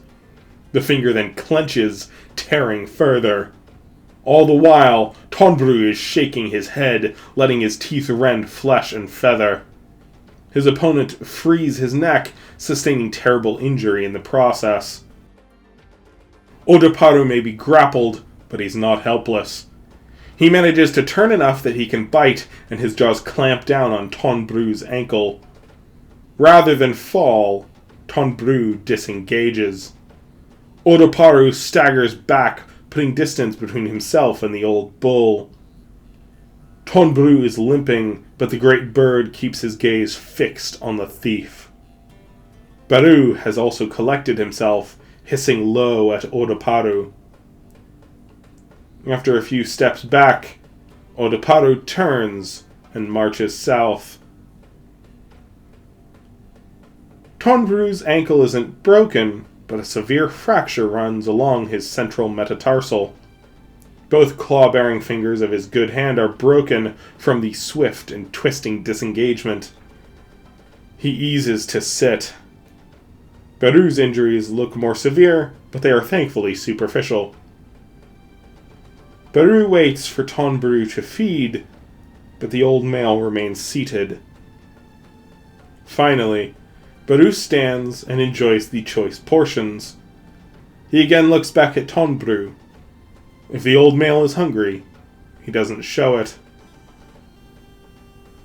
As Baru is injured and feeling vulnerable, he's wary to sit too close to Tonbru, but they do sleep only a few meters apart. At some point in the night, Tonbru does slump down to fully rest on his side, which Baru leans into for comfort. With a rising sun, Baru awakens. Tonbru does not.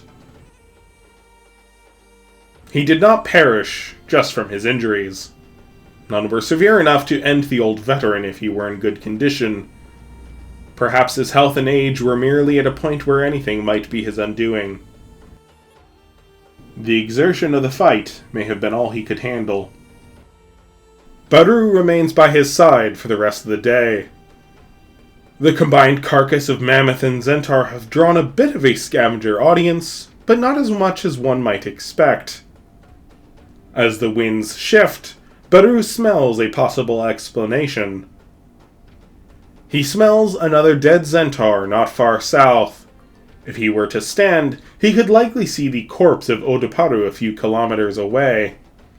Unlike Tonbru, this bull did sustain lethal injury. Not only did Baru's claws pierce his liver, Baru's claw penetrated his throat, and the back of his neck was torn open and severely shaken. These combined injuries and shock appear to have taken their toll. He was helpless as hyenas, bobcats, and lions descended upon him in the night, all furiously taking their shots at the broken dragon from the north until he finally breathed his last. The shifting winds that enable this scent to be brought up the steps to Baru is prelude to strange weather. Another snowstorm. This is not as substantial as Baru's first snow.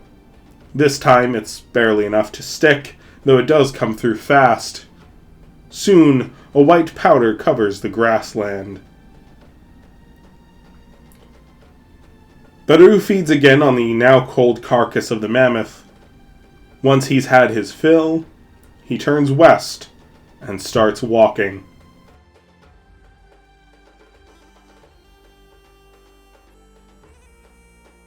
A far more bountiful wet season comes to a close. Tanira has made up much of her deficit, now weighing 5 tons. She's 11.5 meters long, same length her mother reached at skeletal maturity. She hears the bellow of titans. Tanira is, like many other predators, drawn to their songs. All the killers who live near titans know that a brawl like this often ends with opportunity of the opponent slain. An opportunity like this can feed everyone for weeks. Eventually, after 3 days of song, Shah Kanaru arrives at the base of the hill. The resident bull is waiting for him. Both have already had time to inflate their sacks along their necks and faces, resembling a formidable hood. There is only a brief visual intimidation. Shah Kanaru notes that the left side of his rival's hood is barely inflated. His auditory assessment that this bull had some sort of sinus infection seems to be justified. Perhaps the result of an injury with another bull during this mating season.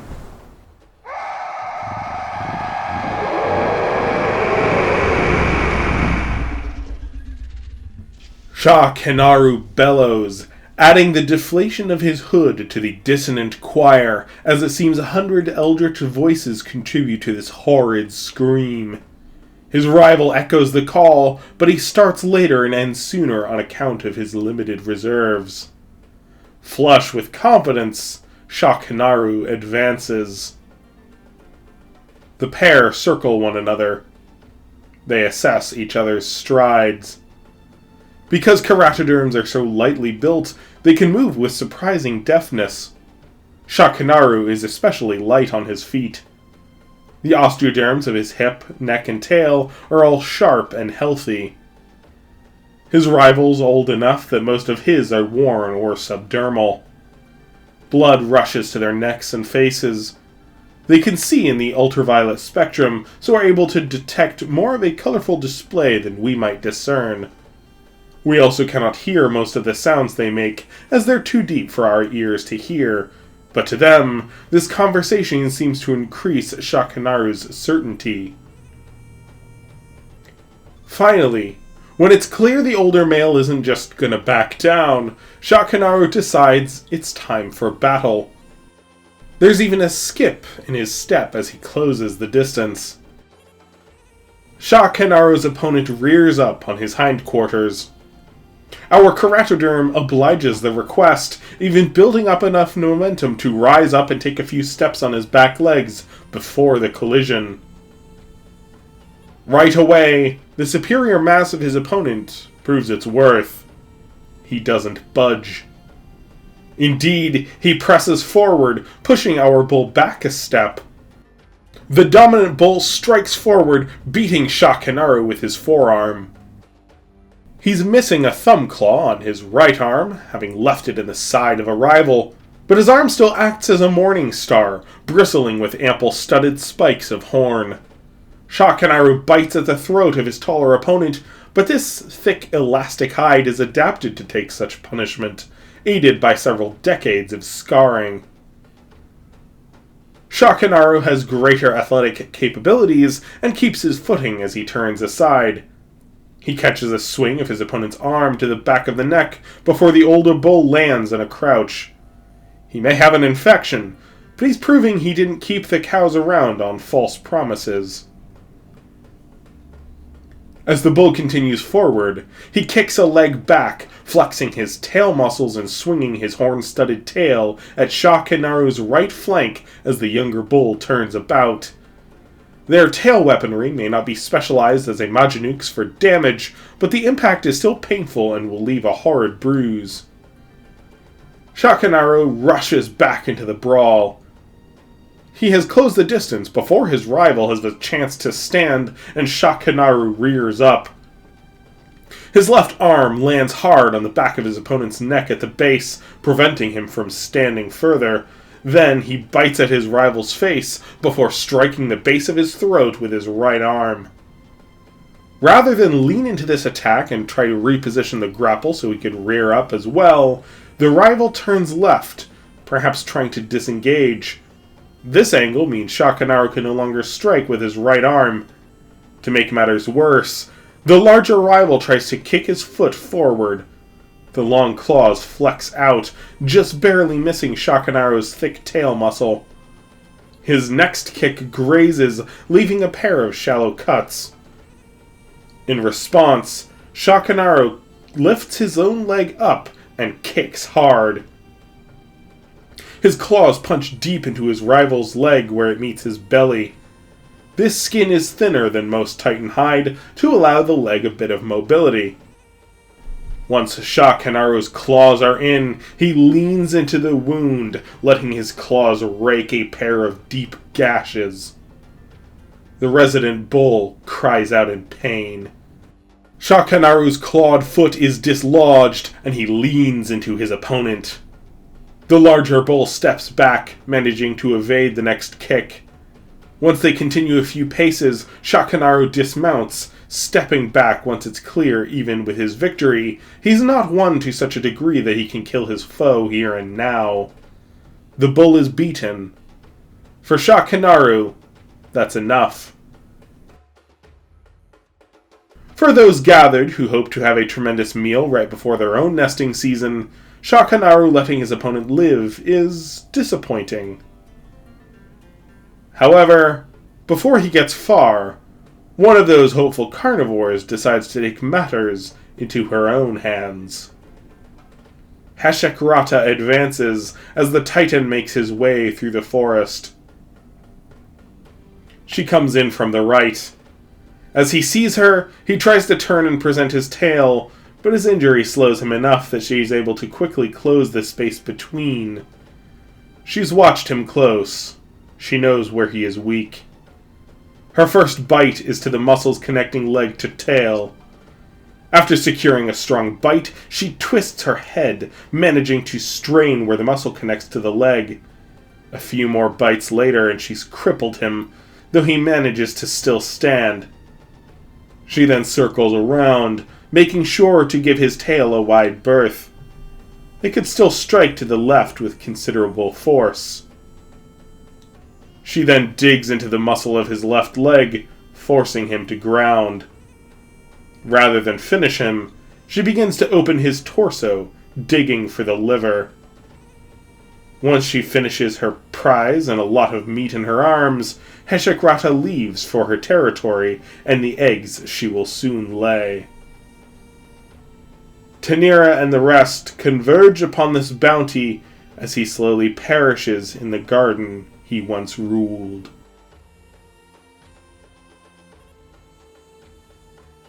Down south, Baru has been alone for a year. He is over 1,000 miles west of where he and Tonbru spent years past. Though his spirits are low in this solitude, having only his mouth to feed has done wonders for his growth. He weighs 6 tons and boasts a length of almost 13 meters, being well on his way to an enormous, fully mature adult form. Here in the West, there's generally the same game, with a few differences. It's even more arid here, with only a few scattered forests. Drenduga are quite rare, but mammoths are very abundant. They have become his staple. Wind now periodically comes from the west, perhaps driving him ever in that direction due to the scent of his favored prey and not wanting to alert them to his presence. He's gotten exceptional at the approach and execution. There's also Olifant, but he's now large and slowed enough that they can often evade him if he fails the initial ambush. Yes, he can often chase them to exhaustion, but it often comes at a frustration of many missed lunges before they're finally worn down. Other game like caribou, horses, and rose elk are still abundant, but at this age, catching them is a lot of work with little reward. Grappling mammoths is, at this point, simply easier. As the dry season sets in, even mammoths become scarce. He continues west for a time, but eventually circles back. There's no game here save a few camels. Large enough to be a meal, but they are far too fast to catch and there's no cover here for an ambush. Baru resigns himself to this direction being a failure and sets his sights back east.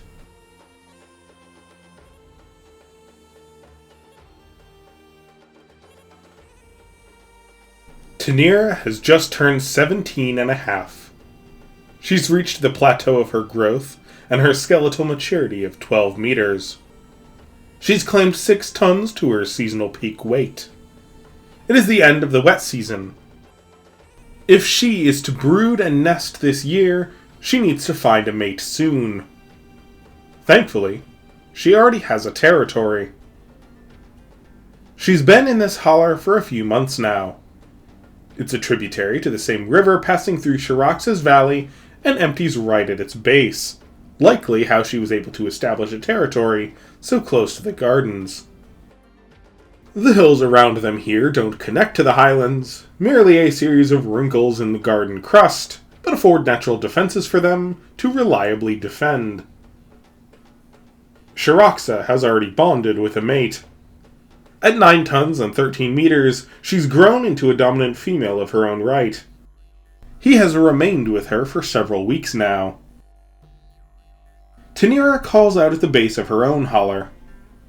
After several days, she is approached by a young male with dark feathers. His scent is familiar. This is Hamatu, younger brother of Aratu. He and Tanira are of similar size and the same age. Perhaps because he smells familiar, she is quickly receptive to his song. Like his older brother, Hamatu is quite athletic in his dance steps. Soon, they begin to dance together. In the following days, Tanira lays her first clutch of eggs. 3 in total. Not bad for her first year. 4 years go by. Tanira has a fairly meager first few years, but by now she has several surviving chicks from each clutch. Having some of Shirax's young sometimes meander into her territory has helped protect her young from nest raiders, meaning that she's had better luck than most mothers her age. Though she and Shiraxa barely see each other, their territories do intersect and they occasionally even hunt together in times of plenty. They even share a mate 2 years prior. It's an unusual arrangement, but not unheard of. Tanira has just mated and laid her nest. Hamatu returned to her this year, sharing their second clutch together. He has just departed, heading east. Their bond was early in the mating season. She's had plenty to eat and takes her time brooding. This will be her largest clutch yet. 8 eggs once she has laid her last. Once she's finished, she wanders forth to find a meal. As she's out patrolling, she picks up a scent she has not smelled in 12 years. She follows the scent to an enormous male Zentaur looming over the carcass of a freshly killed Olifant. This Zentaur is 13.5 meters long. At just over 10 tons, despite losing weight over a long journey over the mountains, he's almost a third again larger than Tanira. He's covered in scars, most notably a long cut along his snout that exposes his left fang. For a moment, he flexes a radiant coat of golden feathers and the fullest white ruff she's ever seen, though he calms when the wind shifts and carries her scent to him. Baru has made his first crossing north. He's come looking for a mate. He made the crossing east and has been meandering. Most females he's come across have already chosen a mate, and some like Tanira have already laid their eggs. This may not be his year, but he's still searching for a few days longer before he returns to what he now considers home in the southern steppes. The twins circle one another. Baru has already had his fill, so is not as defensive as he might be a few moments prior. They bob their heads high and low, flexing and shaking their feathers as they go. Tanira is the first to lean in. He bites her snout, but it's careful. She bites back, turning slightly. They then brush their sensitive maxillary pads together, emitting a low gurgle as they walk side by side. This reunion is brief. After another nudged exchanged, Baru carries on. He's not intentionally leaving her the carcass. He just needs to go find a potential mate soon, or he'll be out of luck for the year. However, this is still quite a gift to help her get back to full strength after laying her eggs. She enjoys a full meal, removes a leg, and returns to her holler. Baru wanders for another 2 days. He calls out in query, but doesn't hear any replies. Finally, just as he's preparing to leave the gardens, he hears a distant song. It takes him all afternoon to cross the gardens to the distant set of hills. He calls out to her a few times. He hears a masculine bellow as well. He won't be without competition. Though he's headed for the feminine song, it is one of the males he meets first. This is a northern male. At 12 meters and 6 tons, he's certainly an imposing predator, and since he's not made nearly as much of a treacherous journey, is at his prime weight. However, he deflates upon seeing Baru approach. He keeps his head low, and Baru walks past, barely acknowledging him. No sense in getting into a needless scrap. Instead, he saves his energy for a kill. He finds and brings down another Olifant, this one a cow small enough that he can carry, and sets off toward his singer. Another kilometer ahead, he meets the siren at the base of her own holler. She matches his over 13-meter length and is a bit taller. She's lighter at 9 tons, but mostly that's because she's still a bit narrow. 2 years his junior, though this is her first year having claimed a territory. Surprising, perhaps, given her size, but she's just big for her age. This is Mirha, eldest surviving daughter of Heshek-Rata. Like her mother, Mirha is barely feathered. Perhaps this has put off some potential mates. Beru, however, doesn't seem to mind. He's not had the benefit of flirting companions in his youth. He instinctively knows a few steps and songs, but hasn't developed much complexity or identity. He sets down the 2-ton Olifant between them, ruffles his feathers, and stands tall. She makes a few awkward steps of her own. She's still a bit gangly. They watch each other take a few steps here and there.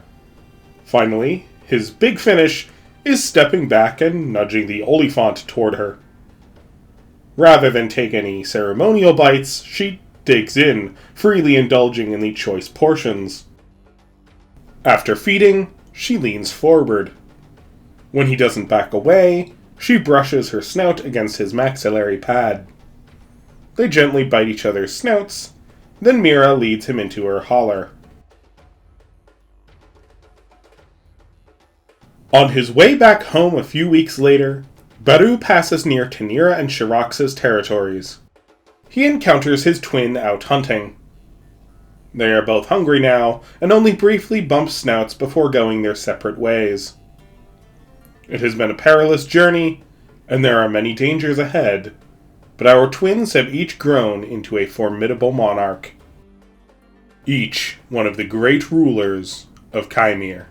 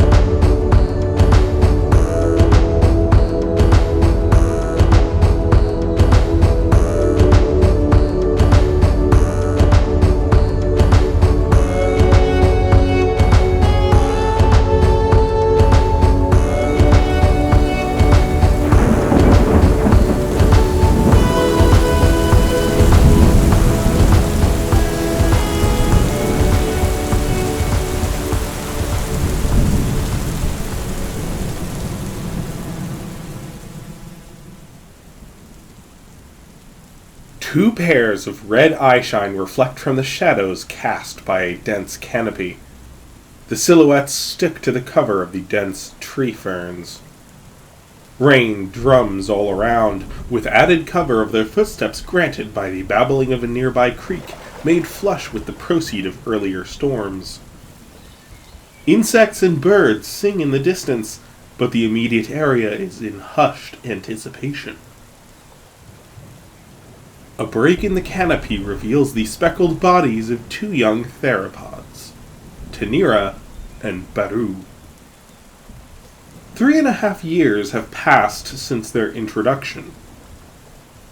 Briha's holler has gotten crowded. Each year, a majority of her clutch has survived. There have been losses, but she now has 16 young, from 6-kilogram hatchlings to Shiraxa, who weighs 600 kilos and stands 2 meters tall at the hips. Our twins, Tanira and Baru, are the only survivors of their clutch still in the holler, but at 170 kilos, they are now well past their most dangerous years. Shiraxa has driven out the cockatrice that lived near the holler, who now live upstream, downstream, or on the other side of the river, making the older chicks safer. There's now little in their home that could pose a threat to Tanira and Baru. Our twins, in turn, have slain most of the surviving nest raiders like fishers, foxes, and monitors in the holler, so Briha's last 2 clutches have been particularly successful. In this way, while Zentaur are not as attentive parents as uktan, they still benefit from their young sticking in the general area. Briha hasn't fed our twins much in the past 2 years, but she sometimes lets them pick over a carcass. Briha keeps away threats to Shiraxa, who in turn protects the older chicks, and so forth. The reproductive strategy of Zentaur takes a long time to succeed, but once this machine is running, they can quickly dominate an area. Our chicks have graduated from tiny multituberculates, rodents, and songbirds. Even the pheasants and hegetathirs are now only a fleeting snack. Their staple is the mossback grouse drake, a highly abundant resident of the valley and its hollers. Today, however, the young hunt trident deer. These cervids are migratory. In the late spring to early summer, they wander up the valley to the highlands to fill up on grass and give birth. Once the rainy season concludes in late autumn, they mate, then wander down to the lowlands and enjoy a feast, as a lot of their competition clears out to forage in the more abundant coastal forests. As the wet season has just begun, the deer are migrating up the valley, stopping in the hollers to feed. They smelled Briha in her holler, so have taken other routes. A neighboring holler, too narrow for the resident theropod, is a perfect opportunity. Our chicks waited for them to pass and now follow, so they don't have as much fear of their own scent revealing their location. These basic lessons in how to approach and tackle a wide range of prey will be instrumental to their instruction as they grow. Up ahead, our 2 hunters hone in on their quarry. This is a bachelor herd. This early in spring, they still have their velvet, but these 3 prongs atop their long staves that give this species their name is already evident. Though these young bucks will spar violently with one another in a few months, for now, they are perfectly amenable to one another, reliant on their companions for keeping an eye on one another. These deer favor grass, but there's little of that to be found here, so most of their intake is in birch leaves, berries, and pine needles. They do struggle with the ferns and horsetails most abundant in the valley and its hollers, so their search is most active and takes more of their attention than whatever they came from, or in the highlands where they're now headed. This distraction works well in the favor of our young predators. Tanira and Baru have been hunting together for their whole lives. Zentaur are not social predators, and adults are solitary hunters, but it's not uncommon for young of the same clutch to cooperate in taking down game in these early years. They're now quite experienced hunters, having been self-sufficient for 3 years now, though it is not game or territory they are used to. This holler is quite uneven. In their mother's territory, there's a fairly level space between the inclines on either side. This more narrow area means there's not much of a confident path, not as many game trails. Plenty of mossy rocks slick from the rain between them and their prey. The feet of Zentaur are extremely sensitive. Each step allows them a sort of tremor sense, able to discern the quality of ground for a short distance. This is all well and good in level soil for sensing roots, burrows, or stones. It allows even adult Zentaur to pursue prey at surprising speed under the right conditions.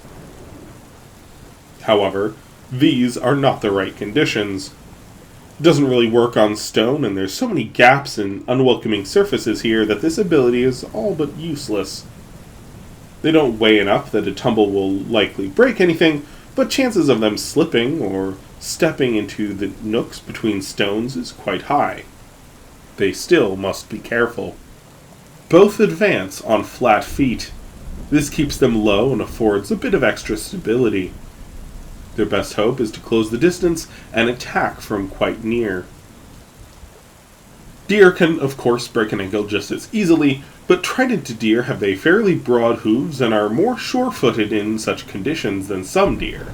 Our theropods are at a disadvantage in this respect as well.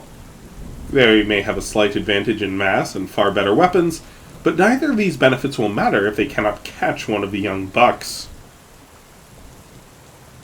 And so they continue, keeping to the cover of the tree ferns as much as possible. The deer continue their foraging. A wide section of stream up ahead corresponds with a substantial break in canopy, and this opens up room for a bit of meadow grass to stake its claim on the western shore. Early marches of trident deer have already chewed much of it back, but thankfully, this bluegrass recovers swiftly. This food draws in the young bucks, and there's more open space for our theropods to have an advantage. If there is hope to be of a reliable attack, this will be it. Grass is so ubiquitous on Earth, it's hard to imagine a world so impoverished. While there are plenty of regions in Chimeir with ample grass, and grasslands are found on every landmass, it's often comparatively rare.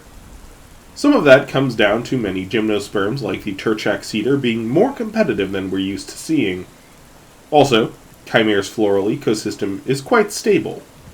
Grass only took its great success on Earth, that we're familiar with in the Miocene, following a dramatic climate shift. In Chimeir today, this warm and humid world boasts more than double our current CO2 levels. Forests are by far the dominant floral habitat, and what prairie space is available, grass face plenty of resident competition from ferns and horsetails they don't seem to encounter very much on Earth today. While there may be a much smaller percentage of grass in global flora, there's still so much foliage that grazers can make do even in these dense forests. As there are many Turchak cedars and titans in this more narrow holler, the soil is better for grass and there's more to be found, and this has drawn in the deer. The deer arrive at the patches of grass and crowd around. While still a fair distance off, Baru slinks low and crosses the stream to the western shore, then into the tree fern cover there. Tanira continues along the east, advancing closer toward their cervid prey. This glut has made a once peaceful group competitive, and the young bucks shove at one another to get to the most abundant sections. Once our theropods are in position, the twins attack. Though they don't directly communicate, it takes only a second for the twins to both lock in on the buck second most downstream. He may not be their nearest target, but he's been shoved aside and staggers a bit to regain his footing. Perhaps the twins assume he is somehow impaired. Whatever the reason, they ignore the larger buck closest to them and launch toward the same target. Tanira has to cover 5 meters of shallow stream. This rush makes the group scatter. Their young buck leaps to the right, trying to get out of the way of the larger buck behind him, but he's struck in the rump by the larger buck's chest and stumbles. He then has to rapidly pivot to evade Tanira's charge. He turns and tries to leap to the western bank, where more solid ground might afford easier speed, but before his hooves can even make contact, Baru's jaws clamp on the buck's shoulder hump. The theropod jerks back, preventing a smooth landing.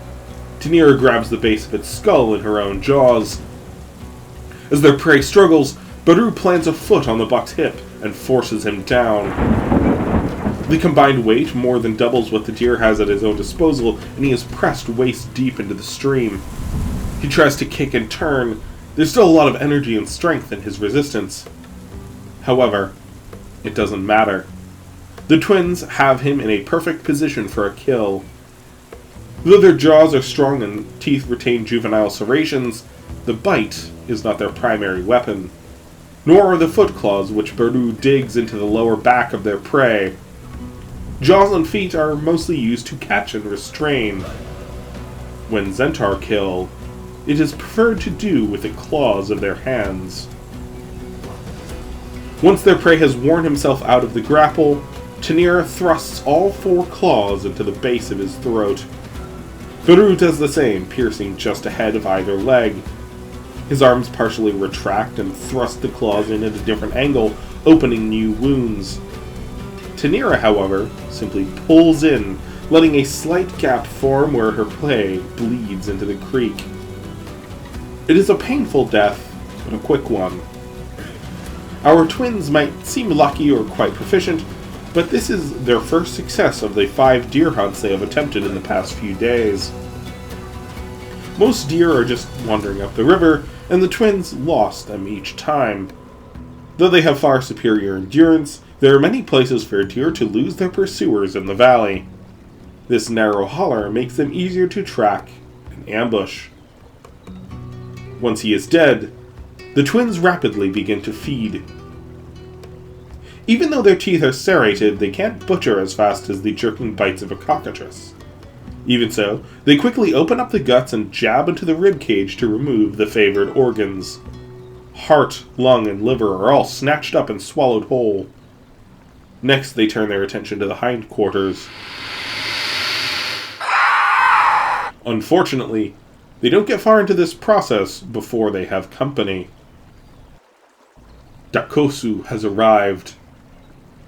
In the 3.5 years since they met this cockatrice, he's almost doubled in size. Now he's not much lighter than our twins, and very large for his kind. He still has the cut along his snout that Shiraxa gave him, though he's now had a dozen more from the many scraps he's gotten into with other males of his own kind. He is now the dominant male of this bachelor troop. Soon he will likely join a female troop as one of their mates, but for now, he runs this show. The other 3 males with him are smaller, despite being a similar age, a consequence of him taking the choice portions. The quartet of cockatrice fan out. They all walk tall, with arms spread and feathers flexed. With each exhale, the sinus pad along their snout inflates slightly, taking on an increasingly vibrant yellow hue. Though the twins are larger, they're still somewhat ungainly youngsters. The 6 theropods have a standoff. Dakosu's allies are cautious. Though they have an advantage of numbers, size is not on their side, and a focused attack from either of the twins could easily kill any one of them.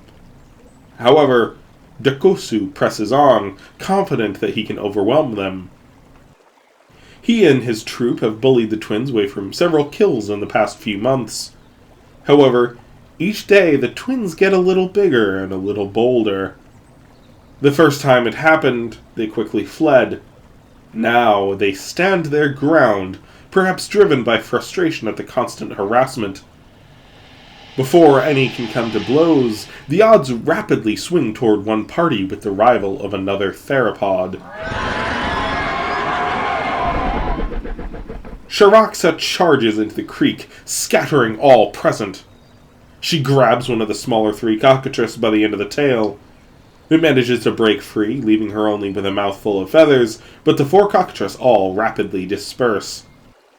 The twins also bolt in the excitement and confusion, but quickly return. By the time they do, Shiraxa has already begun to pick over their kill. She removes a leg with several bites to the base. She then swallows the leg whole. At 600 kilos, she's now so large that none of the other predators in the holler pose a threat. She is significantly larger than the whole troop of cockatrice combined. Her body is gearing up for a tremendous growth rush in the coming years, and she requires an enormous amount of meat. It has been several weeks since they last saw her, as her caloric demands have necessitated her wandering further up and down the valley. The twins, while marauding themselves through the valley as well, don't travel nearly as far. However, it has still been an informative year for them as exploring more and more of the valley since the holler is getting quite crowded. After the three young have had their fill, they return to the mouth of the holler. Their mother is nearby, also sleeping off a cask tar she took down this morning. Briha is now 6 tons. Her body is filled out, but she's around the same length as she was when we met her 3.5 years prior. Though it is not unheard of for some Zentaur to more than double her current mass, and 8 tons is common for dominant females in the lowlands. A benefit of this secluded, less productive territory is that there's not much competition, but it means that in her formative years, she didn't have the resources to grow as large as some of her lowland contemporaries. That said, she's still very successful and healthy. This holler allows her to live within her means, and the abundance of young is proof that she is thriving. Downriver, halfway toward the lowlands, another Zentaur has set up residence. It is a young bull. He has been Briha's mate for the past 2 years. He also mates with 2 other female Zentaur in hollers of their own, but Briha is quite far the furthest up this valley. Her mate periodically visits, sometimes bringing food he caught down in the valley, but he's not a regular presence. The twins don't get too close, though, like Votru, they will follow and watch him hunt. Over the next month, the twins get quite good at hunting deer. They don't know it, but this river winds around to the dry side of a small mountain range around 100 miles to the south. This is a grassy haven the deer seek. The river not only carries this alluring scent, it offers convenient passage. Thousands of deer make their way up this one river. However, eventually, even the stragglers have marched on. There's still plenty of resident prey species that the twins hunt, but they are growing restless. Their hunts take them further and further from Briha's holler. Sometimes they are gone for days at a time before they come back. They remain on the southern shore, though. They are now strong enough to cross the river during the dry season, but when the waters are flush with both rainwater and runoff from the snowcaps of distant mountains warming in the late spring, they could easily get swept away. One morning, after bringing down a subadult Elismarian, the twins catch a familiar scent. They fall back to the thicket. It is Shah Kenaru. These past 3.5 years have been kind to him. Though he yet bears proud scars from his near-fatal encounter with Votru, the Titan has an even stride. He has gained 4 tons.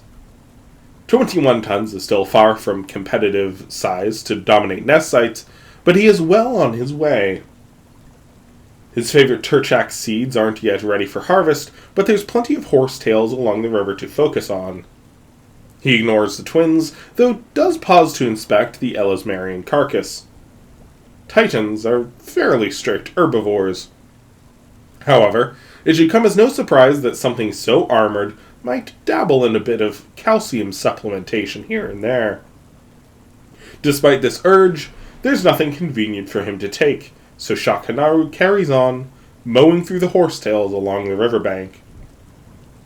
He's not interested in the grasslands upland the deer follow, and likely will turn back to the lowlands soon.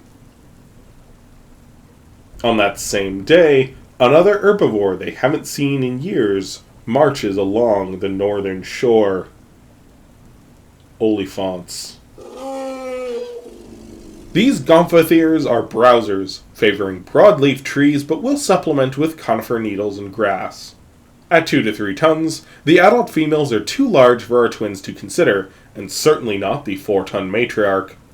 However, the 3 younger calves in the herd are viable targets to Charaxa. Their elder sister is now approaching 700 kilos. Our twins aren't large enough to reliably cross the river, but Charaxa is and has done so to try and catch them off guard. She remains downstream and downwind. From her own experience, she knows Olifant have an extremely keen sense of smell. Their trunks are raised, and the enormous matriarch routinely checks behind them as they march along the riverbank. She may not smell Charaxa, and Briha's holler is now downwind, but the old Proboscidean is still cautious. Zentaur are the only predators in these lands large enough to threaten a healthy adult Olifant. She has witnessed several of her kin slain. She knows their tactics, and is fully aware of the strong wind flowing with the river, providing cover for a rear assault. Remaining near the shore means there is not much foliage to hide amongst, but she's keeping an eye out for Briha. Even as Charaxa closes the distance, the matriarch doesn't seem to notice her. She spots the twins, though, still lounging by their Elismarian on the opposite shore. The matriarch grumbles a warning at them, but neither young theropod moves. They aren't asleep, but are indifferent to the idle threats of a grandmother separated from them by 40 meters of running water. Once she's only a dozen meters behind the herd and under the cover of tree ferns, Charaxa charges. The vigilance of the matriarch, however, has paid off. She trumpets a warning before Charaxa can reach the nearmost calf. Olifants are faster than elephants, and while they might flee as adults, they are no match for an 8-year-old Zentaur. They must fight. The mothers already have their young close and turn to face the attacker. Though Charaxa's initial charge was silent, now that her cover is blown, she unleashes a scraping, harrowing cry.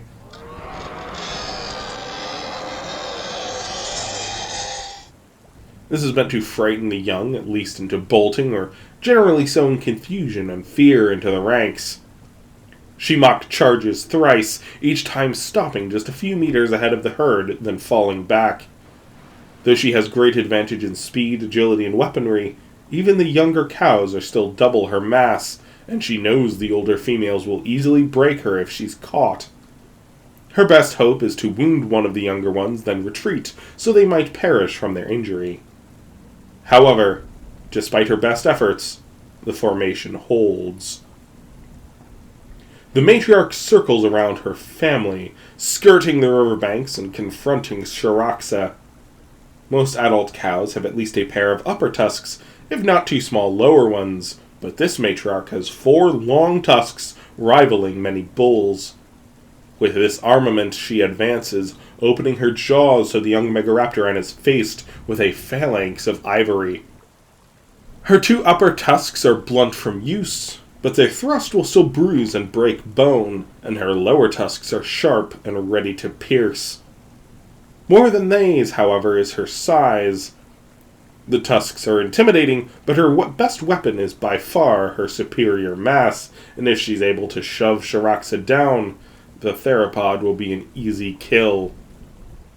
Charaxa knows when she's been beaten. She's hungry, but not desperate. Before the matriarch even gets close to striking distance, the young theropod turns and flees. The matriarch pursues her for a dozen strides before turning back to her family.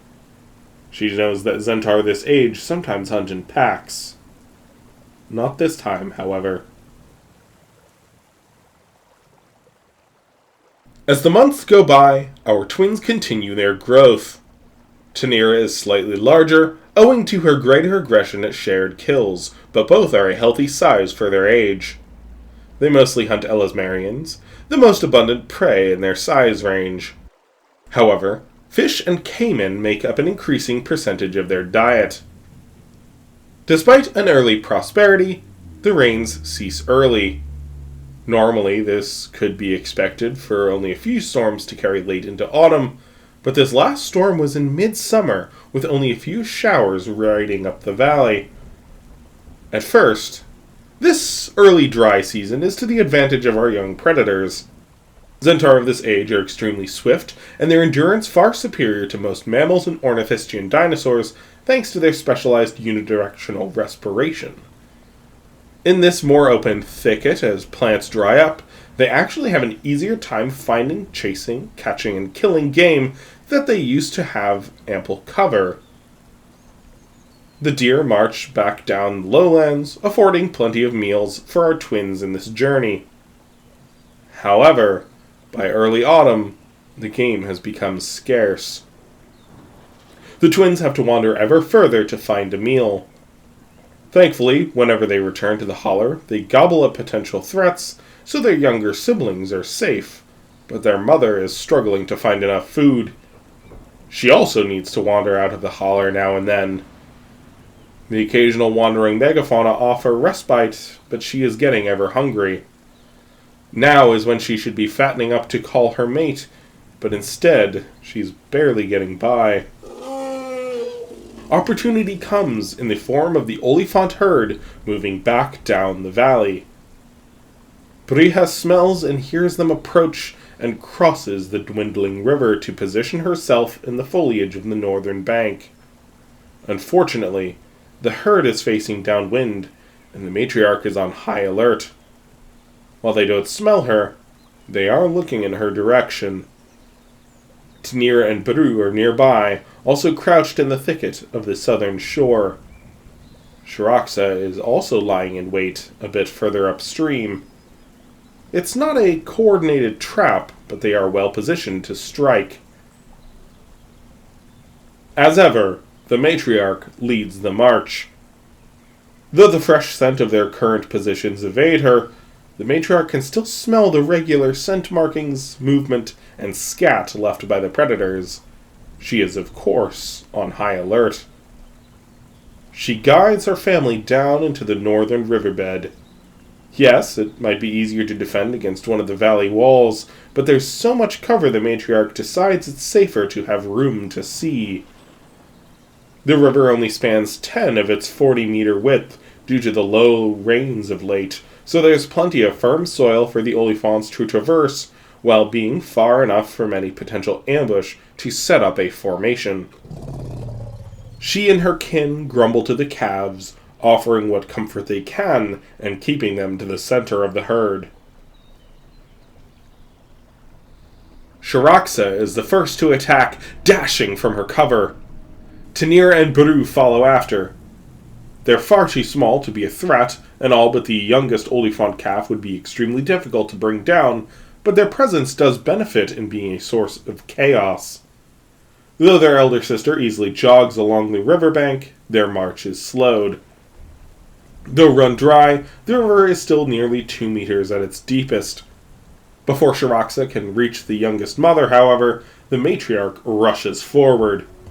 The two square off as they did 4 months prior, with the Olifant presenting a fierce contraption of long, blunt tusks above and shearing fangs below. This is when Brija attacks. Her advance is quiet. Only one of the mothers facing her happens to see the 6-ton theropod in a crouch, deftly step down the riverbank, her eyes never leaving the mother. At 2.5 tons, this Olifant is outmatched, yet she roars and meets the charge all the same. Brija evades the headfirst attack, sidestepping and biting the back of the Olifant's neck. She turns and twists, using her right hand to push against the counterattack and her left to pierce the ribcage. The attention of the herd quickly shifts to Brija, and the matriarch realizes she charged the wrong theropod. She turns, trying to circle around and meet her daughters in formation, but that's when Shiraxa strikes. Their second youngest calf is, at 6 months old, already just over 1/2 ton. Olifants grow much faster than elephants, likely a consequence of living amongst such predators as Zentaur. He may exceed Shiraxa in mass, but she's far taller than him owing to a much lighter frame. Shiraxa bites his head and snaps an arm forward, jamming both hooked claws under his jaw. Before she can retreat, the matriarch is upon her. Lunging forward, the furious matriarch's longest tusk clips Shiraxa's hip. The theropod disengages, hissing and hopping back. Though the matriarch presses the attack, Shiraxa is able to evade the next strike and jog upstream. The megaraptoran continues past the range of the charge, starting to limp in her retreat. Once she has seen Shiraxa off, the matriarch turns to Briha.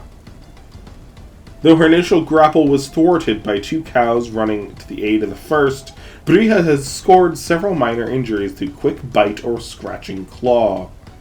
The cows are undeterred. Now 3 against 1, their combined mass is equal and Briha remains low. She steps back so she is at the bank. The thick, sensitive pads of her feet allow her to sense well where she steps, so her focus can remain forward, thereby deterring a charge. The matriarch arrives with a trumpeting bellow and the last push for Briha to retreat. She does so without quarrel.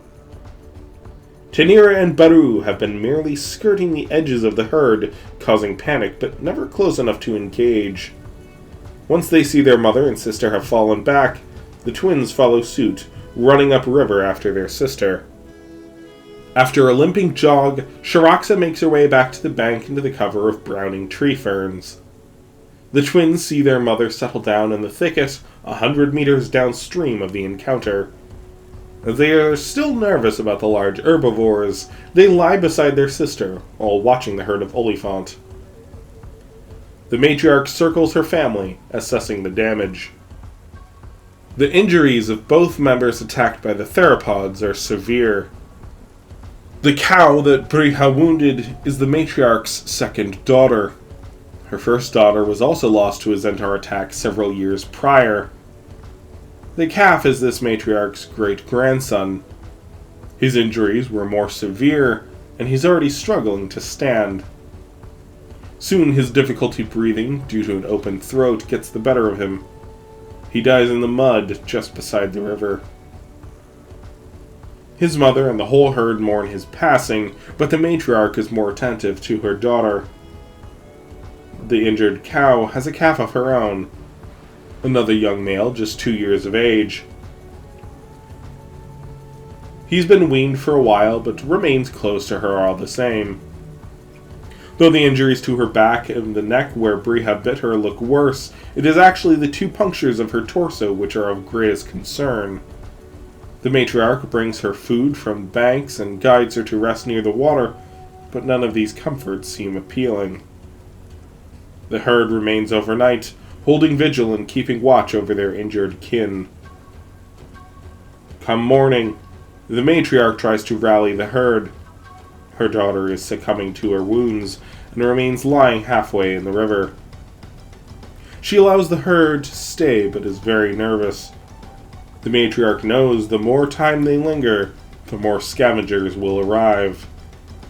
Cockatrice could kill the younger calf, and a 6-meter crocodile could pose a threat to all but her. She keeps a comforting presence to her daughter, but the matriarch knows the smell of infection. She knows her daughter's chances don't look good. Shiraxa isn't looking a whole lot better. The matriarch's tusk that struck her hip left a fracture at the top amidst muscle attachments that means each step she takes, she pulls a little bit at the bone. Though she keeps composure, as a predator who does not wish to draw the sort of attention that comes with an injury is wont to do, she is in a great deal of pain and remains lying down. Normally, Zentaur sit and sleep in a crouch, resting on their pelvic boots. Such a position would be incredibly painful, so she lies down on her right side, letting the injury rest. Overnight, it becomes quite swollen. She cannot stand. Tanira and Baru investigate their sister. She hisses and snaps at their approach and prodding. There's no malice in their inspection, they mean her no harm, but it still hurts and makes her defensive each time they poke at her. Her having to shift to shoo them away only increases her pain and aggravation. The twins eventually leave her alone and watch the Olifants. The matriarch keeps vigil, standing over her daughter as she bleeds into the river. She stamps and trumpets at the shapes in the water. Though the calf and other members of the herd keep close and offer comfort, the Olifant cow does not respond. She dies that afternoon. Even so, the matriarch refuses to relent. Brija begins an approach, but the Olifants drive her back and force a retreat. In the early evening, Tanira and Baru jog a little closer, but they are also driven off by one of the older cows. While they are away, Sharaxa has visitors. Dakosu and his smaller cousins have advanced. While they would never dare challenge a theropod almost 8 times their size and good health, with her swollen hip making it painful to stand and the smell of her infected wound, she's suddenly become a viable target. The 4 male dromaeosaurs are joined by a troop of 7 females they were courting. Together, the 11 cockatrices close in on their new target. Sharaxa hisses at them, but her threat is weak. She rears up slightly and brandishes a clawed hand, but that and her jaws only cover her front. Dakosu pecks at her hips, testing her defenses. She turns and bites at him, but the motion rolls over her injury and she cries out. A wild kick from her good leg is strong, but he effortlessly hops back. One of the female cockatrices nips at the base of her tail. This time, Sharaxa's retaliation is especially feeble, as any rotation puts weight on her injured hip. She can't move her left leg now. After circling around, Dakosu hops upon her chest. Both of his killing claws pierce. They're shallow, more intended to anchor than maim, but it contributes to her stress and agony. She turns to bite him, but the dromaeosaur snaps back, forcing her to. Tanira leaps from the thicket, tackling Dakosu off her sister. Baru makes a wide circle around them, hissing at the dromaeosaurs as they scatter. Feathers fly as Tanira and Dakosu grapple. The cockatrice bites and stabs with his claws, forcing her to hop off, but none of his strikes land deep. Before he can right himself, Baru rushes in. With a bite and twist, he drags the cockatrice's wing, yanking several feathers out by the root. As Dakosu tries to kick, that's when Tanira bites the back of his head. Dust flies amidst the scuffle. The twins dart in and out, each time falling back with feathers and blood. Finally, Dakosu manages to right himself and flees, with both young megaraptorans in hot pursuit. However, he doesn't get very far. The twins return shortly. Both have bloodied snouts. Their rival is severely injured, and even if left to his own devices, will likely perish from his injuries. However, our twins don't kill or eat him. They don't seem interested. Dakosu's kin don't share this sentiment. Soon, his cries ring out in the night as the other cockatrices converge to feed. Once the dust settles, Tanira and Baru have sat on either side of their elder sister. Sharaxa is still on the side of her injured hip. She is motionless, save for the light pulse of her breath. The following morning, the matriarch departs. Vultures, pterosaurs, jackals, and cockatrices are all circling, and there's dozens of caiman and several crocodiles in the water. She also knows the Zentaur are close. Her family keeps pace, though they all walk slow. Before the cockatrice and other scavengers can approach, Brija marches from her cover downstream. She plants a foot on the torso of her kill and digs in. As the twins approach, she hisses at them. This hungry, and as her body is trying to amass hormones and calories to develop eggs, she does not see them with her usual affection. They are only one step removed from the cockatrice and jackals closing in. However, there is another carcass. The twins indulge in Shiraxa's kill, taking the organs of the chest cavity first. That night, the killer of this young Olifant is nowhere to be seen. Come the following morning, however, Shiraxa does limp out and drive off the mob. There's not much left after her siblings and the scavengers had their due, but there's enough bits that she's able to pull together a meal to tide her over. Once she packs it in, she limps around her mother and continues downstream. Zentaur are highly resilient animals. Shiraxa is in a great deal of pain, but the worst has passed. As long as she can make ends meet by scavenging over the next few days, she should recover.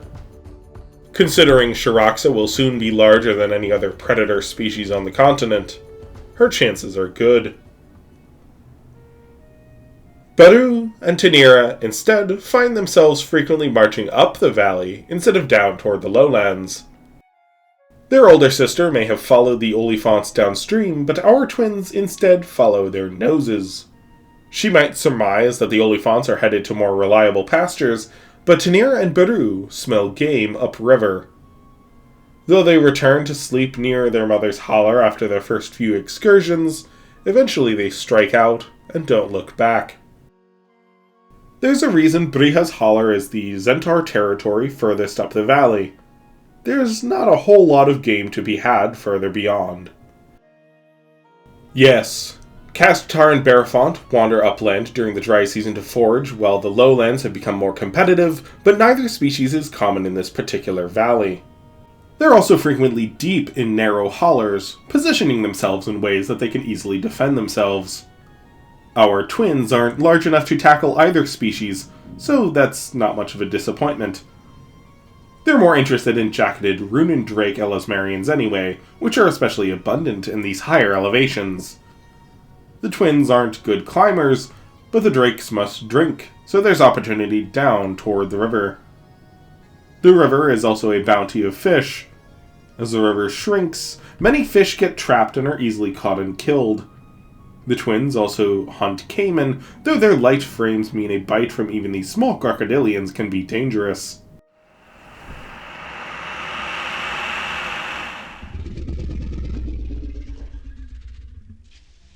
Again, they come upon Shah Kenaru. In the onset of the dry season, he has begun favoring Turchak cedar once more, feeding on the abundant cones and pruning the lower branches. Where he goes, an entourage usually follows, and this serves as a fantastic source of prey. Small Elasmarians, pheasants, and even very young titans are typical members of the company, but common drakes are abundant as well. The quilled and clawed common drakes could easily kill our twins, so they must be careful, but darting in and grabbing something small proves an efficient strategy. Common drakes are so well armed and defended because they're slow. They don't have much choice but to fight, and this means that as long as they are given their due space, the twins can rush in and take their meals without much risk. Finally, after 8 months of drought, the rains come. A combination of storms and melting glaciers as the distant highlands warm means the rivers are flush. Our twins enjoy an abundance of trident deer to hunt as they come up the valley once more. At 5 years old, our twins now weigh around 250 kilos. They're now large and fast enough that even adult deer are reliable targets, though an abundance of young calves born in the highlands are more appealing. Over this wet season, they grow fast on a diet almost exclusively of trident deer. There are no other Zentaur in this region. While there are a few Sulan big cats in this environment that follow the deer up the valley, the other carnivore that most catches their attention is a form of very large primate which smells vaguely like the macaques they're used to down in the holler. These primates do hunt, but mostly they wait until the twins or Sulan have had their meal and then close in to gather up the remains. The twins are of course defensive at first, hissing and snapping at their approach, But once they learn these strange creatures wait until the predators have had their fill, they quickly grow to tolerate their presence. After all, this region has a tremendous abundance of food. They wouldn't want to scavenge an earlier kill anyway. They do sometimes follow the primates out of curiosity, but the fires they make to process the carcasses make our twins wary, so eventually, the primates fade into the background of the twins' awareness. These are one of Chimeir's many human species, Homo altus. While there are several civilizations, complex languages, and sophisticated tools made by this species, this particular family is quite content to lead simple lives in the frontiers here beyond the known world. Here in the highlands, there's enough for them to get by, especially preserving some of the surplus venison they collect in these months. Especially once the Sulan depart, there's not many threats in this area. It's a peaceful life for the most part, especially while living in relative harmony with the local predators. They're not used to Zentaur, and indeed the children of this group have never seen one, but once these two great predators come to an understanding, they leave each other alone. Soon, they know the deer will leave, and lingering predators might become a threat once the abundance is gone. With this in mind, the humans kill a few extra deer, then retreat to their lodgings higher up the mountains to wait until the predators depart. By the time the rains cease, our twins are now each over 300 kilos. In late autumn, after mating, the vast herds of deer circle back and begin their migration down the valley toward the lowlands. This march down the valley brings our twins home. Their mother's next clutch has just been laid. It was her largest yet, 9 eggs, as this past wet season was very kind to her and her mate. Tanira and Baru remain with their mother for a few days, sharing brief moments of affection with her and their youngest siblings born at the beginning of the wet season, but soon they choose to continue after their now favored prey. Their young siblings, born the year below them, are now 200 kilos, large enough to keep the rest safe from any nearby threats. 4 in number, this cohort is more than sufficient to keep the cockatrice troops far from the holler. It also doesn't hurt that their mother's mate, an 8-ton bull Zentaur, regularly patrols the valley. The trident deer continue on, and our twins follow. Tanira and Baru aren't in a rush. This journey takes them over a week along the riverbanks, gorging themselves on the abundance of deer. Though they linger in some regions, the hollers of other Zentauran young means they must often keep moving. Eventually, though, the herds reach the lowlands. With their latest kill, our twins sit atop a hill at the bend of a river, looking out over the vast forests and basin swamps below. They may not know it, but they are on the eve of a formidable introduction. The past few years, our twins have gotten used to being among the top predators of their environment.